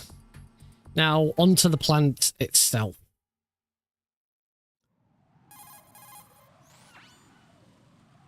Strut B? I love that bit. Rylan's like, Strut B? Like, yes, Rylan, Strut B. Are you telling me you were not briefed at all before you started this mission? Like, how does Rylan not understand the layout of his mission area? It's not like Shadow Moses where it was like a kept secret. The plant is known about. We have the plans on record. Like, I cannot believe that Raiden was not briefed. I know the Colonel doesn't exist, but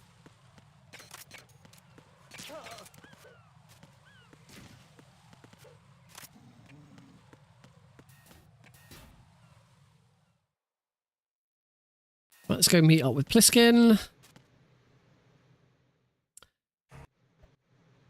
And soon the opening exposition will be over. It's a little too late for that.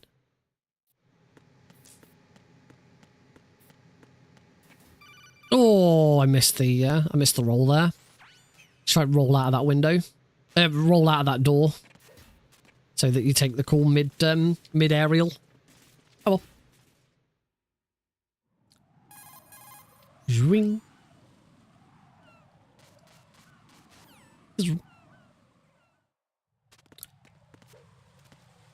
Nearly done. Nearly done with the exposition and tutorial. We can actually get on with the plant.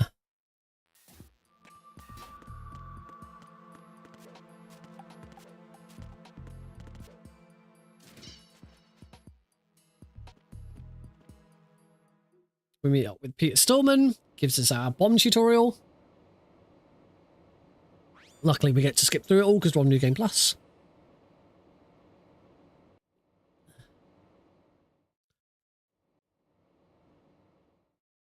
And we can get started.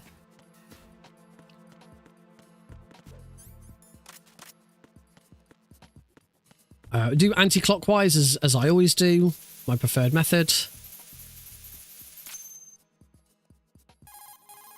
It's a bit more interesting.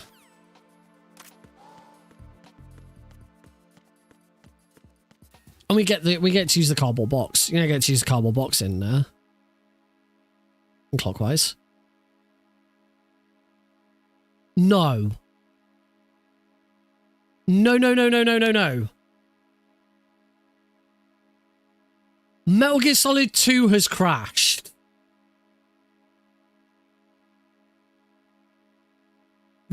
It's crashed.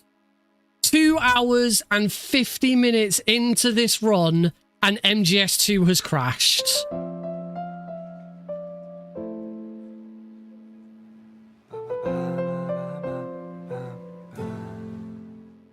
There is nothing I can do. I can't even Alt F4 it.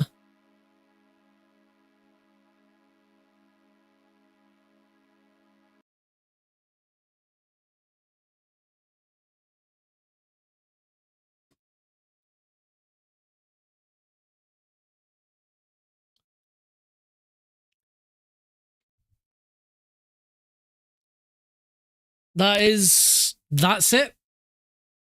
That's the run over.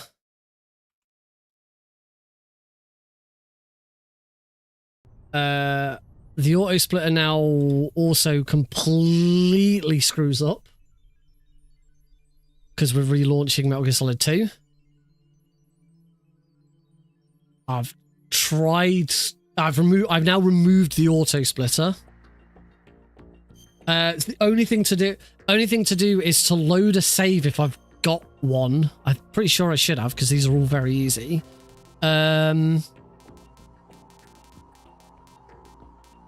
Strut C dining hall.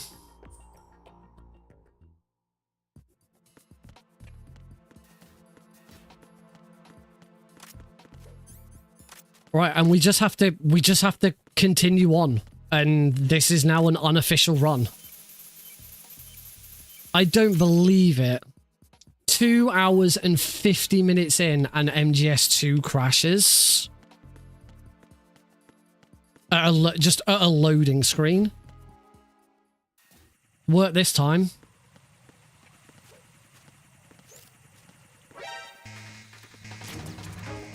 I also somehow managed to close MGS3. So when it gets onto MGS3, I'm gonna have to take time reopening it, and that's gonna be longer. Well, that's it. It was good while it lasted, folks.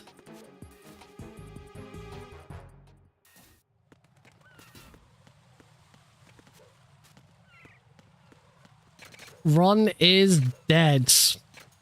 Nearly 3 hours in. The only thing I could do is submit it and hope that the verifiers are like, yeah, you know what, we'll take it. But who knows? It can't, because it's not.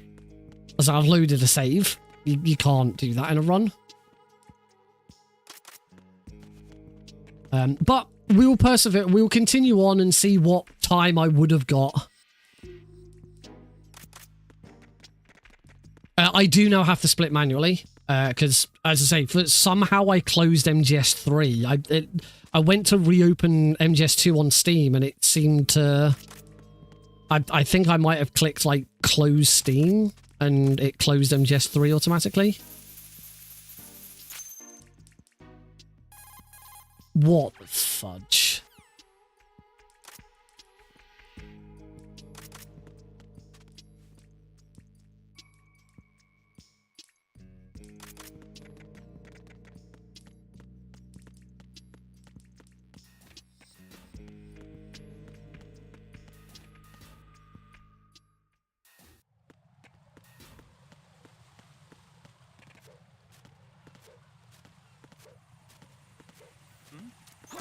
In all my time of playing MGS2, I've never had it crash like that before.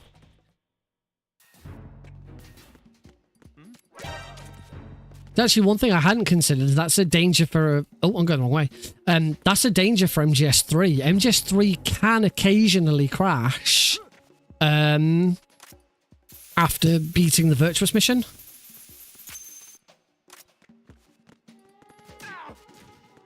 You can beat the Virtuous mission, and on the transition to the opening credits, it can crash.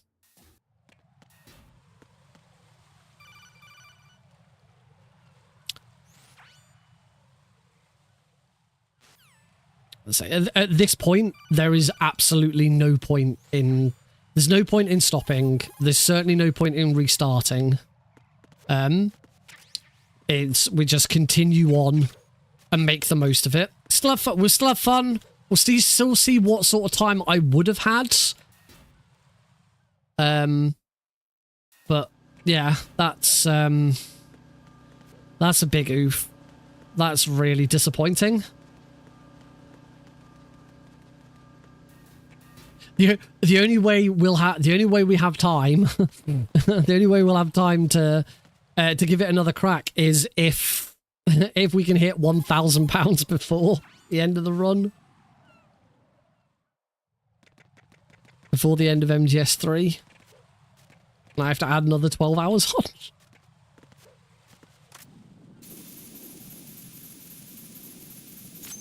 Now is a good time to remind everyone that I am doing this run for charity. If you can, anything at all that you can give. A big thank you to everyone who's donated so far, getting us to that £170 mark. But if you do want to hear me sing Snake Eater during the tower climb, during the ladder climb of MGS3, we do need to double that amount. We need to get to £350.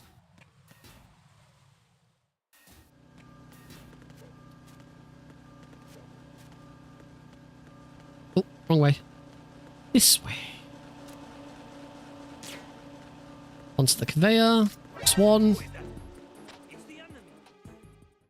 Back through to strut C. I'm going to go and grab sensor B, which is a requirement to progress the story. So we'll grab sensor B. And now we'll make our way through to... And Metal Gear Solid 2 has just crashed again.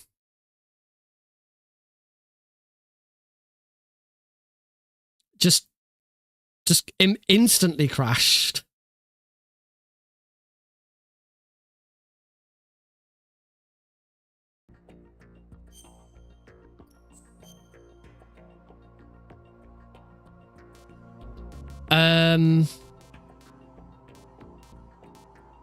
There is no save. I don't have a save in between. I don't have a save in between. I've got to start this again. Maybe this is... Well, the only thing is with this second crash, no other game is open.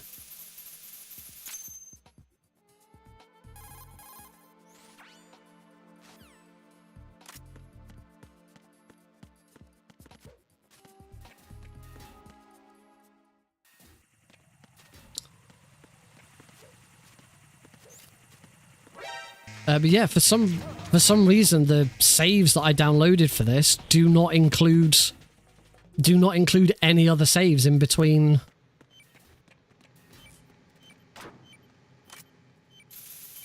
I'm tempted to make my own save.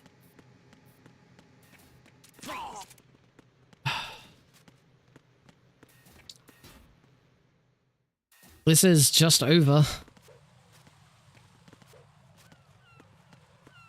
Now, even if I do finish, I haven't even got any idea at all of what kind of time I would have.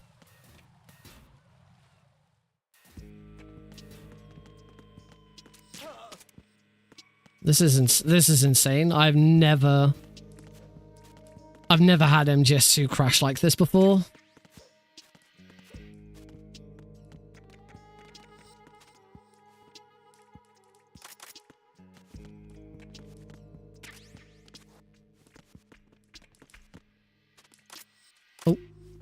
Hit that at the wrong time. I should say, if it happens again, we're skipping straight to the deep sea dock. I'm not doing this again.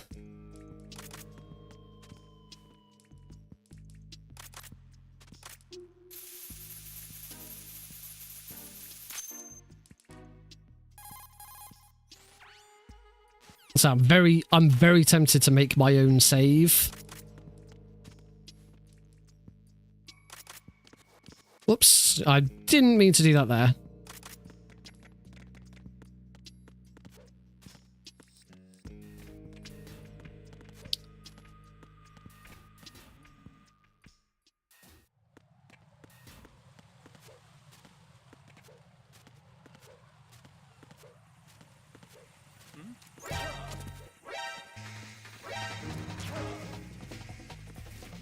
Well, I downloaded a save pack that was already been made. I believe it was House who made it, but there are no save, presumably because of the option of going clockwise or counterclockwise. There are no saves in between starting the bomb section and finishing the bomb section.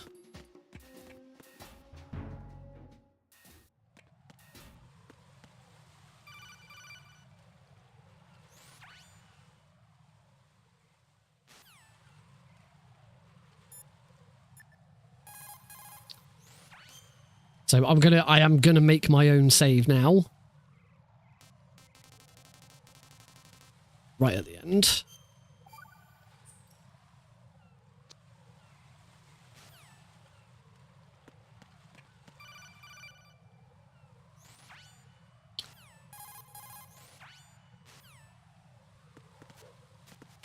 Say, it's bizarre that it happened in the first place. It's bizarre. It's even more bizarre that it happened twice.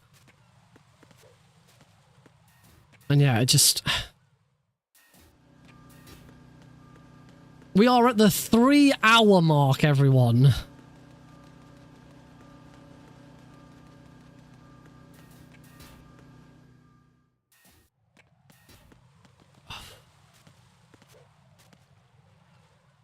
The difficult thing now is trying to keep up the enthusiasm. Keep up the enthusiasm knowing that it's all dead. It's all ended.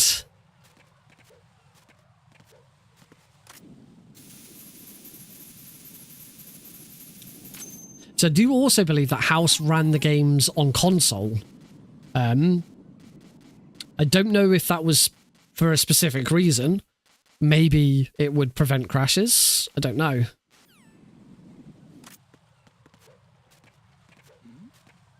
Who's there?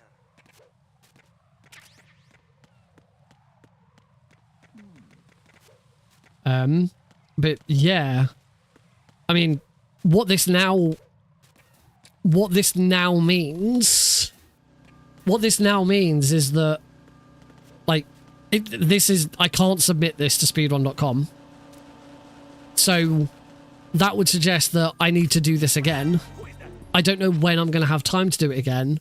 And the other thing is, do I even want to do it again? Do I want to get to, nearly 3 hours into the run and have the game die on me again? There's no guarantee that it's not just going to happen again. Oh, I'm getting ahead of myself.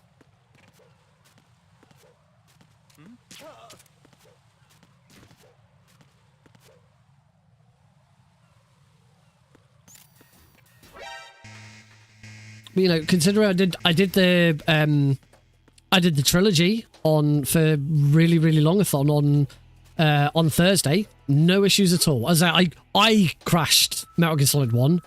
Was not the game's fault.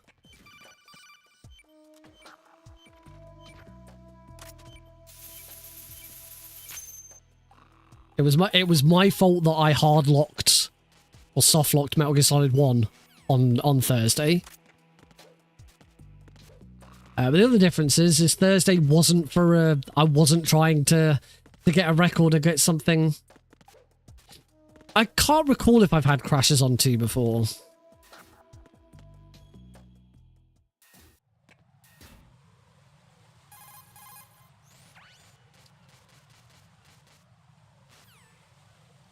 But yeah, I think if I was to do this again, I would not have every game open. It's a shame because it's worked great.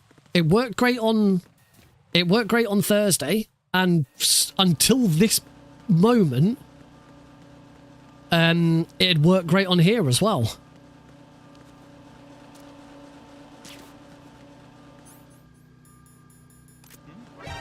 Ooh.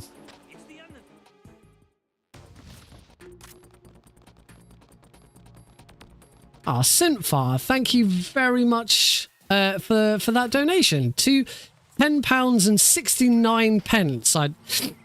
I hope that was deliberate. Thank you so much. That is actually the first donation we've had whilst the stream's been live. So thank you very much for that, Synthfar. It's very much appreciated. It does get us another step closer to £200. I mean, also at this rate, I don't see us hitting £350 before MGS3.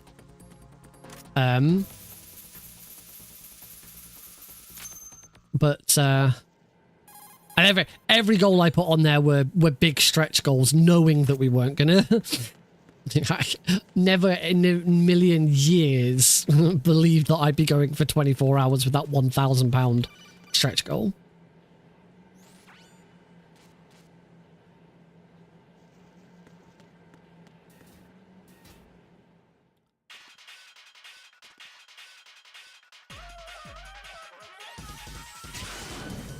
I've screwed this up, haven't I?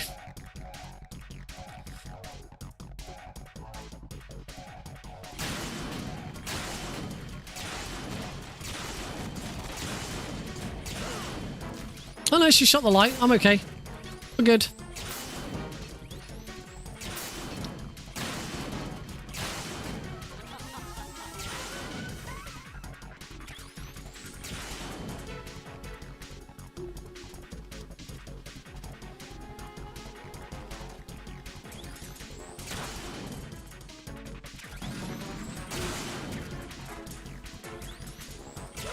Oh, she shot me. That was not very nice, Fortune. How dare you?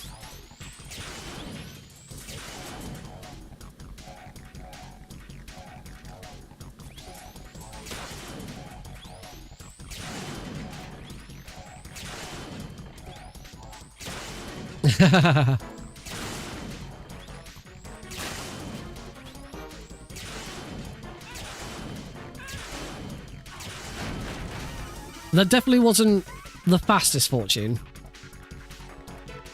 That definitely could have been faster.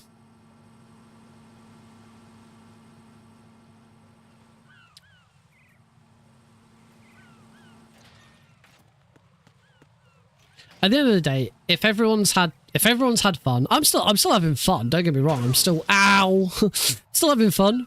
As long as everyone else watching is having fun, and any amount of money for charity is always a good thing. You can't, you know, I could get really, mardy or uptight about how much money we've raised, but what's the point? We've raised money for charity. That's an amazing thing, and yeah, it should never be sniffed at.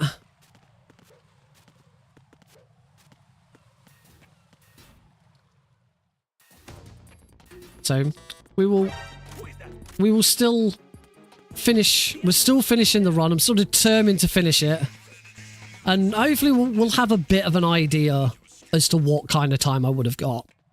I mean, certainly from what Cosmic was saying earlier about, I was by the end of MGS1, I was only about 2.5 minutes behind.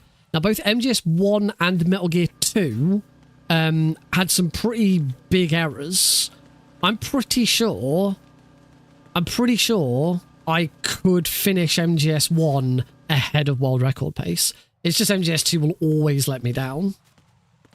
As I say, the only thing is, do I really want to do this run again, knowing that there is a chance that I get 3 hours in and it all goes to pot again? I don't really want to take that chance.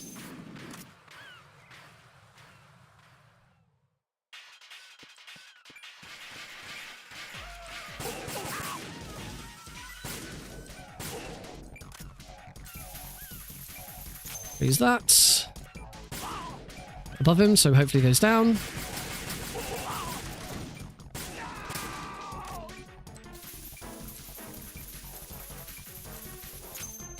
Pretty good fan fight.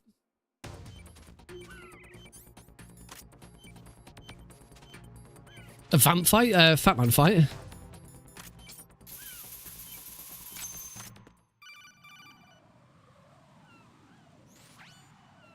Sadly, there's not the only other way around it. I think if I were to do it again, as I said, I would not have all 5 games open at once. There is a very good chance that has been a factor. I know. I mean, as we've gone along, I've shut games down.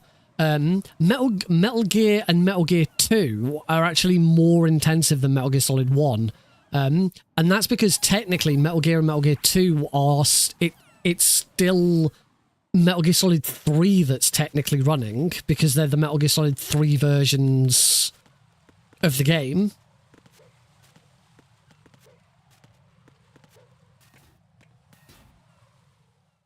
It definitely wouldn't have helped. So yeah, if I don't do that. So yeah, if I were to do it again, first thing, I wouldn't have all the games open. Would just take the hit on how long it takes to reopen them. The only other thing that I could do to try and counteract it further is I could get Metal Gear Solid 2 for the Xbox Series S. One calls for OBs. OBs?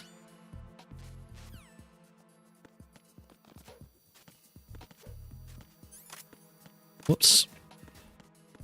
Old beauties. Oh, yes. Oh, yeah, massively. Yeah, we are definitely on old beauties here. Yeah, we beat Fat Man long after 10 PM. So yeah, the only other thing that I could do to try and counteract it is I could get the Master Collection on Xbox Series S and swap between them. You know, deliberately play Metal Gear Solid 2 on the Xbox Series S. And play, you know, maybe play another game on the Xbox Series S. I don't know exactly how I'd do it.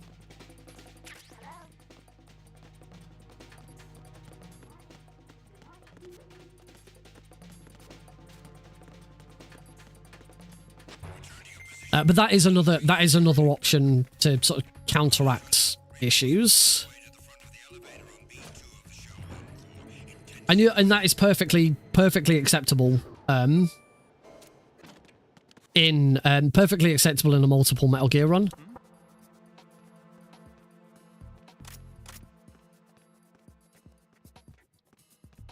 I mean, I say perfectly acceptable. There are some multiple Metal Gear runs where you have to. I mean, my current world record for the Metal Gear Solid trilogy includes running Metal Gear Solid 3 on the Xbox Series S because the Master Collection wasn't out when I did that. So here are the old beauties. Where is Ames? It's a bad Ames. Oh, that's not a good Ames at all, is it? Ugh.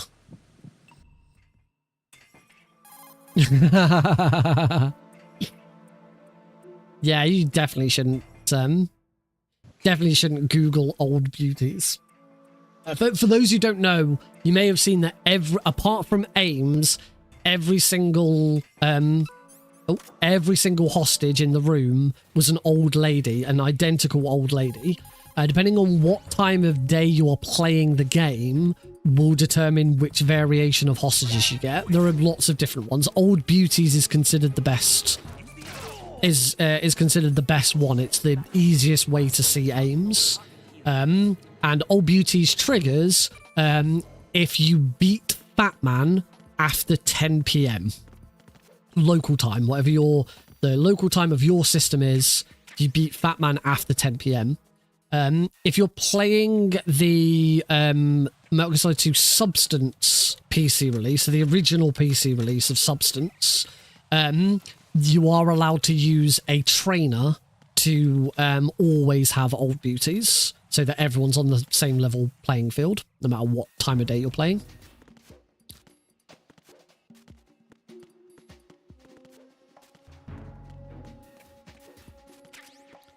If you want, I don't need that anymore.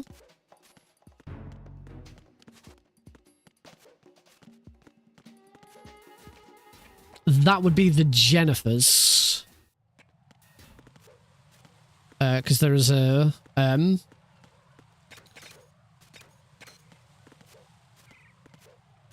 there's a Snake Tales where instead of going in there looking for Ames, you go in there looking for Jennifer instead, and she's a lady. I can't remember what you listen out for. Because for Ames, he's got a pacemaker, so you hear the blink, blink of his pacemaker. I can't remember why you use the D mic for Jennifer. She doesn't have a pacemaker. It's some other reason, but I can't remember what it is. Ah, she's tapping on her phone. Thanks, Cosmic. I don't know that much about. I've played through all of the Snake Tales multiple times, but I can never remember the stories and exactly how they go.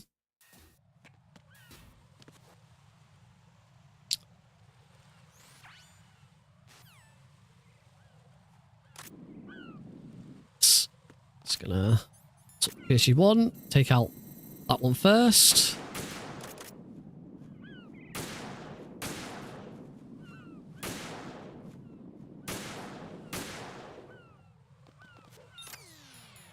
Chaff grenades.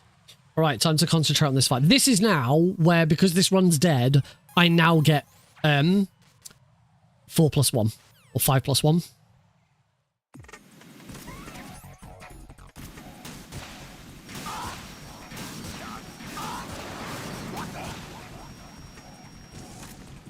I don't anyway. Oh, Oh, that missed.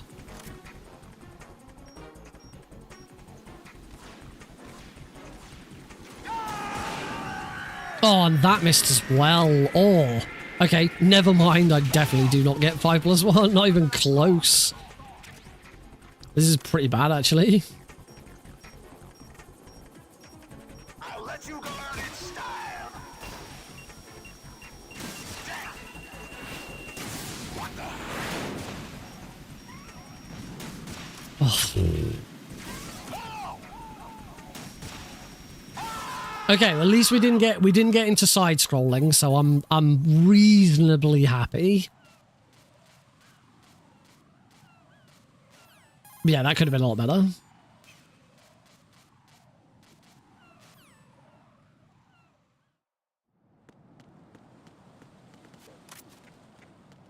Sweet, I finished correctly. I've got the chaff grenades equipped. Ugh, I never avoid that mini cutscene. You know, presumably that mini cutscene is another moment where you could alt-tab out and take control of Raiden during it. I don't know what it would accomplish.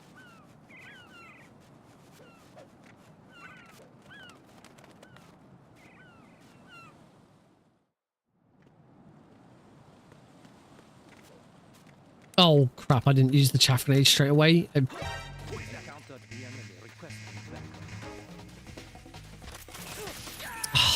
I should have waited. I should have just waited. Dumbass. Luckily, that's not a huge loss. Considering the massive loss we had in the middle of this, nothing's a huge loss now.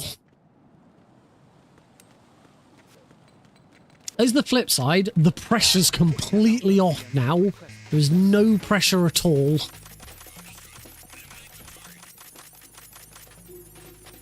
Oh, I've still got turbo on.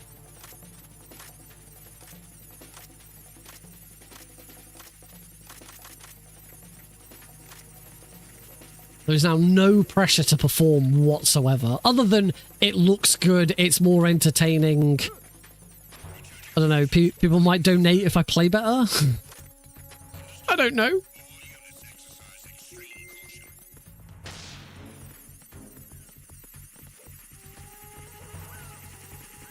It is now 11 o'clock. We've been streaming now for 5 hours. Oh, I forgot the alt tab. I was completely focused on time. I did not consider the alt tab. The one alt tab Master Collection exclusive trick. I completely forgot.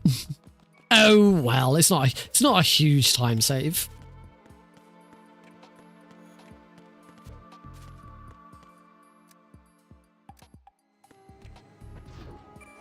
So yeah, we've been streaming for 6 hours. We've got 2 hours to go. So it's 2 hours to finish this run and finish Metal Gear Solid 3. And then we can chill out for a little bit at the end. Or, if you guys can raise £800 in 2 hours, I will add 12 hours onto this event. If we add 12 hours, that's at least 2 more attempts at this run.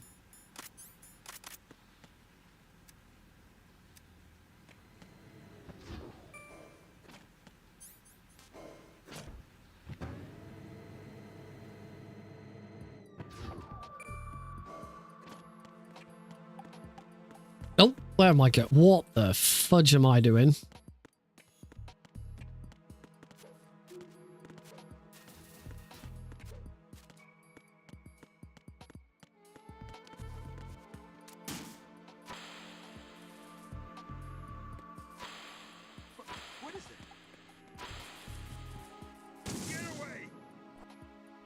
Get away!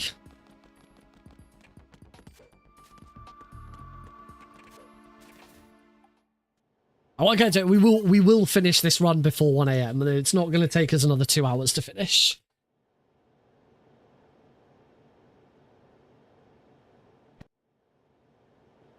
I will, because I'd still like to see what my time is, even with that issue, because then also I could, if I really wanted to, I could go back, look at the VOD, work out the timings, and go, right, here's where I if I cut out this section where it all went wrong, here's what my actual time would have been.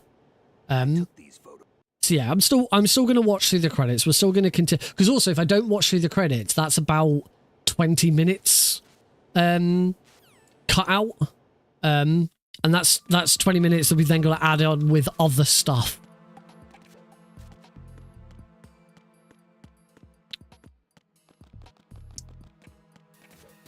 I am glad we hit the we hit at least one extra hour. I think the extra hour at the start was helpful. We might have been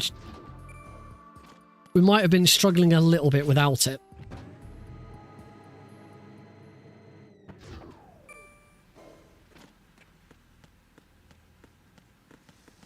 I'm wondering as we've now hit another 1 hour mark, whether or not now might be the time speedrun.com pops over. I would assume it would be an hour changeover. I don't know. Either that or they just forgot. There are other marathons going on this weekend, so it wouldn't surprise me.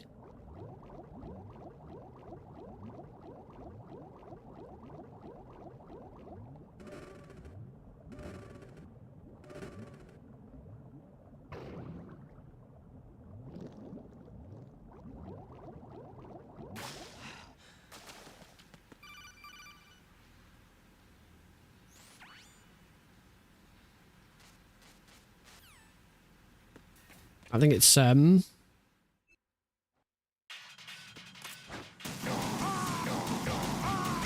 nice.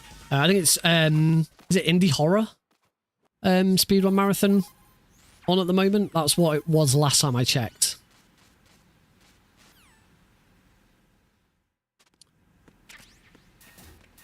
Which I don't think I am any. I can't remember if I still am part of that community. I did join the Discord, and I was part of that community when Choo Choo Charles first came out. But unsurprisingly, I'm not really one for indie horror games. I know it's not obvious by the kind of games that I usually play, and the fact that I've always said that I really don't like horror games.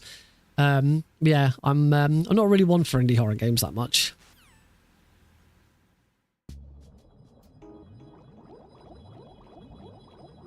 I have showcased Choo Choo Charles. I think I might have only showcased it once. I think I showcased it once for Pixel Perfect, and that was it. I don't think I ever did Choo Choo Charles again.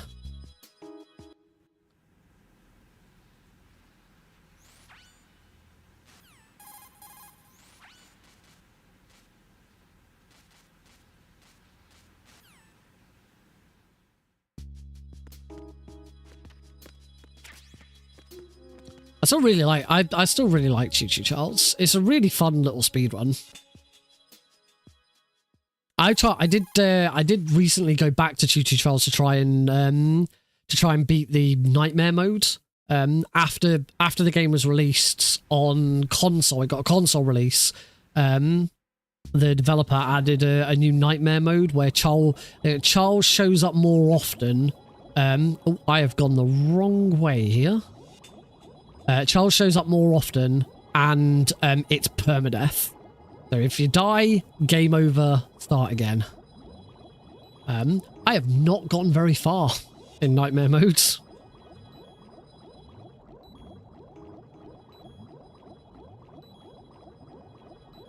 Horrible speedrun. Because I imagine with the speedrun it is, if Charles shows up, run is dead.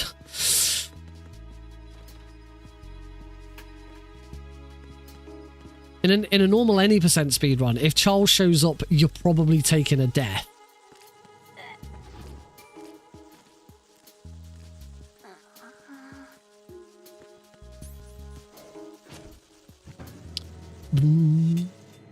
It was a fun run when I did it for Pixel Perfect, because Heidi joined me on comms. Now, Heidi's not too bad with horror, but Heidi hates spiders. Heidi has an irrational fear of spiders. She is absolutely awful when it comes to spiders. I scared her with a spider once, and I will never do it again, because that's when I learned just how fearful she is of spiders. Because at the time I was like, I know she's scared. She's scared. You know, lots of people are scared. I'm scared of spiders if they're really big and horrible. But you know, I thought she's just, just a little bit scared of spiders. But then the prank that I pulled on her, that's when I discovered, oh, it's actually really serious in that she will break down completely. Not a pleasant experience.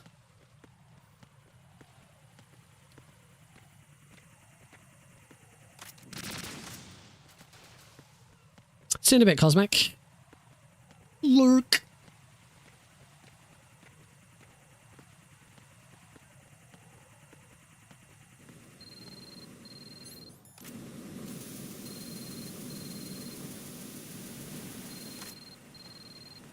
Quiet phone.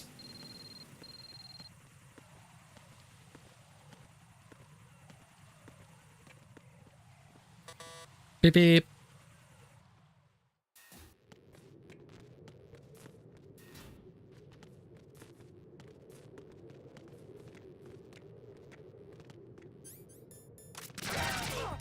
Oh, he wasn't quite dead. If you're going to take out those guards, make sure you take him out and don't just leave one of them slightly injured.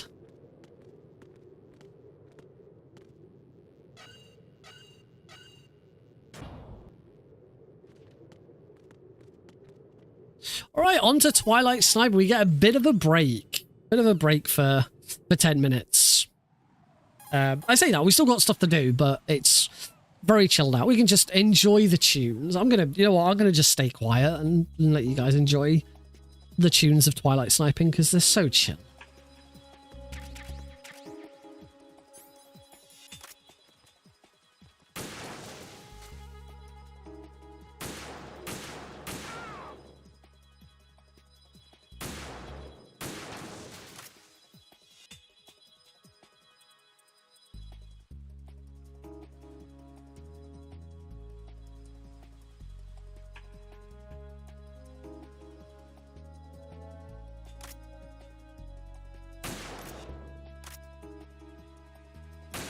I just shot straight through the middle of that one.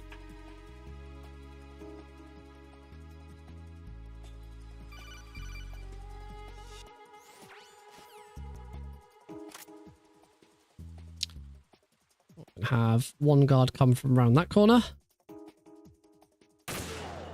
And that guard up there. Those are the only ones I really use turbo on.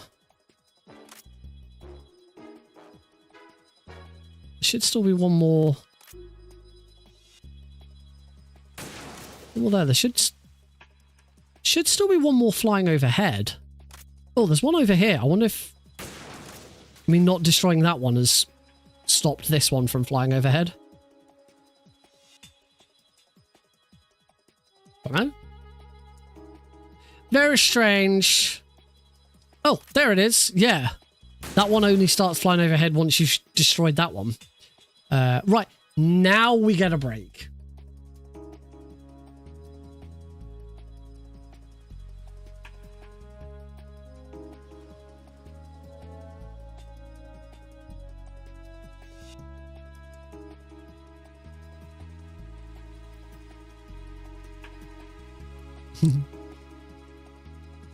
Enjoy the tunes. Enjoy the tunes.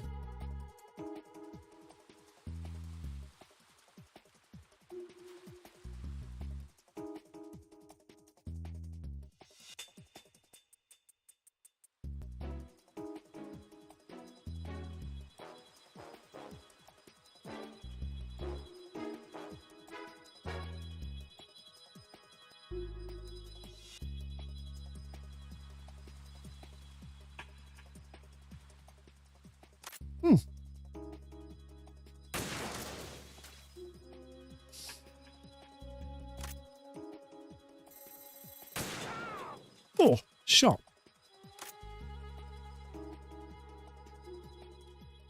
Should I clear things with Otacon before I ask her out? Oh, I have a terrible snake impression.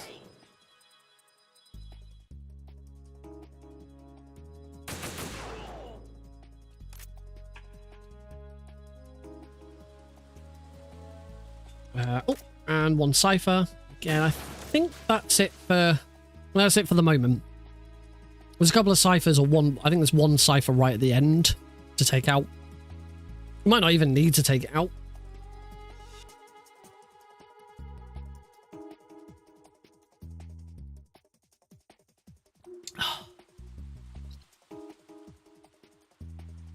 Also, I can't alt-tab out. I have a notification on Discord. I'm meaning to look at.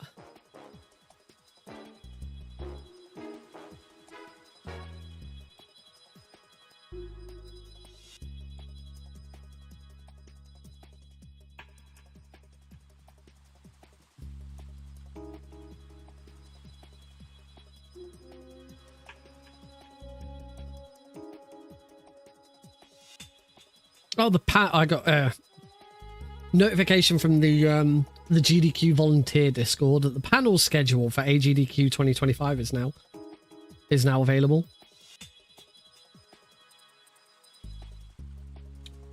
How are we doing? Where are we at?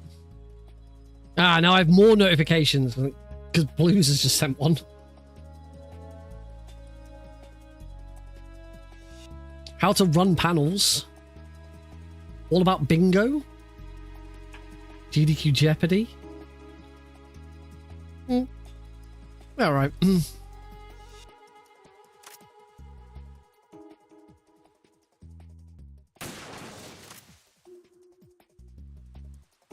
I was on a panel once. I enjoyed my panel. It was a good time. Been on the blindfolded speedrunning panel.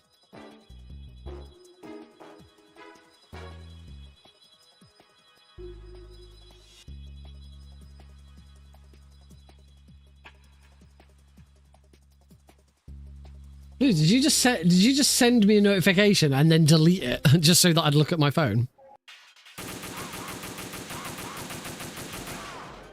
As you can probably tell, I forgot to switch on turbo there.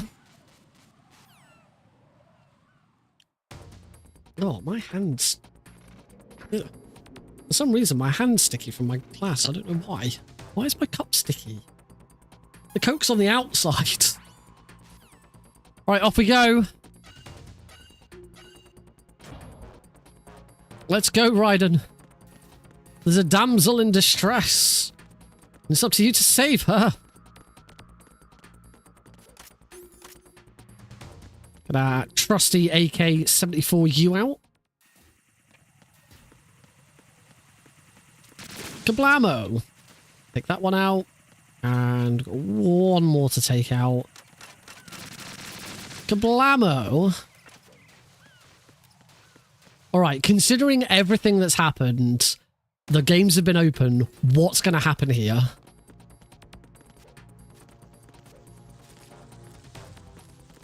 There was a little bit of slowdown. There was a little bit of slowdown with those bugs, but it wasn't that bad.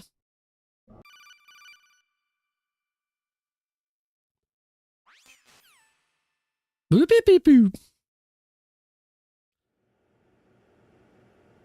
Oh.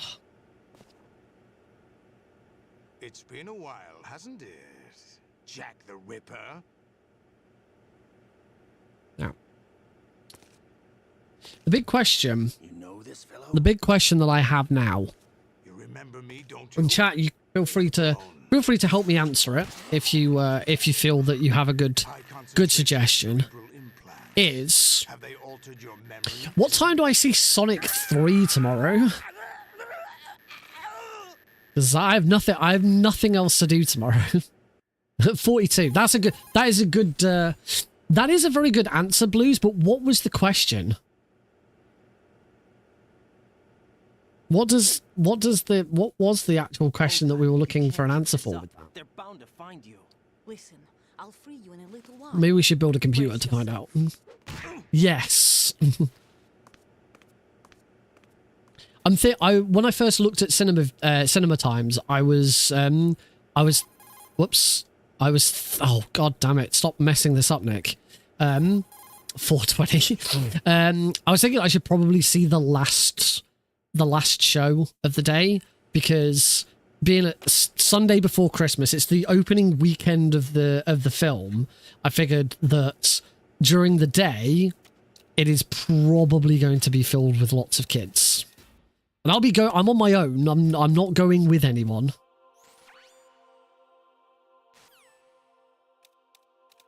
Aha! Somebody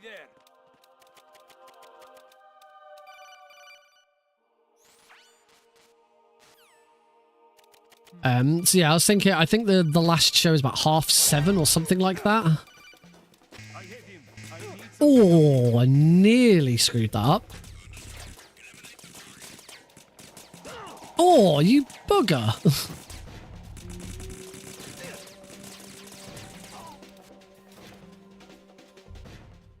There we go. Right. I need to make sure I move far enough up here. Because the last couple of times I've done this, I have not moved anywhere near far enough up. So 2 cartwheels worth of space up.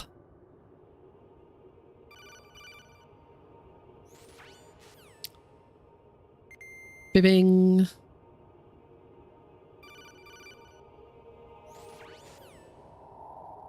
One more. There we go. And now, assuming I'm in the right place, yes, good. Right, 2 cartwheels up is fine. Do 2 cartwheels up, and then you're in... Because I don't know if you can go too far up. All I know is you can be too far down. Like here, you also need to move up here.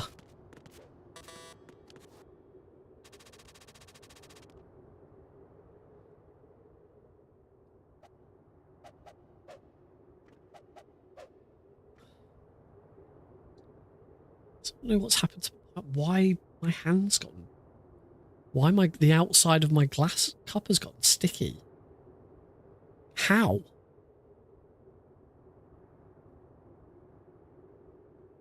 Oh. I'm now officially out of Coke. It's on to the good stuff next.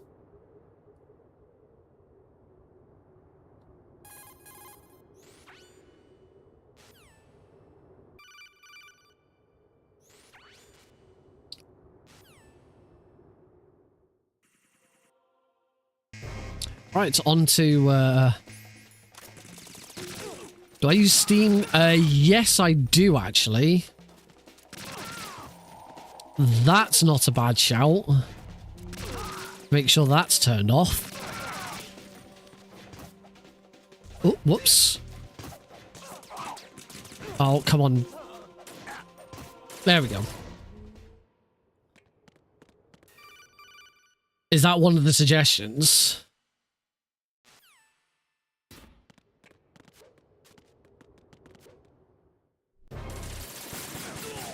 I mean, I don't know how notable it is, but it is probably worth noting that we haven't had any further issues. Right, turn off Steam overlay.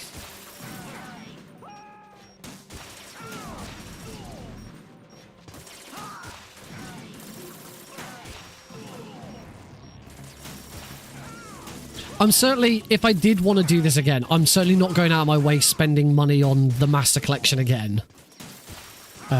Sadly, you have to play the Master Collection versions. It's not like you can just play, a different version. Which I do wonder if there could be some leniency on that, because technically the Master Collection versions of Metal Gear Solid 2 and 3 are just the HD. Wow, that was fast. That's the fastest I've ever done that, because the game over screen didn't even disappear. We finished that whilst the game over screen was still open. Because, yeah, technically, Metal Gear Solid 2 and 3 you are just playing the HD edition versions of them. Actually, the same goes for Metal Gear 1 and 2. You are just playing the Xbox HD versions of Metal Gear Solid 3. When you play Metal Gear 1 and 2, Metal Gear Solid 1 is the only brand new, well, if you don't include, we're not talking about the bonus content, you know, Snake's Revenge and the NES version of Metal Gear. Smoke out the agent before the mission entered the final phase. You came in handy as bait. Jack, those days during the Civil War, Metal Gear Solid 1 is actually the only game that is a brand new version of it. Obviously, they are different. They added more stuff to these versions, particularly on PC. They're not the same, but I do wonder if. I suppose the problem is that probably opens up a bigger can of worms.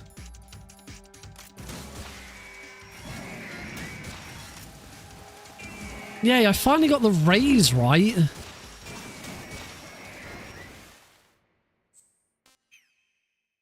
Are you awake yet, Jack? Yay, I finally got the Ray fight right. It's been ages since I got that right. I always missed the first shot. I underestimated you.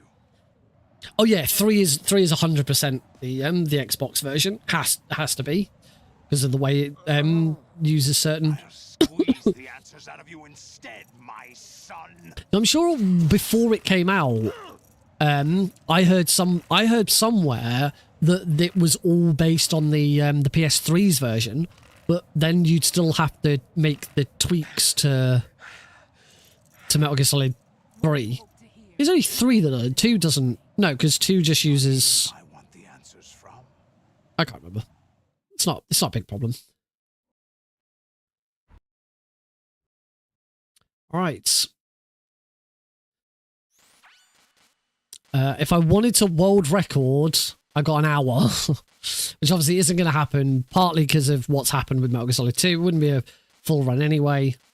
But I think with just a little bit more practice, particularly in MGS2, I do think I could do this.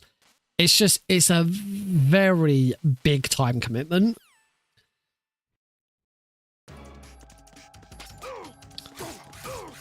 Oh, god damn it. Bloody turbo again.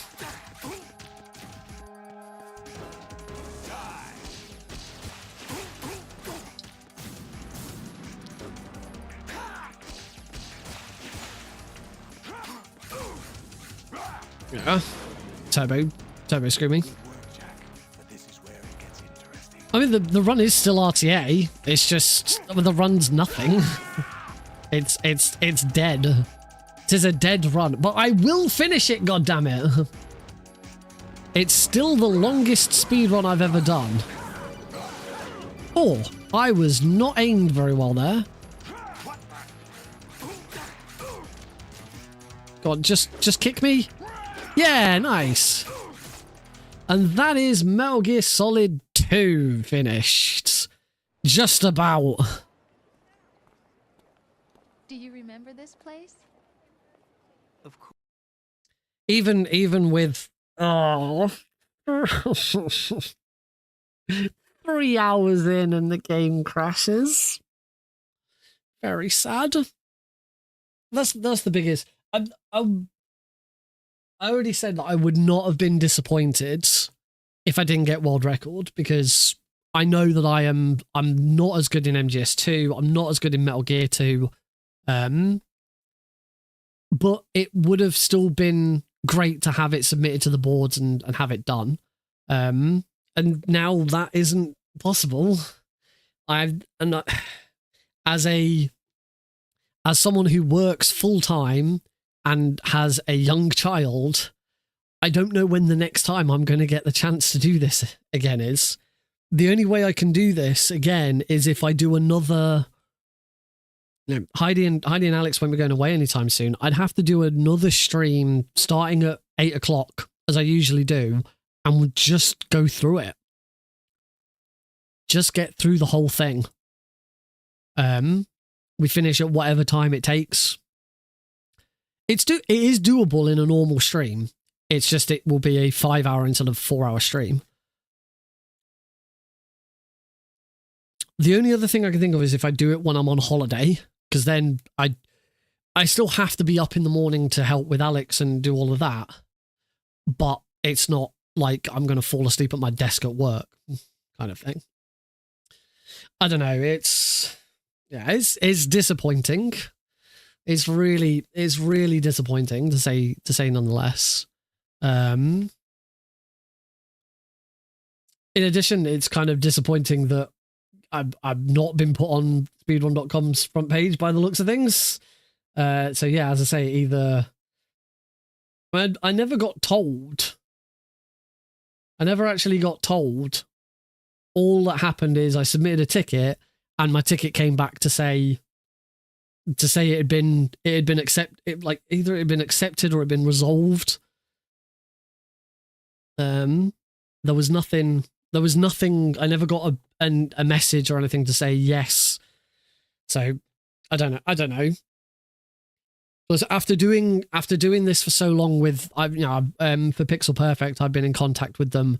For Metal Gear Speedrunners, I've been in contact with speedrun.com for front page stuff. The organization of the front page is really bad. If I'm perfectly honest, I used to get messages last minute about stuff, and it was always a little all over the place. I have been on the front page for myself before. When I did my 24-hour speed run to try and raise money to help me get to SGDQ, I was on the front page for a little bit. Yeah, the only thing I can think of is that they accepted it, marked the ticket off, and then when it came to actually scheduling, forgot. I don't know. Anyway, we are 4 games down, just about, if you can call Metal Gear Solid 2 complete. We only have 1 game left to go. It's this is going to go over the 5-hour mark. I'm pretty sure if I'd not had all the 2 crashes and it was a massive. That's the other thing. It wasn't just the fact that it crashed. It was a massive reset because there were just no saves available. I pretty much got to the end of the bomb section and had to start over the bomb section from scratch. So it is disappointing. It also makes me feel like there's not much point in uploading this. I mean, this one will already be on YouTube because I'm streaming on YouTube, and it's already going to be available as a VOD. But I would have edited it down and just to get that one bit. But it seems pretty pointless in doing that now as well. It's all a bit bittersweet. I'm going to quickly pop to the loo because this is my last opportunity to take a pee break. So I'll see you all in just a moment.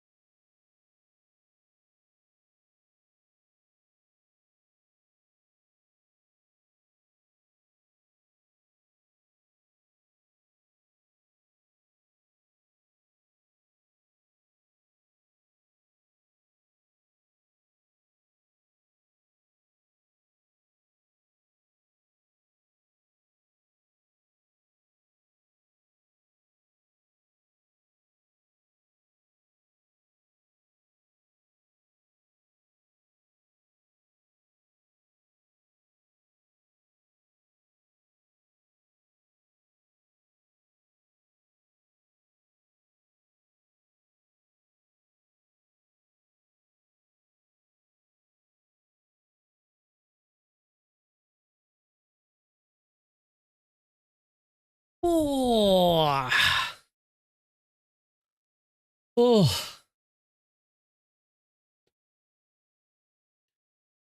What I can say is I'm still very, very glad that I've done this. I'm still really pleased that I've been able to put this run together. It's my most ambitious speedrun ever. 5 games, back to back, over 5 hours. It's the longest speedrun I've ever done by far, including all of the multiple Metal Gears that I've done in the past. I should make sure I've got my headset on so that I can hear out for when stuff happens. So my other multiple Metal Gear runs. It's opening I'm just opening speedrun.com to have a look at my other ones. Oh, my flashback. My flashback run finally got verified. Hey, Delfino Plaza, I don't know how long ago you were here, but at the we were 2 hours and 50 minutes in. It was it was some point during the I think it was the transition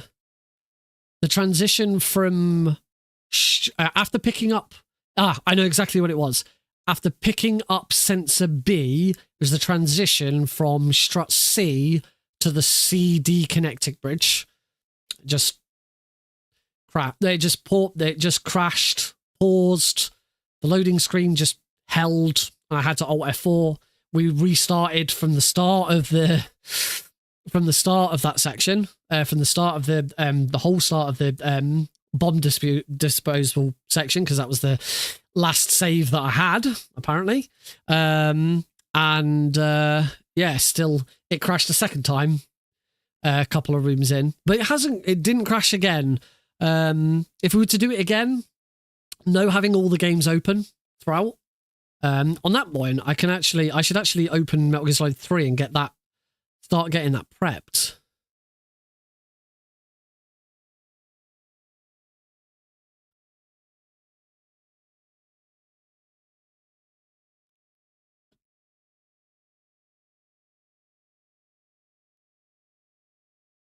If it'll load. Yeah, it's working, it's fine.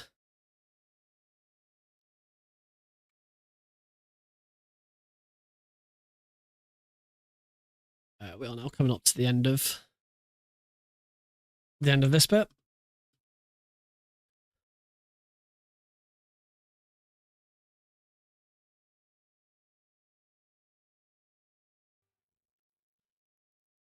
So we do have a little bit more. I do need to make sure I manually split as well, because we don't have the auto splitter anymore. As soon as we see that, there we go. So we move on to Metal Gear Solid 3. Yeah, game swap isn't part of the final timer. No, the only other advantage of it is it's a bit smoother, which is nicer. But the other advantage of having the game swap, of having the game open, is I can still run live split for each of the games. But I'm only splitting for the final split anyway, so it's probably not that much of a problem. Right, yes. All right, we are on to the final game. After the final run of the marathon. East and West. This marked the beginning of the era called the Cold War. Metal Gear Solid 3. Metal Gear Solid 2 was very, very bumpy. Here's hoping the Metal Gear Solid 3 works out much better. The only thing with MGS3 is there's still a chance that it could crash. I do occasionally have it where it crashes at the end of the Virtuous mission. And that would be even worse if I got through MGS2 and MGS2 was absolutely fine, and then we get to MGS3 and it crashes on the Virtuous mission. You know, at that point we're nearly 4 hours in to the run, and that's where it dies. That would be even more horrible.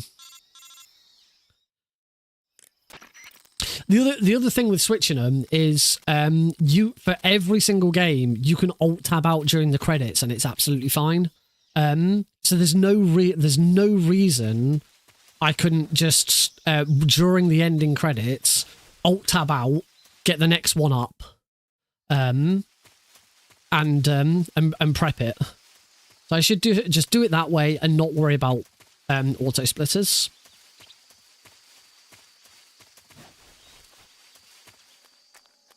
The other suggestion is to turn off Steam Overlay, which I do have running. I do have Steam Overlay on. But you don't need Steam Overlay on for the controller Steam input to work.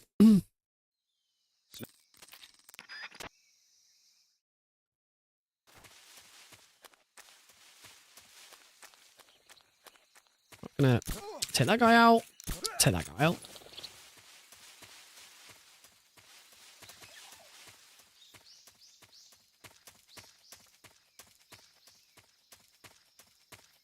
I'm gonna bump that guy. Done another no?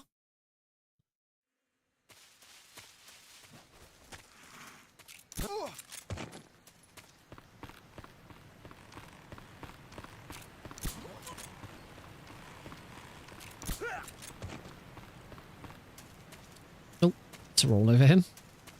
Who's that? Nice. All good. That's normal. Unfortunately, on whilst checking speedrun.com, I never managed to get down as far as my multiple Metal Gear games. I'm 100% certain that the Metal Gear Solid Frog Tags trilogy would be my longest. There's no way that's there's no way I've done a speedrun longer than that one until now.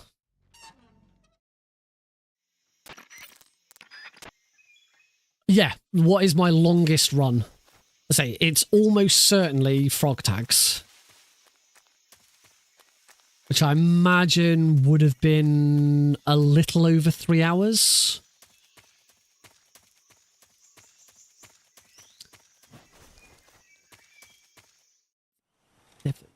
Six, 5, 4, 3, 2, Can you hear 1. That is 4 hours. 4 hours in.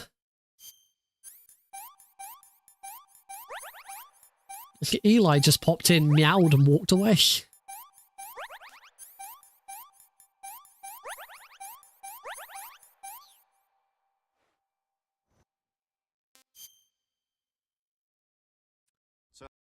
Yeah. 4 hours, 2 minutes. Ah, so I haven't actually hit it yet. I haven't actually hit my longest speed run yet, as it's 4 hours and 2 minutes.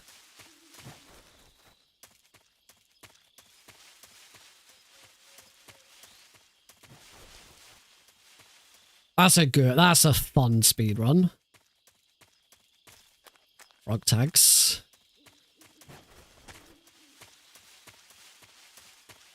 MGS2 all dog tags gets complicated. You really have to start going out of your way to get some of them.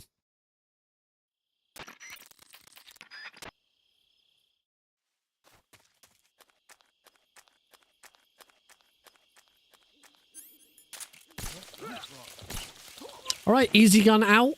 And now we just get to breeze through it. In it lovely.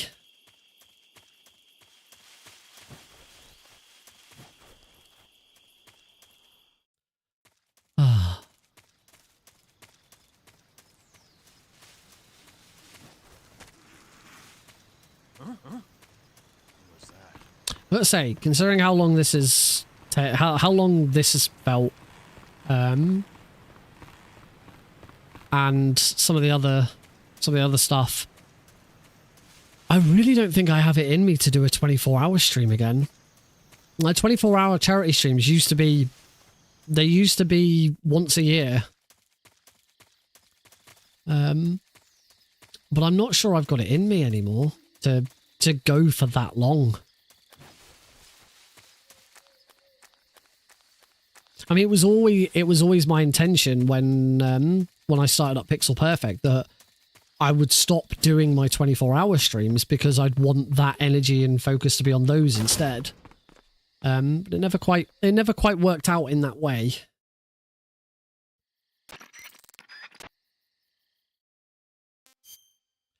All right, we're gonna do the we are gonna do the new version of this. So throw a stun grenade through that window. Another stun grenade about there. And that should be it. I missed one. How? Where did he go? How did that guy not get hit by the stun grenade? What? How did every other guard around him get taken out by that stun grenade, but not him? Unless he turned up afterwards. Weird. Oh well. Not a huge loss. Is a really cool trick, that one. I really like that new method of doing it. We are now at 4 hours and 3 minutes though, which does now mean this is now officially the longest speedrun I've ever done. Wahoo!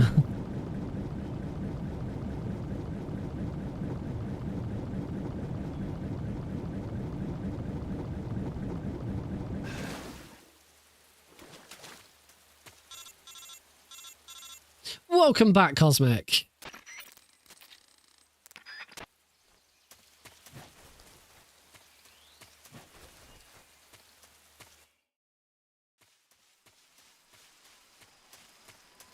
We did do a quick practice of this at the start, so I shouldn't get hit by a claymore this time.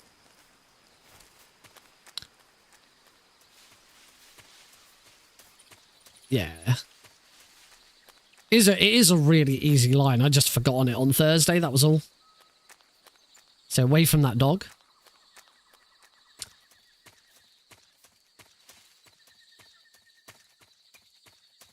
If Sam takes one more step.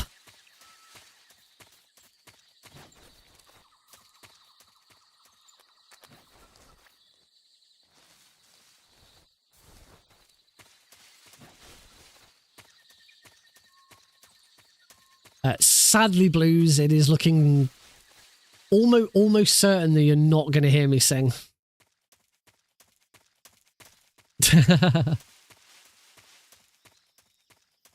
We are still quite the way off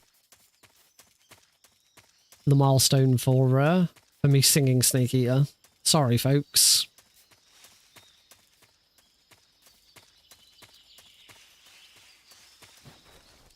Whoops, I forgot to unequip the easy gun. Oh well.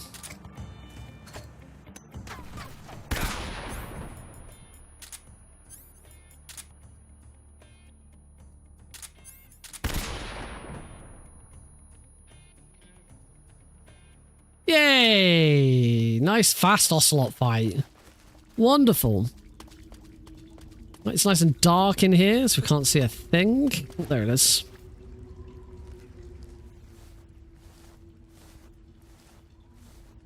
So all of Lord of the Rings, but every time Sam takes a step, it plays the heckin' clip of him saying, if I take one more step. Can't say I have seen that. Not sure I'd want to watch the whole of Lord of the Rings that way. I imagine it adds on quite a bit of time.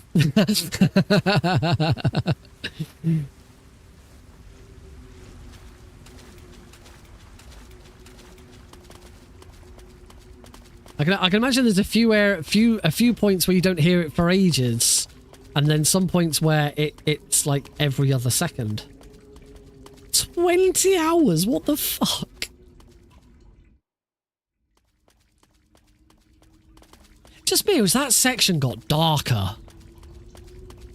It used to be nice and bright on the Master Collection, but it's really difficult to see now.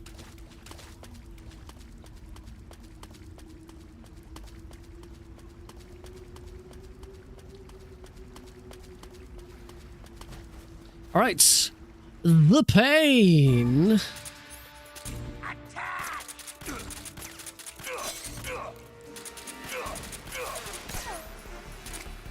Throw a stun grenade at him.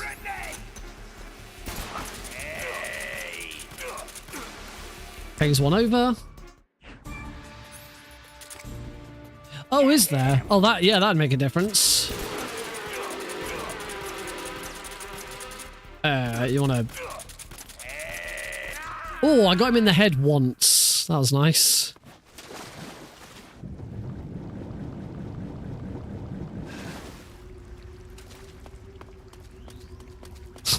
I'm watching it, it's what?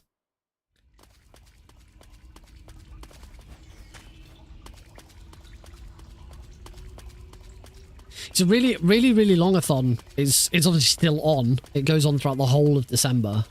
Now that I've been part of it, I understand a little bit more about how they deal with it. You know, how do you have an event, a speedrun marathon that goes on for a whole month non-stop? And it is just simply that there is one staff member working at a time. There's no hosts. There's no, you know, they do tech checks beforehand. And it is just simply that for the most part, there is just one restreamer who gets the run set up, and that's it. There's not much else going on in the background, which makes perfect sense. I think if I was doing that speedrun marathon, I'd do it the exact same way. Yeah, when we were doing it on Thursday, it was basically we had the restreamer said, right, I'm going to send you live in 5 seconds, and that was it. They didn't even join a voice channel. We just had a quick chat with them with text chat, and then they moved us over. Yeah, pretty. Yeah, anytime they've got a fill, they just put a Taz on. It's a I mean, it's still a very smooth operation.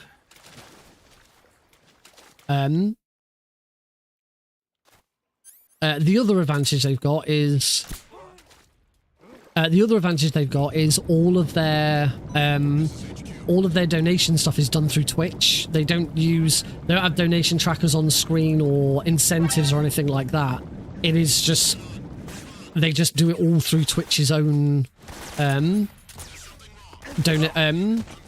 charity thing. So they don't even have to worry about that side of it as well. There's a really, really impressive operation. And a great showcase of how a marathon can be done in a sort of minimal state. It's one thing when I work on my own marathon tools. I've got OBS, NoTG, and everything that I do with that is to make everything much, much easier. It kind of sometimes it does blow my mind a little bit when I do other speedrun marathons and I see how many people are involved. Obviously for something like GDQ, it makes perfect sense. There's a heck of a lot of moving parts. It's live. Of course there's loads of people involved, but I think Preventathon is probably the biggest one that I've done, where at any one time you've probably got about 10 staff members, or at least either 10 staff members or volunteers working at any time. And for me, that's insane. After doing Pixel Perfect, where the very first Pixel Perfect, it was 3 of us for the whole thing. Having an event like that where you've not only got 10. It's not just about trying to get 10 people. It's also about trying to manage 10 people. Having that many hands on the wheel is difficult. So much so that if anyone watched any of Preventathon when I was the restreamer, because I volunteered as a restreamer for Preventathon, there was a run when it went live. It went live and nothing was ready because nobody had asked me whether I was ready for them to switch over.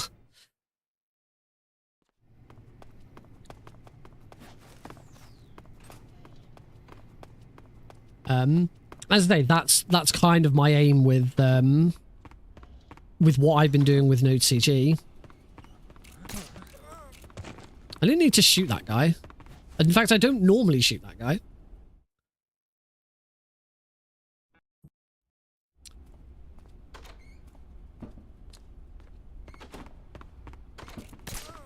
The thing that tends to be popular in speedrun marathons these days is you run it with, at the very least, 3 volunteers at a time,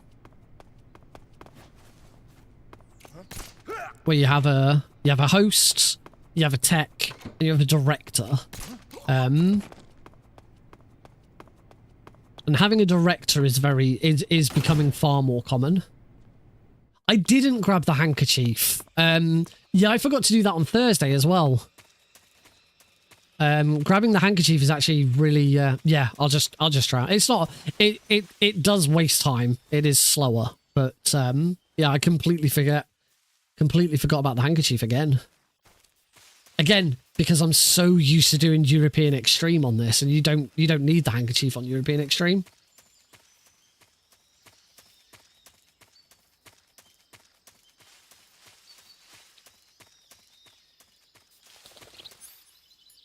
But yeah, particularly if you're doing a speedrun marathon with lots and lots of people, you do need a director to direct everyone and tell everyone what they should be doing at any one point. But it is my ambition and goal with what I've been doing with my Node CG package to completely remove the need for that role. He wasn't dead after all.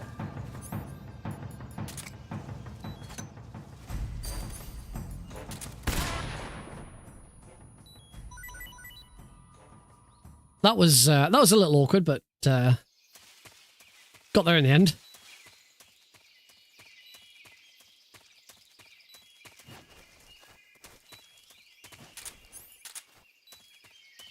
Right, back to the easy gun.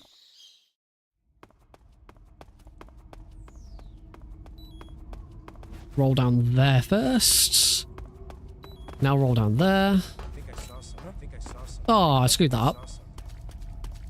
Oh, no biggie. No, this is new. No, this is New Game Plus. I just don't use the Patriot on New Game Plus. It's not worth the amount of time it takes to get it out of the inventory. Because I haven't opened the inventory yet. The very first time I will open the inventory is after the end.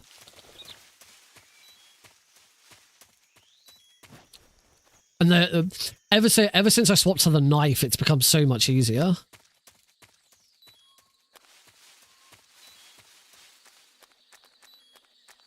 Yeah, the knife is super fast.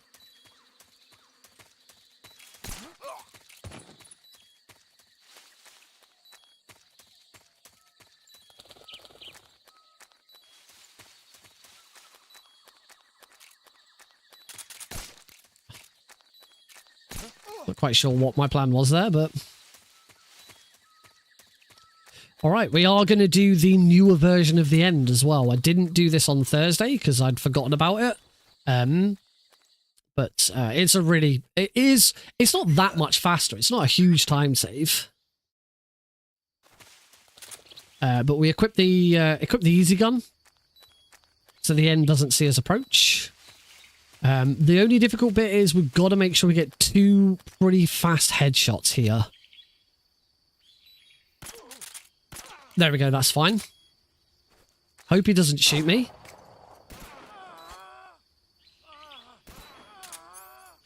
I can't see. Beautiful. That's probably the fastest end I've ever put into a run. That was really smooth.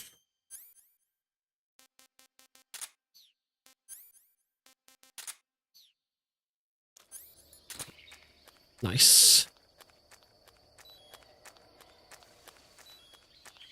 All right. So yeah, we are now approaching the ladder climb. It's sad to say we have not hit the £350 milestone. So there will be no singing from me today. Sorry, folks. Instead, we do get to enjoy the original rendition of the ladder climb snake eater. Enjoy!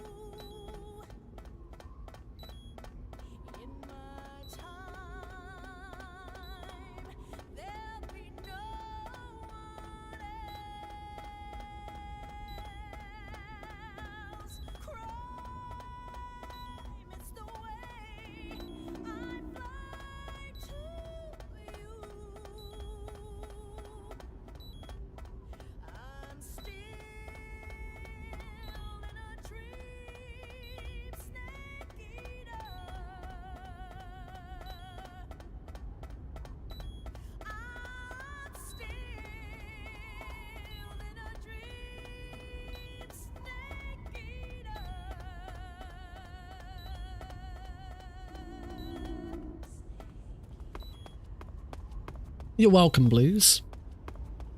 Beautiful. And quite aptly, we have now hit midnight for me here in the UK, which means I've now been streaming for 6 hours. 1 hour to go. And there is... what, we're at 23 minutes into Snake Eater. Yeah, we're at 4. We are indeed at 4:20.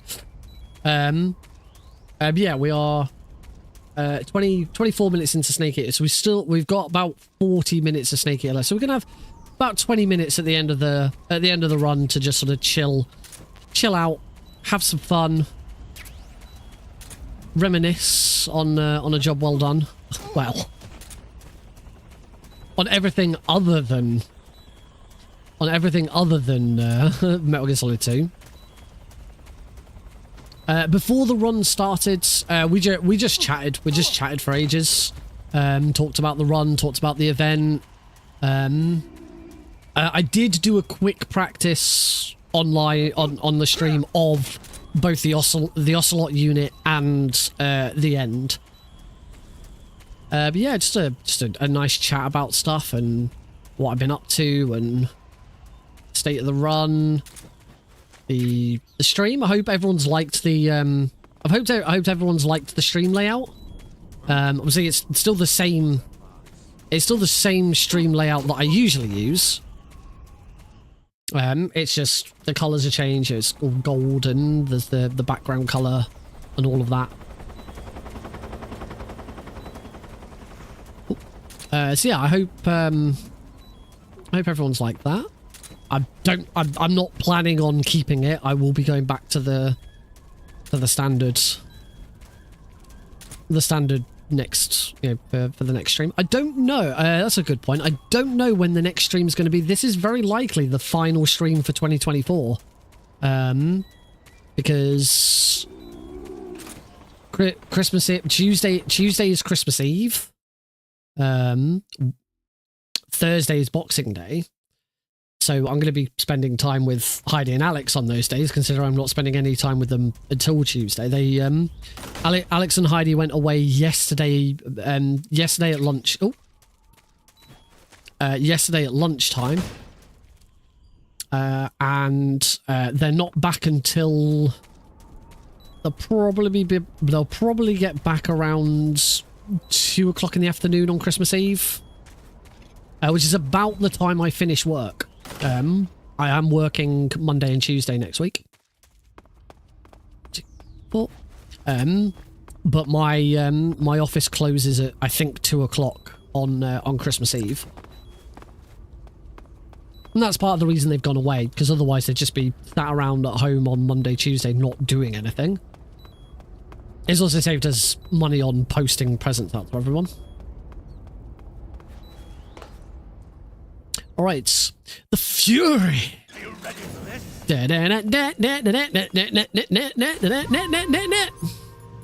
Oh.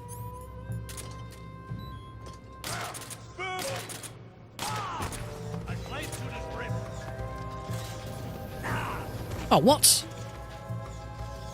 No, I'm not going to be able to... I knew I wasn't going to be able to get him. Oh, he's jumping down. Oh, that's nice. Thank you. Thank you, Fury. That's really nice of you. I don't need any of these things. I don't know why I'm going for them.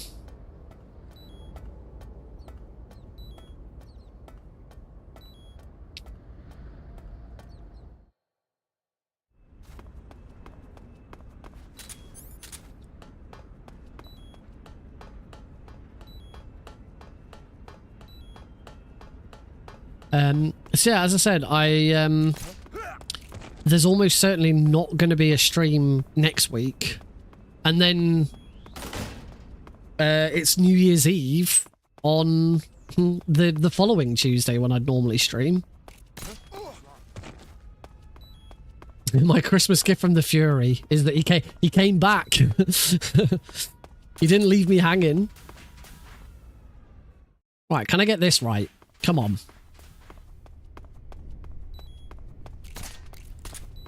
Oh, what? That's gonna be a fake death pill. How did I get that wrong?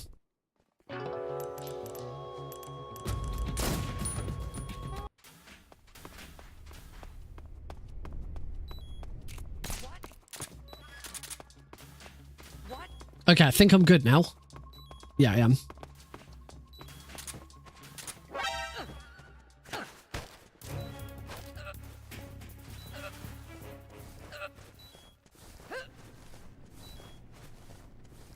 There's the extra bump. Because he says what twice? I didn't get the extra bump, but I can't remember if that might be a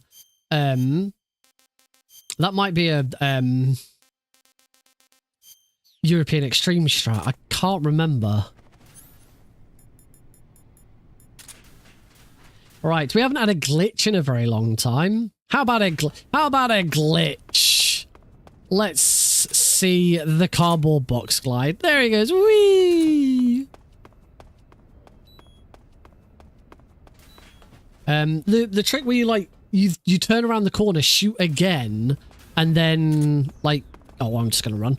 You turn around the corner, shoot again, and cause Rykov to move over to the left, and then you bump through him and grab him further over. I think it's a very easy trick, but I don't feel like I had enough time. Oh, it is a Euro trick. So I don't feel like I would have had enough time to do it in that. Tell me. We will mute the audio for this section because it's unpleasant. Half an hour in to Metal Gear Solid 3. It's unlikely now, I think, that even with the credits, I don't think I'll finish in under 5 hours. Thanks, Metal Gear Solid 2. Thank you, MGS2, for crashing. Very kind of you. I'll have to double check.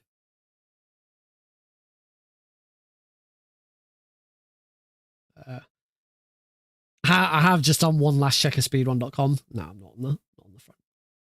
Thanks, speedrun.com. You champs.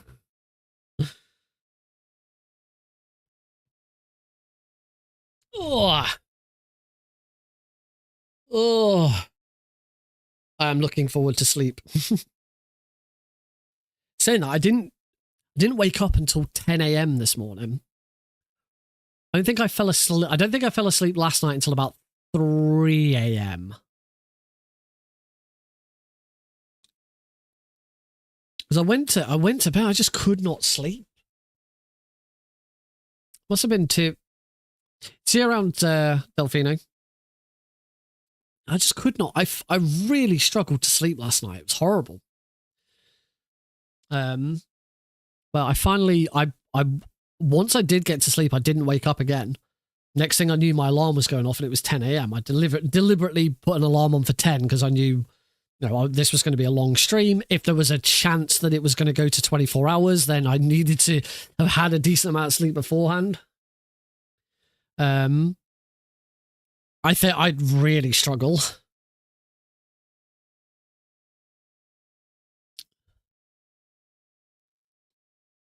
I would really struggle to go 24 hours now. Very glad that that one didn't happen.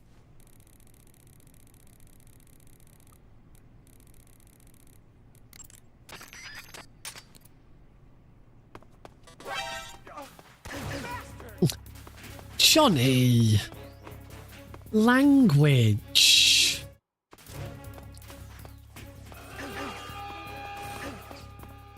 Wah. Wah.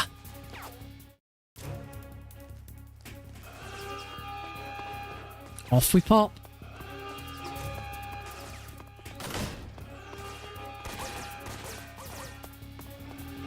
Bum, ba, ba. Oh yeah, yeah, for some reason on Thursday's run for Really Really Longathon, I ran up into Johnny and bumped him. I don't know why I did it. I think because again, I kind of had my mindset on European Extreme, thinking I need to take him out. And yeah, because I bumped him, he didn't say the line. He didn't shout bastard. So I as I sort of explained, Johnny's supposed to say something there, but bumping him avoided it. I won't say what it is, but it begins with B. let you viewers work out what it's supposed to be. I did get a couple of new Twitch followers off the back of Really Really Longathon, which is always nice.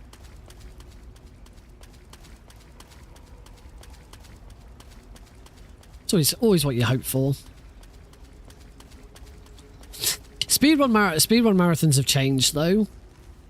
It's become very apparent, even just over the last few years, that it's no longer the niche that it used to be. The best example I've got of that is what MGSR used to be like after a GDQ. Like, I remember the first time when I was in MGSR, when a runner finished a GDQ run of a Metal Gear game.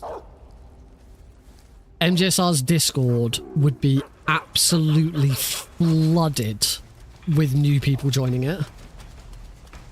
It was crazy. It would be new people would be joining every few seconds. Now, you may get a couple. The speedrunning definitely has. I think it's kind of. There's good things and bad things about it. It's not as. I don't think it's as prevalent, and it's not as hyped because it used to be that speedrunning you didn't see it that much. In this day and age now with Twitch, where anyone can stream. It's no longer, it's no longer the big, cool hype. I used to watch GDQ, as a young guy, when I was in my 20s, and it was all amazing and big and spectacular. I don't get that so much now, but that's partly because I'm a speedrunner myself. I've been there, so I know what it's like. But you certainly don't have the level of hype that it used to have, and that is mostly because the whole thing it's so much more accessible. And that's a good thing. Yeah, it's disappointing that we don't have the hype and and it feel as special and all of that as it used to. But if the trade-off for that is that it is now more accessible and way easier for people to get involved in, then that's a good trade-off to have.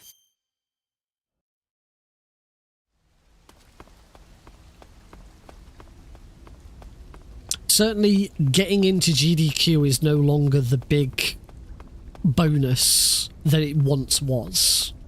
You know, I know speedrunners who like were trying to bank on being in GDQ in order to help them like hit partner on Twitch, because it would guarantee a load of new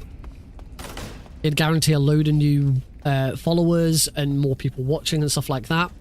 And again, that just doesn't really happen. It happens if it is a big, you know, as you said, if it's a big speed run, really hype run.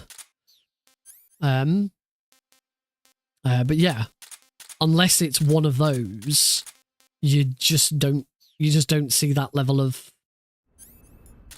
interaction anymore.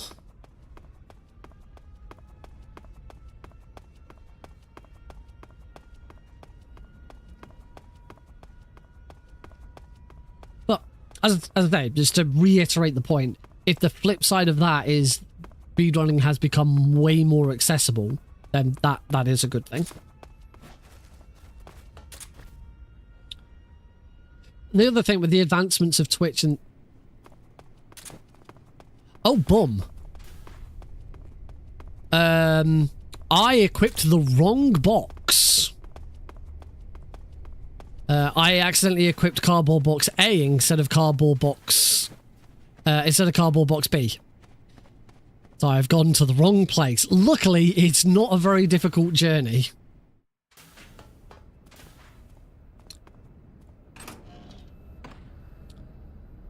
That's a good... Stink.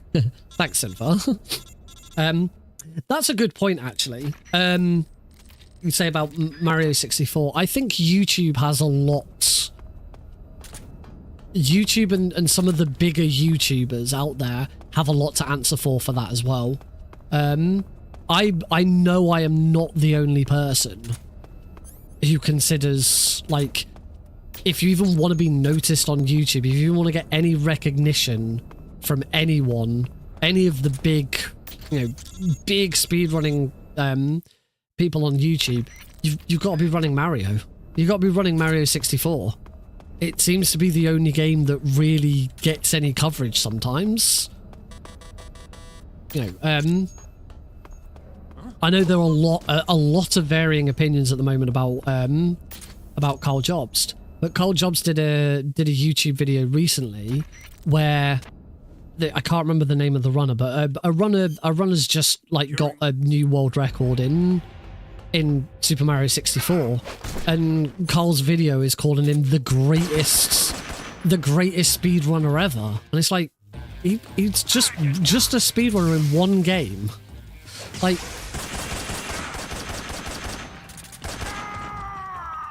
And yeah, what he's done is very, very impressive, but, it's, again, this kind of, that's it, Suiji, thank you, Cosmic. To call him the greatest speedrunner ever, I think is a bit of a stretch. Maybe you could call him the greatest Mario 64 speedrunner?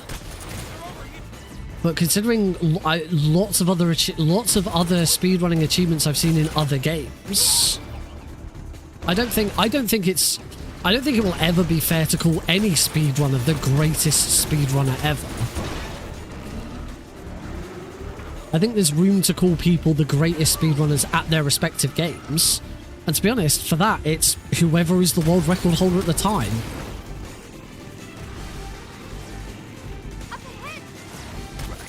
I gotta say, I've gone off Carl a lot lately.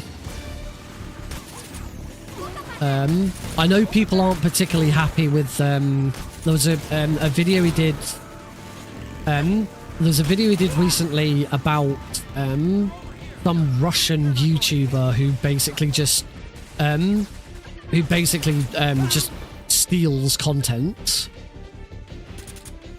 from other YouTubers, including him, and just re-upload.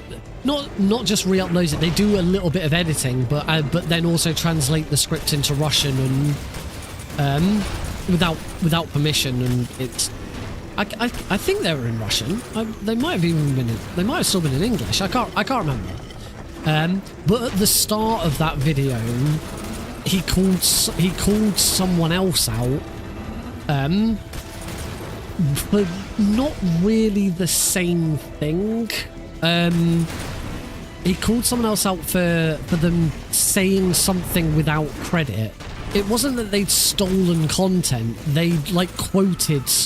I think they like quoted something that that Carl had said at one point, and they didn't credit him for it. It wasn't that they'd specifically stolen content from a video, not like what this Russian dude was doing. It was just simply that they like paraphrased him or something like that, and they hadn't credited him as the original person who said it. Which, considering the video was titled the biggest thief in speedrunning or something like that, or the biggest thief on YouTube, and they opened with that. They opened with this sort of a little bit tongue-in-cheek but slightly accusatory comments about this one isolated case. It didn't help that the person in question, I can't remember who it was, the person in question is a trans content creator, and as we all know, trans people tend to get a lot more hate on YouTube anyway. And yeah, the whole thing was just a little bit sour. It all seemed a bit unnecessary. But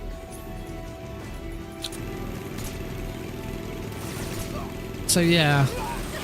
So just a couple of other things that I've heard about him and other things have just kind of put me off a little bit. I had been reading up on his trial. There's a website called Perfect Pac-Man, and the owner of that website Erstax Cats attended the trial and did a report every day on what happened, and that's been very interesting. Because certainly in that case, I'd be far more interested in seeing Billy Mitchell lose. Maybe at the moment I'm not as fussed about seeing Carl win, but I certainly don't want to see Billy Mitchell, and he doesn't deserve it.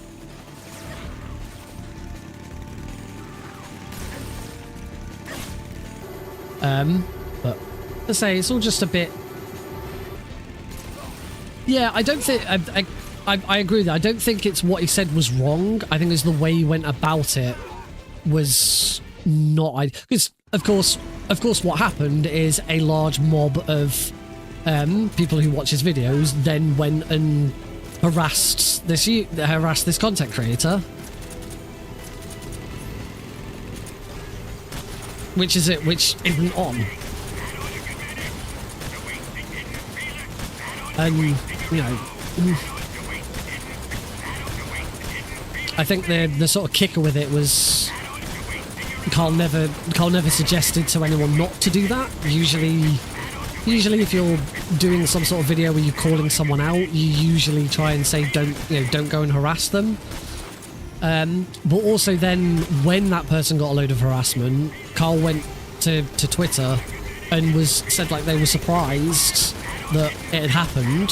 They were surprised that there was this big mob after them. It's like, you're a massive content creator calling someone out. Of course it was going to happen.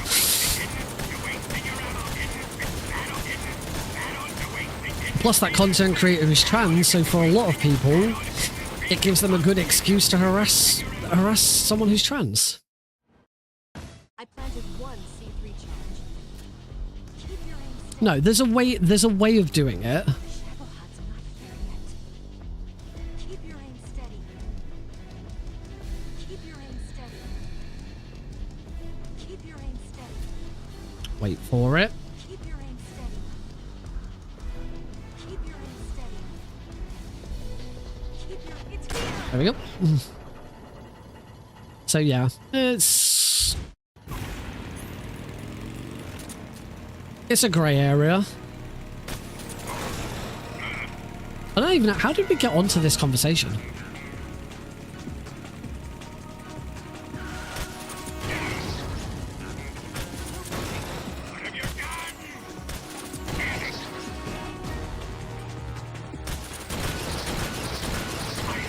Yay! Nice.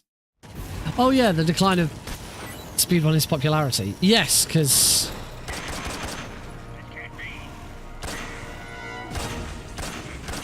Oh, I've screwed this up, haven't I?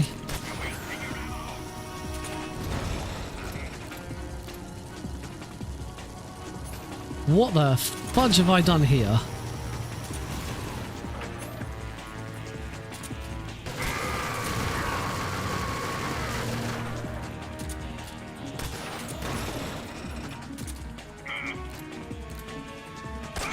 There we go. That was awful. Yes, decline of speedrunning in Mario 64. I have been quite unpopular on Twitter in the past.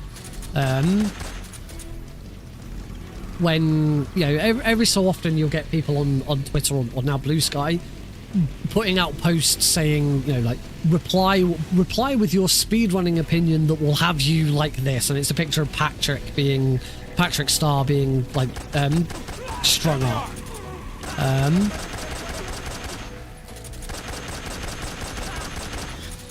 And with that, I've usually said the same thing, which is, I think that the speedrunning community in general puts far too much emphasis on Mario and Sonic.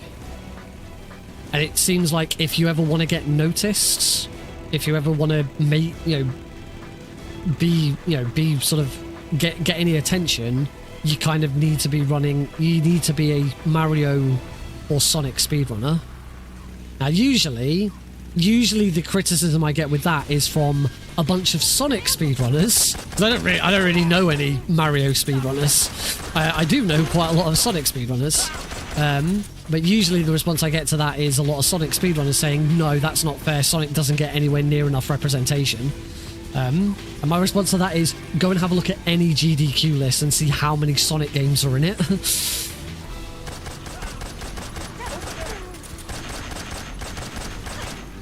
I got it! I managed to no-scope the keratin.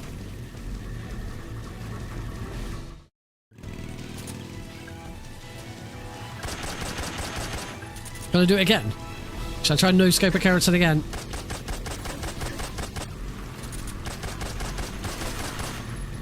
Oh, I didn't get it that time. Never mind.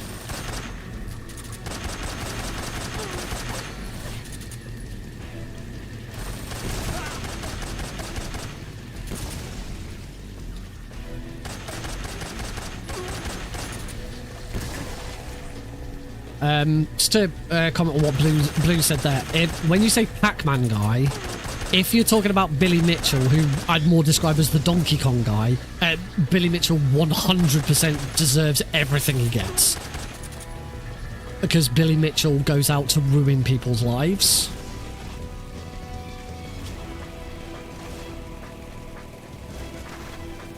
And it is highly implied that Billy Mitchell is one of the causes of Apollo Legends' suicide. So, yeah.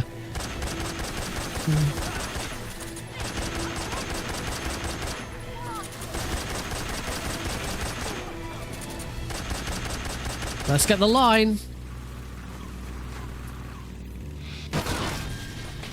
You stink. Yeah, that was pretty good, Synthar. That was pretty well lined up. I'm genuinely impressed. That was really good.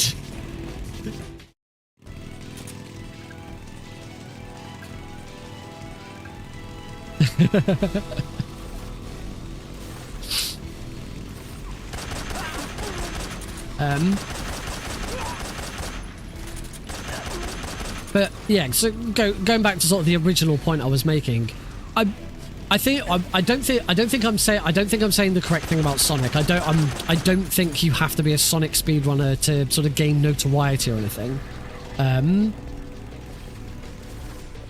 I think you do have to be a Mario speedrunner in a lot of instances to get notoriety from people.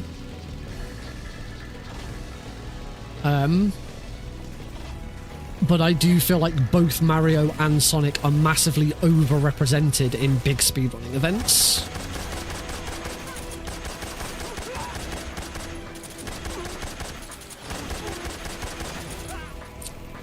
And this also isn't me saying that I think Metal Gear Solid is underrepresented.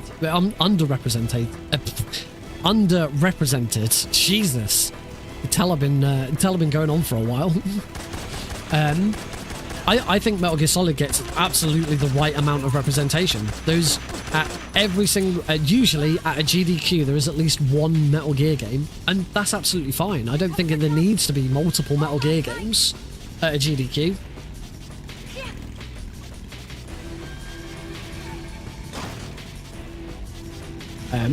The only thing I'd say with Metal Gear at GDQs is that I think it's a little bit silly. How often they go for... How often they've attempted to go for Metal Gear Solid 2. Kind of falls apart a little bit because there was one event where MGS2 was going to be ran and then it got pulled. Let me I have some can't more. remember if it was that was going to be two events in a row for MGS2.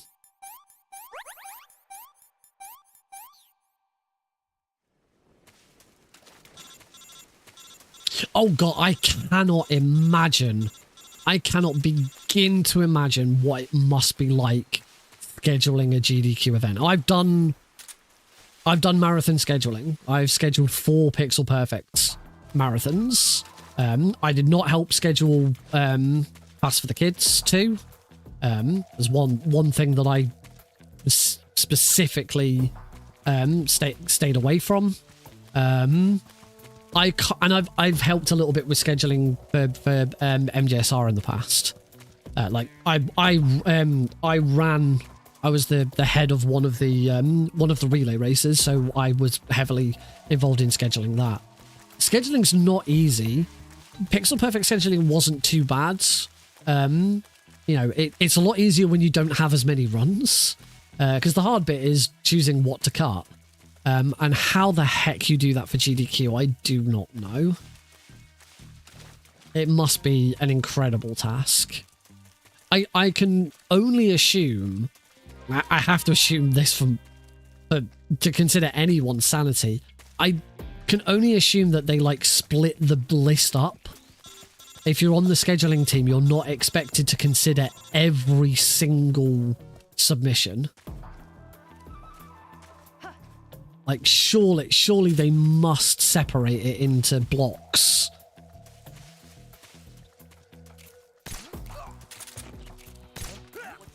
There is, don't get me wrong, I agree with you, Blues. There is a lot I would change in some GDQ schedules. There was a really interesting post that someone did a couple of GDQs back talking about... because I think it was something like across the entire week of speedruns, there was something like 7 games that you could consider PlayStation games compared to, you know, like the dozens and dozens and dozens of Nintendo games. And it was a deep dive into the past few events, comparing just how many Nintendo games there are to others, you know, and also considering how much money was raised during them. It's a really, really good dive into it. If I ever found the study, I'd definitely post it and recommend people have a look at it.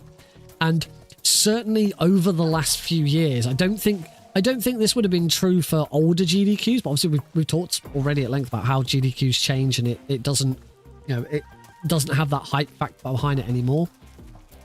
But in this sort of day and age for GDQ, the conclusion kind of is, it doesn't really matter what game is going to be there. It's gonna make money. They're gonna make the money. They have to now start to get to a point where they are not going to make record levels of money every time.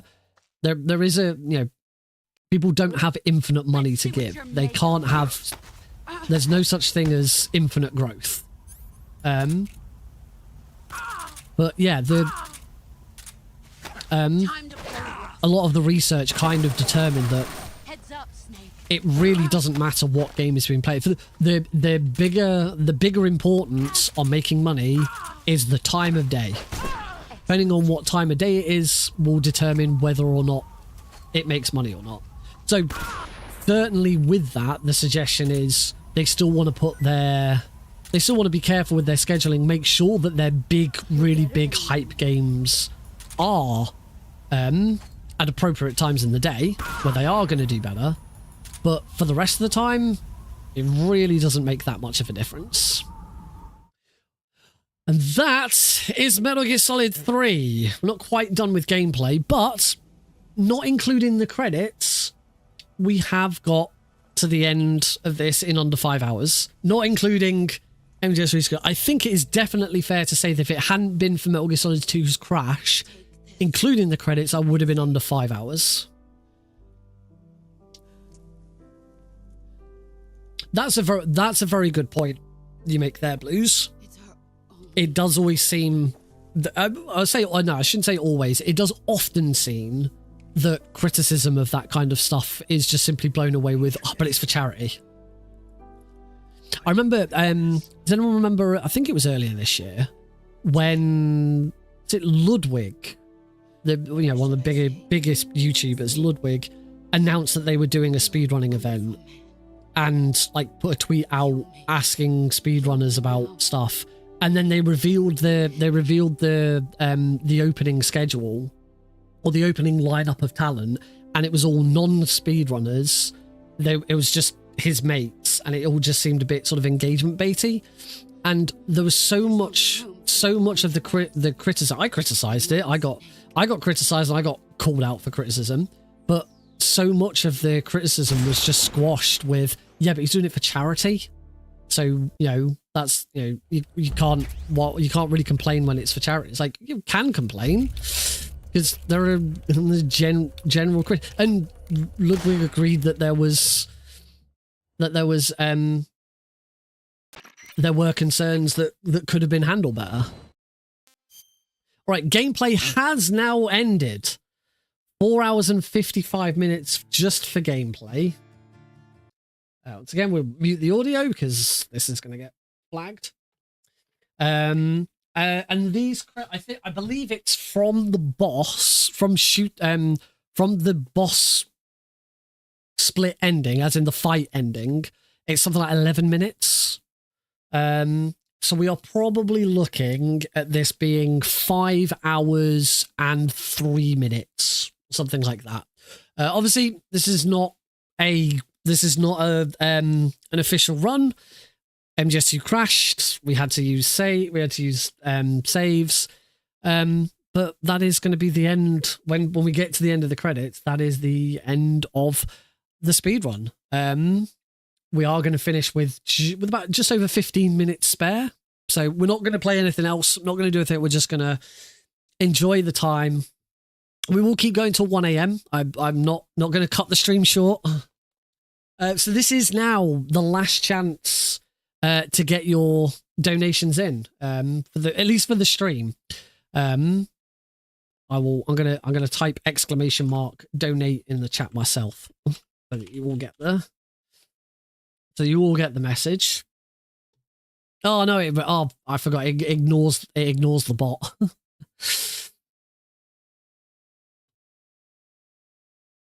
I can change that though. Where are my chat commands?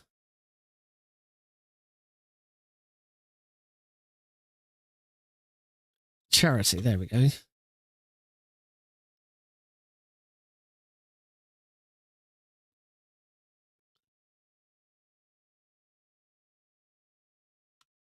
Oh my god, StreamerBot isn't even logged in with YouTube.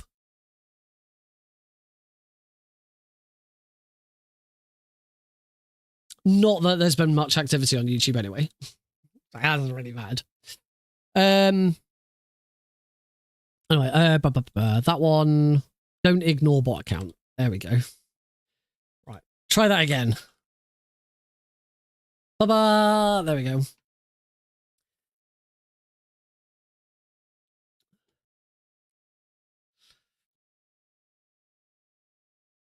Oh, so yeah, this is for at least for on stream. This is the last chance to get any last donations in. There is still more money to be added to the pot. Particularly right at the start of the stream, Sergeant Deagle gave away 10 gift subs, and I want to make sure that those get included in there as well. So my very next Twitch payout will also go into the pot. My very next Google payout for YouTube probably won't, because I'm probably not due one for ages and I'll have closed it by then. But yeah, after my very next Twitch payout, that money will go into the charity pot, and then that will be it. I will be closing the charity stream, and we will be done. This journey that we started back in August will come to an end. In fact, I wonder if can I find, when did I first announce this was going to be a thing? I'd have announced it on Discord in my announcements channel.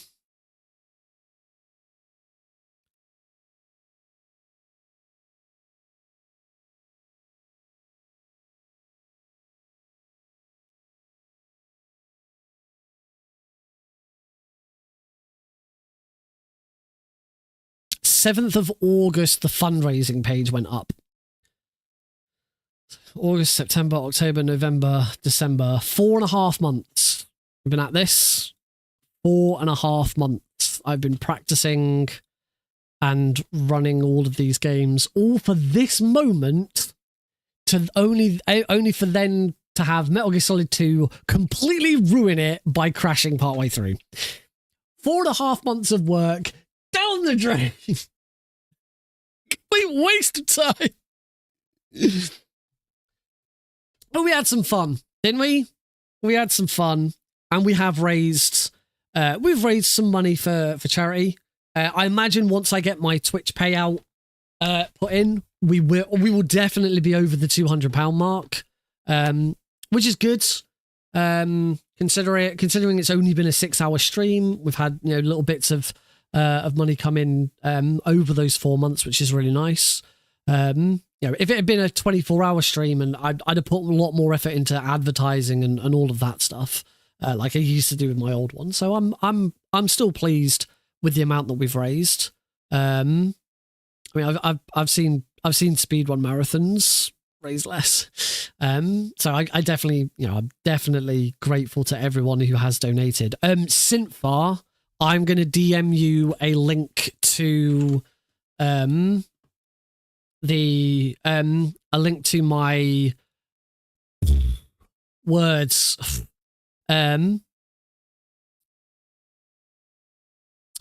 A link to my game vault, as you have also donated today. So I'm gonna whisper you this. I've whispered you a link to the Nick RP stream game vault. There's a list of games in there. You can choose any one game from that list, and I will send you a key for it, because I have a bunch of spare keys. If Synthar's not here right now, then they're going to be really confused as to why they've got a link to a Google sheet sent from me. But I guess we'll find that out. Right. We still have Ocelot's speech to get through, which is another 3 minutes, I think it is. So yeah, we're looking about 5 hours and 5 minutes. I would like to go back through the VOD and kind of cut out what went wrong with Metal Gear Solid 2 and actually get an idea of what of what my actual time would have been if it hadn't crashed. Because considering that, considering some of the mistakes I've made and things like that, I don't think I would be far off. The American president is relying on us to keep a little, which is a little worrying because it kind of suggests I really should try and get this done again. But it's a lot of effort. It's not something you can just pull out and just do. Yes, Chief Director. Oh yeah, I could definitely do this in under 5 hours. But whether or not I could world record, I don't know. The other thing with it is what's actually the benefit at this point? Is it worth being the world record holder for this? Probably not. There's only one other runner. It'd be nice to be on the board for it, but the boss has accomplished. But it's not. It's not. I'm certainly not intending on submitting this to anything. I'm not going to do this for really, really long-a-thon next year or anything like that. Yeah, it's a meme. All of the multiple Metal Gear runs are meme runs. Nobody particularly takes them seriously. I do them because I enjoy them. I enjoy Metal Gear games. I enjoy doing lots of Metal Gear games. I do think that there is a skill in being able to show some proficiency in multiple games rather than just the one. But it's, you know, and that's why I enjoy doing them. But it's a lot of work. It's a lot of effort to do one of these. So if I did it again, I would do it differently. That's right. It would just have to be an extended standard stream, and we wouldn't be chatting for an hour beforehand. We'd be getting straight on with it. Yes, that was the boss. And it'd be all good. But next year is a new year, 2025. I am going to be making way more of an effort. Okay, cool. I will be making way more of an effort next year to try and separate out Metal Gear from other stuff. I want to do other stuff than just Metal Gear. Partly because Metal Gear doesn't... I know this might sound a bit... I don't know, selfish isn't the right word. Metal Gear isn't getting me anywhere anymore.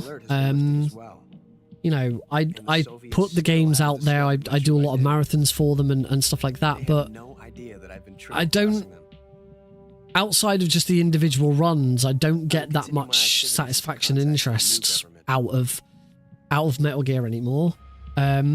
Which is a shame because I still absolutely adore the games and I still want to play them and do them, but that's why I'm wanting to make the effort of separating them out, doing something else and still having time. And that's not necessarily to say that's going to be it forever. You know, some weeks I might decide I want to do multiple games, some weeks I might decide I want to do Metal Gear. And time! 5 hours, 5 minutes, and 25 seconds. It's done. It's over. Let's take a screenshot. Yeah. Oh. I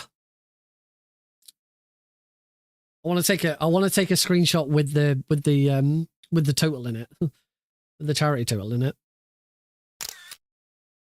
Which that now just includes, that's a screenshot that now just includes the other one.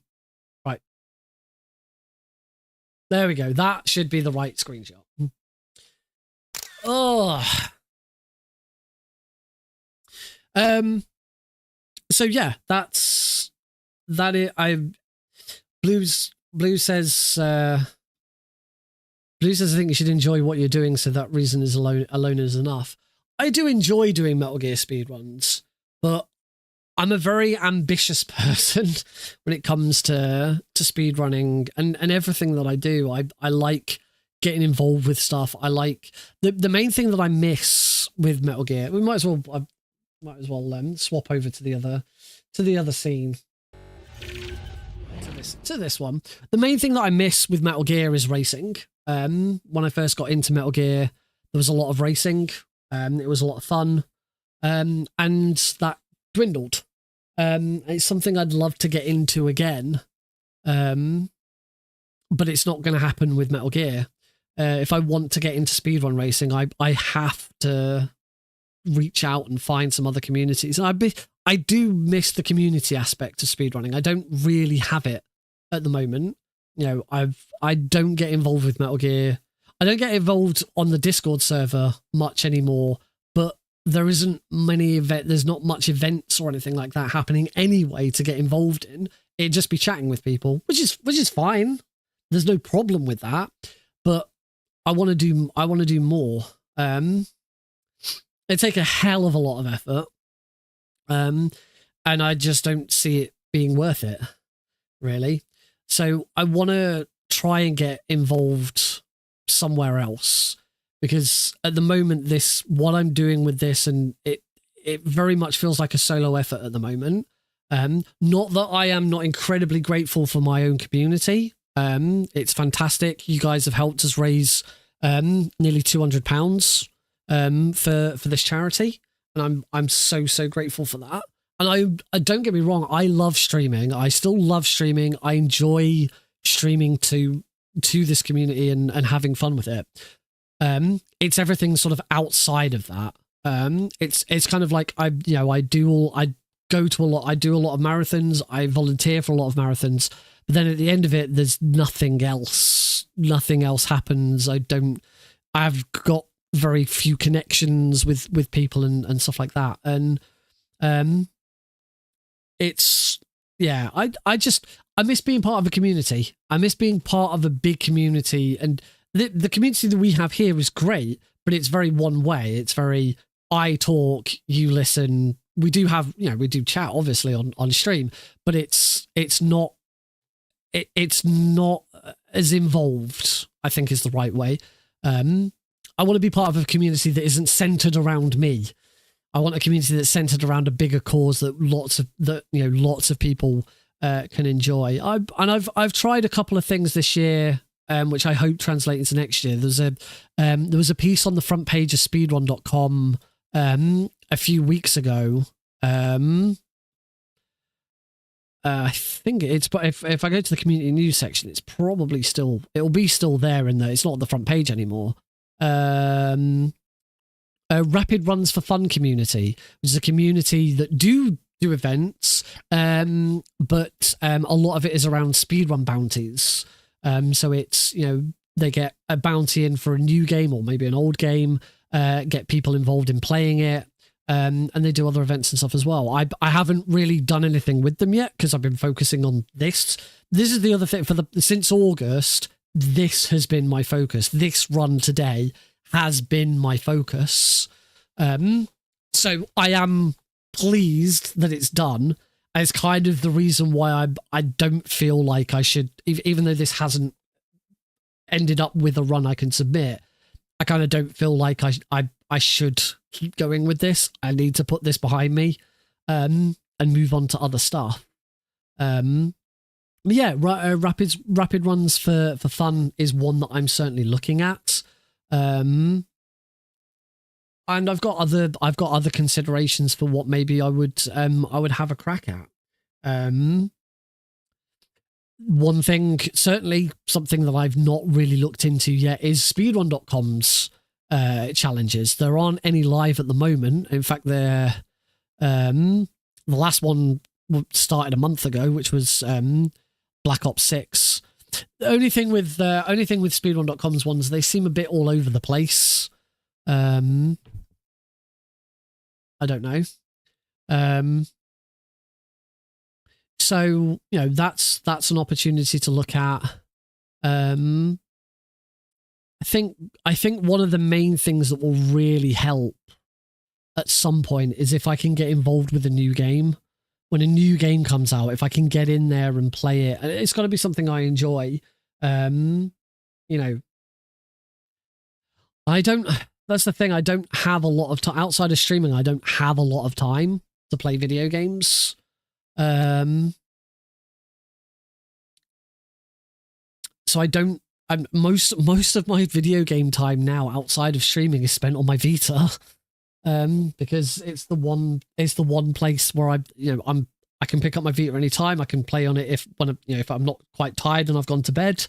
I can have a quick crack on it. I play it on my way to and from work. I play it sometimes during my lunch at work.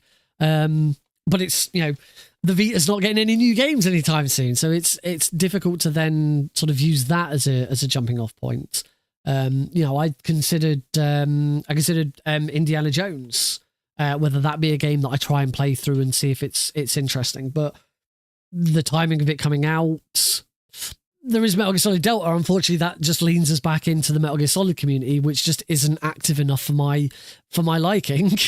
Don't worry, I am going to be playing and speedrunning Metal Gear Solid Delta. Do have no fear. And as I say, this is not me moving away fully from Metal Gear. Because I've tried that before. I tried to move away from Metal Gear and I came back to it because I love this. I love the games and I love the series. But I need something else. I need something else. And unfortunately this year, certainly coming out at the end of last year, that something else was Pixel Perfect. And that obviously died a horrible death because I put my trust in someone, and it blew up in my face. I was so dedicated to that. I loved it. I put so much of my heart and soul into it. And in the end, it was kind of for nothing. And I'm tired of that being the case. It's happened within the speedrunning community, at least on a large scale, it's happened twice now. And it makes it very difficult to want to get involved with other stuff on a bigger scale. You know, I've put a lot of effort into Fast for the Kids. This stream package that I built. The advantage of the work that I've done into that is it's very transferable. If anything goes wrong with that, I can easily transfer that over to something else. The thing that I really, really want to do, but I don't know what the appetite is out there for it, is to get more involved with UK-based stuff. Doing stuff that's live. I don't get to go anywhere and do live stuff. I don't... It sounds very it sounds very lonely and very very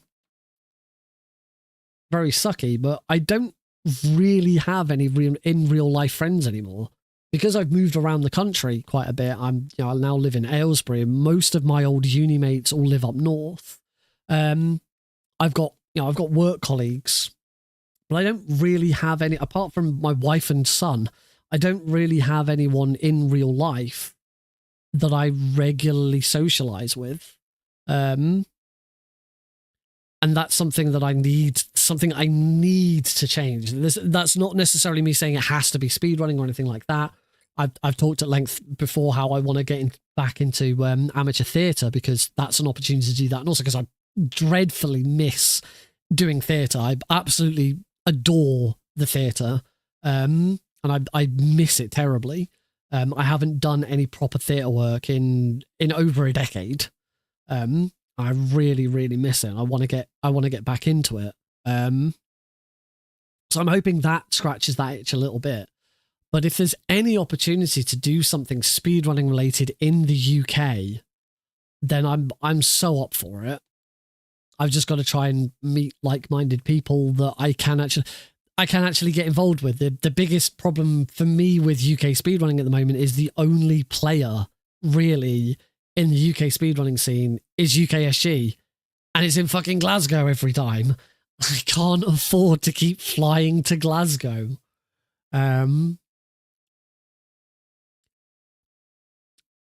It's, as I say, it's about trying to find like-minded people.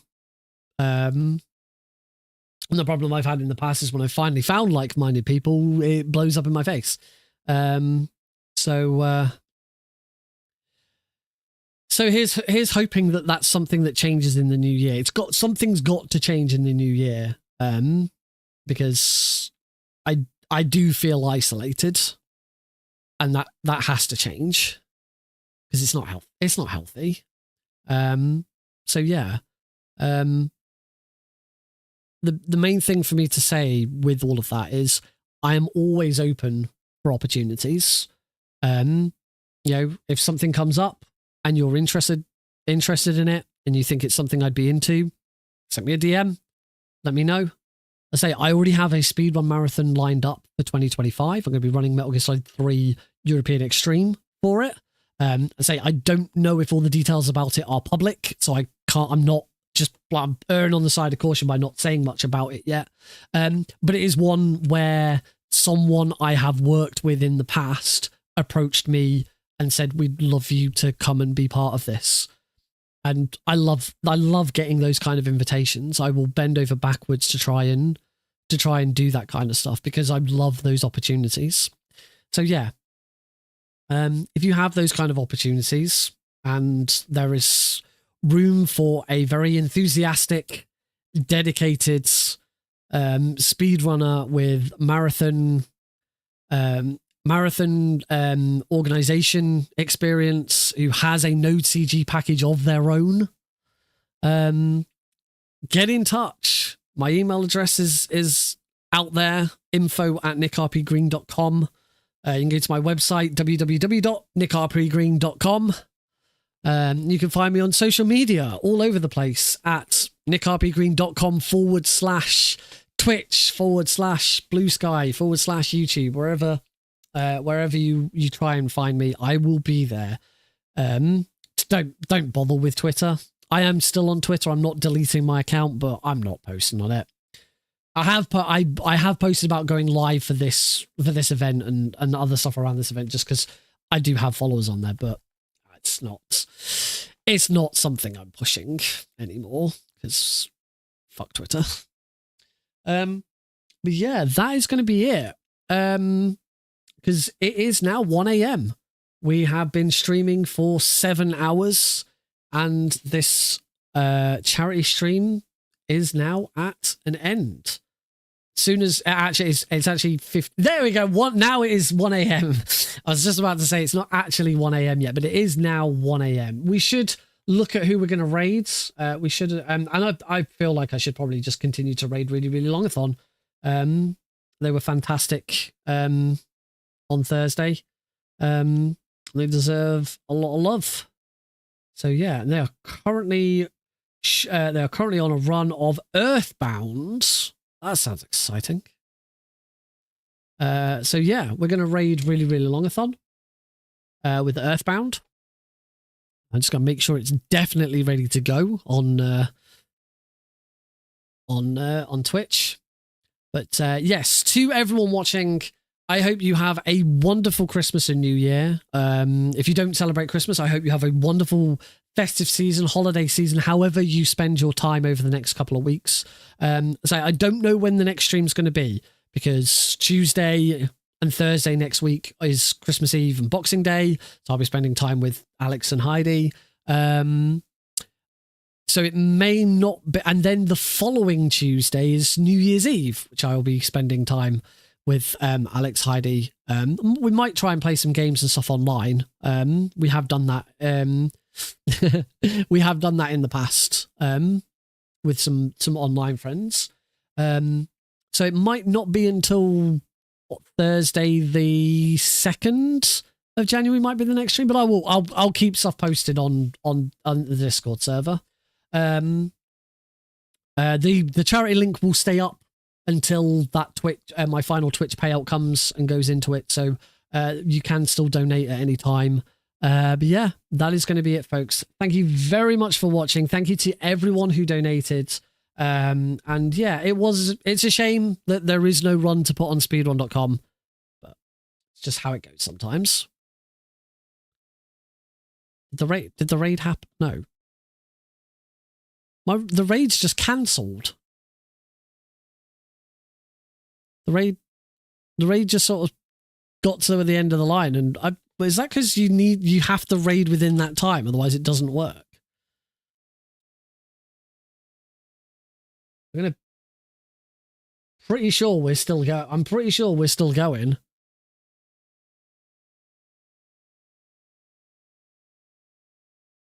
I don't know.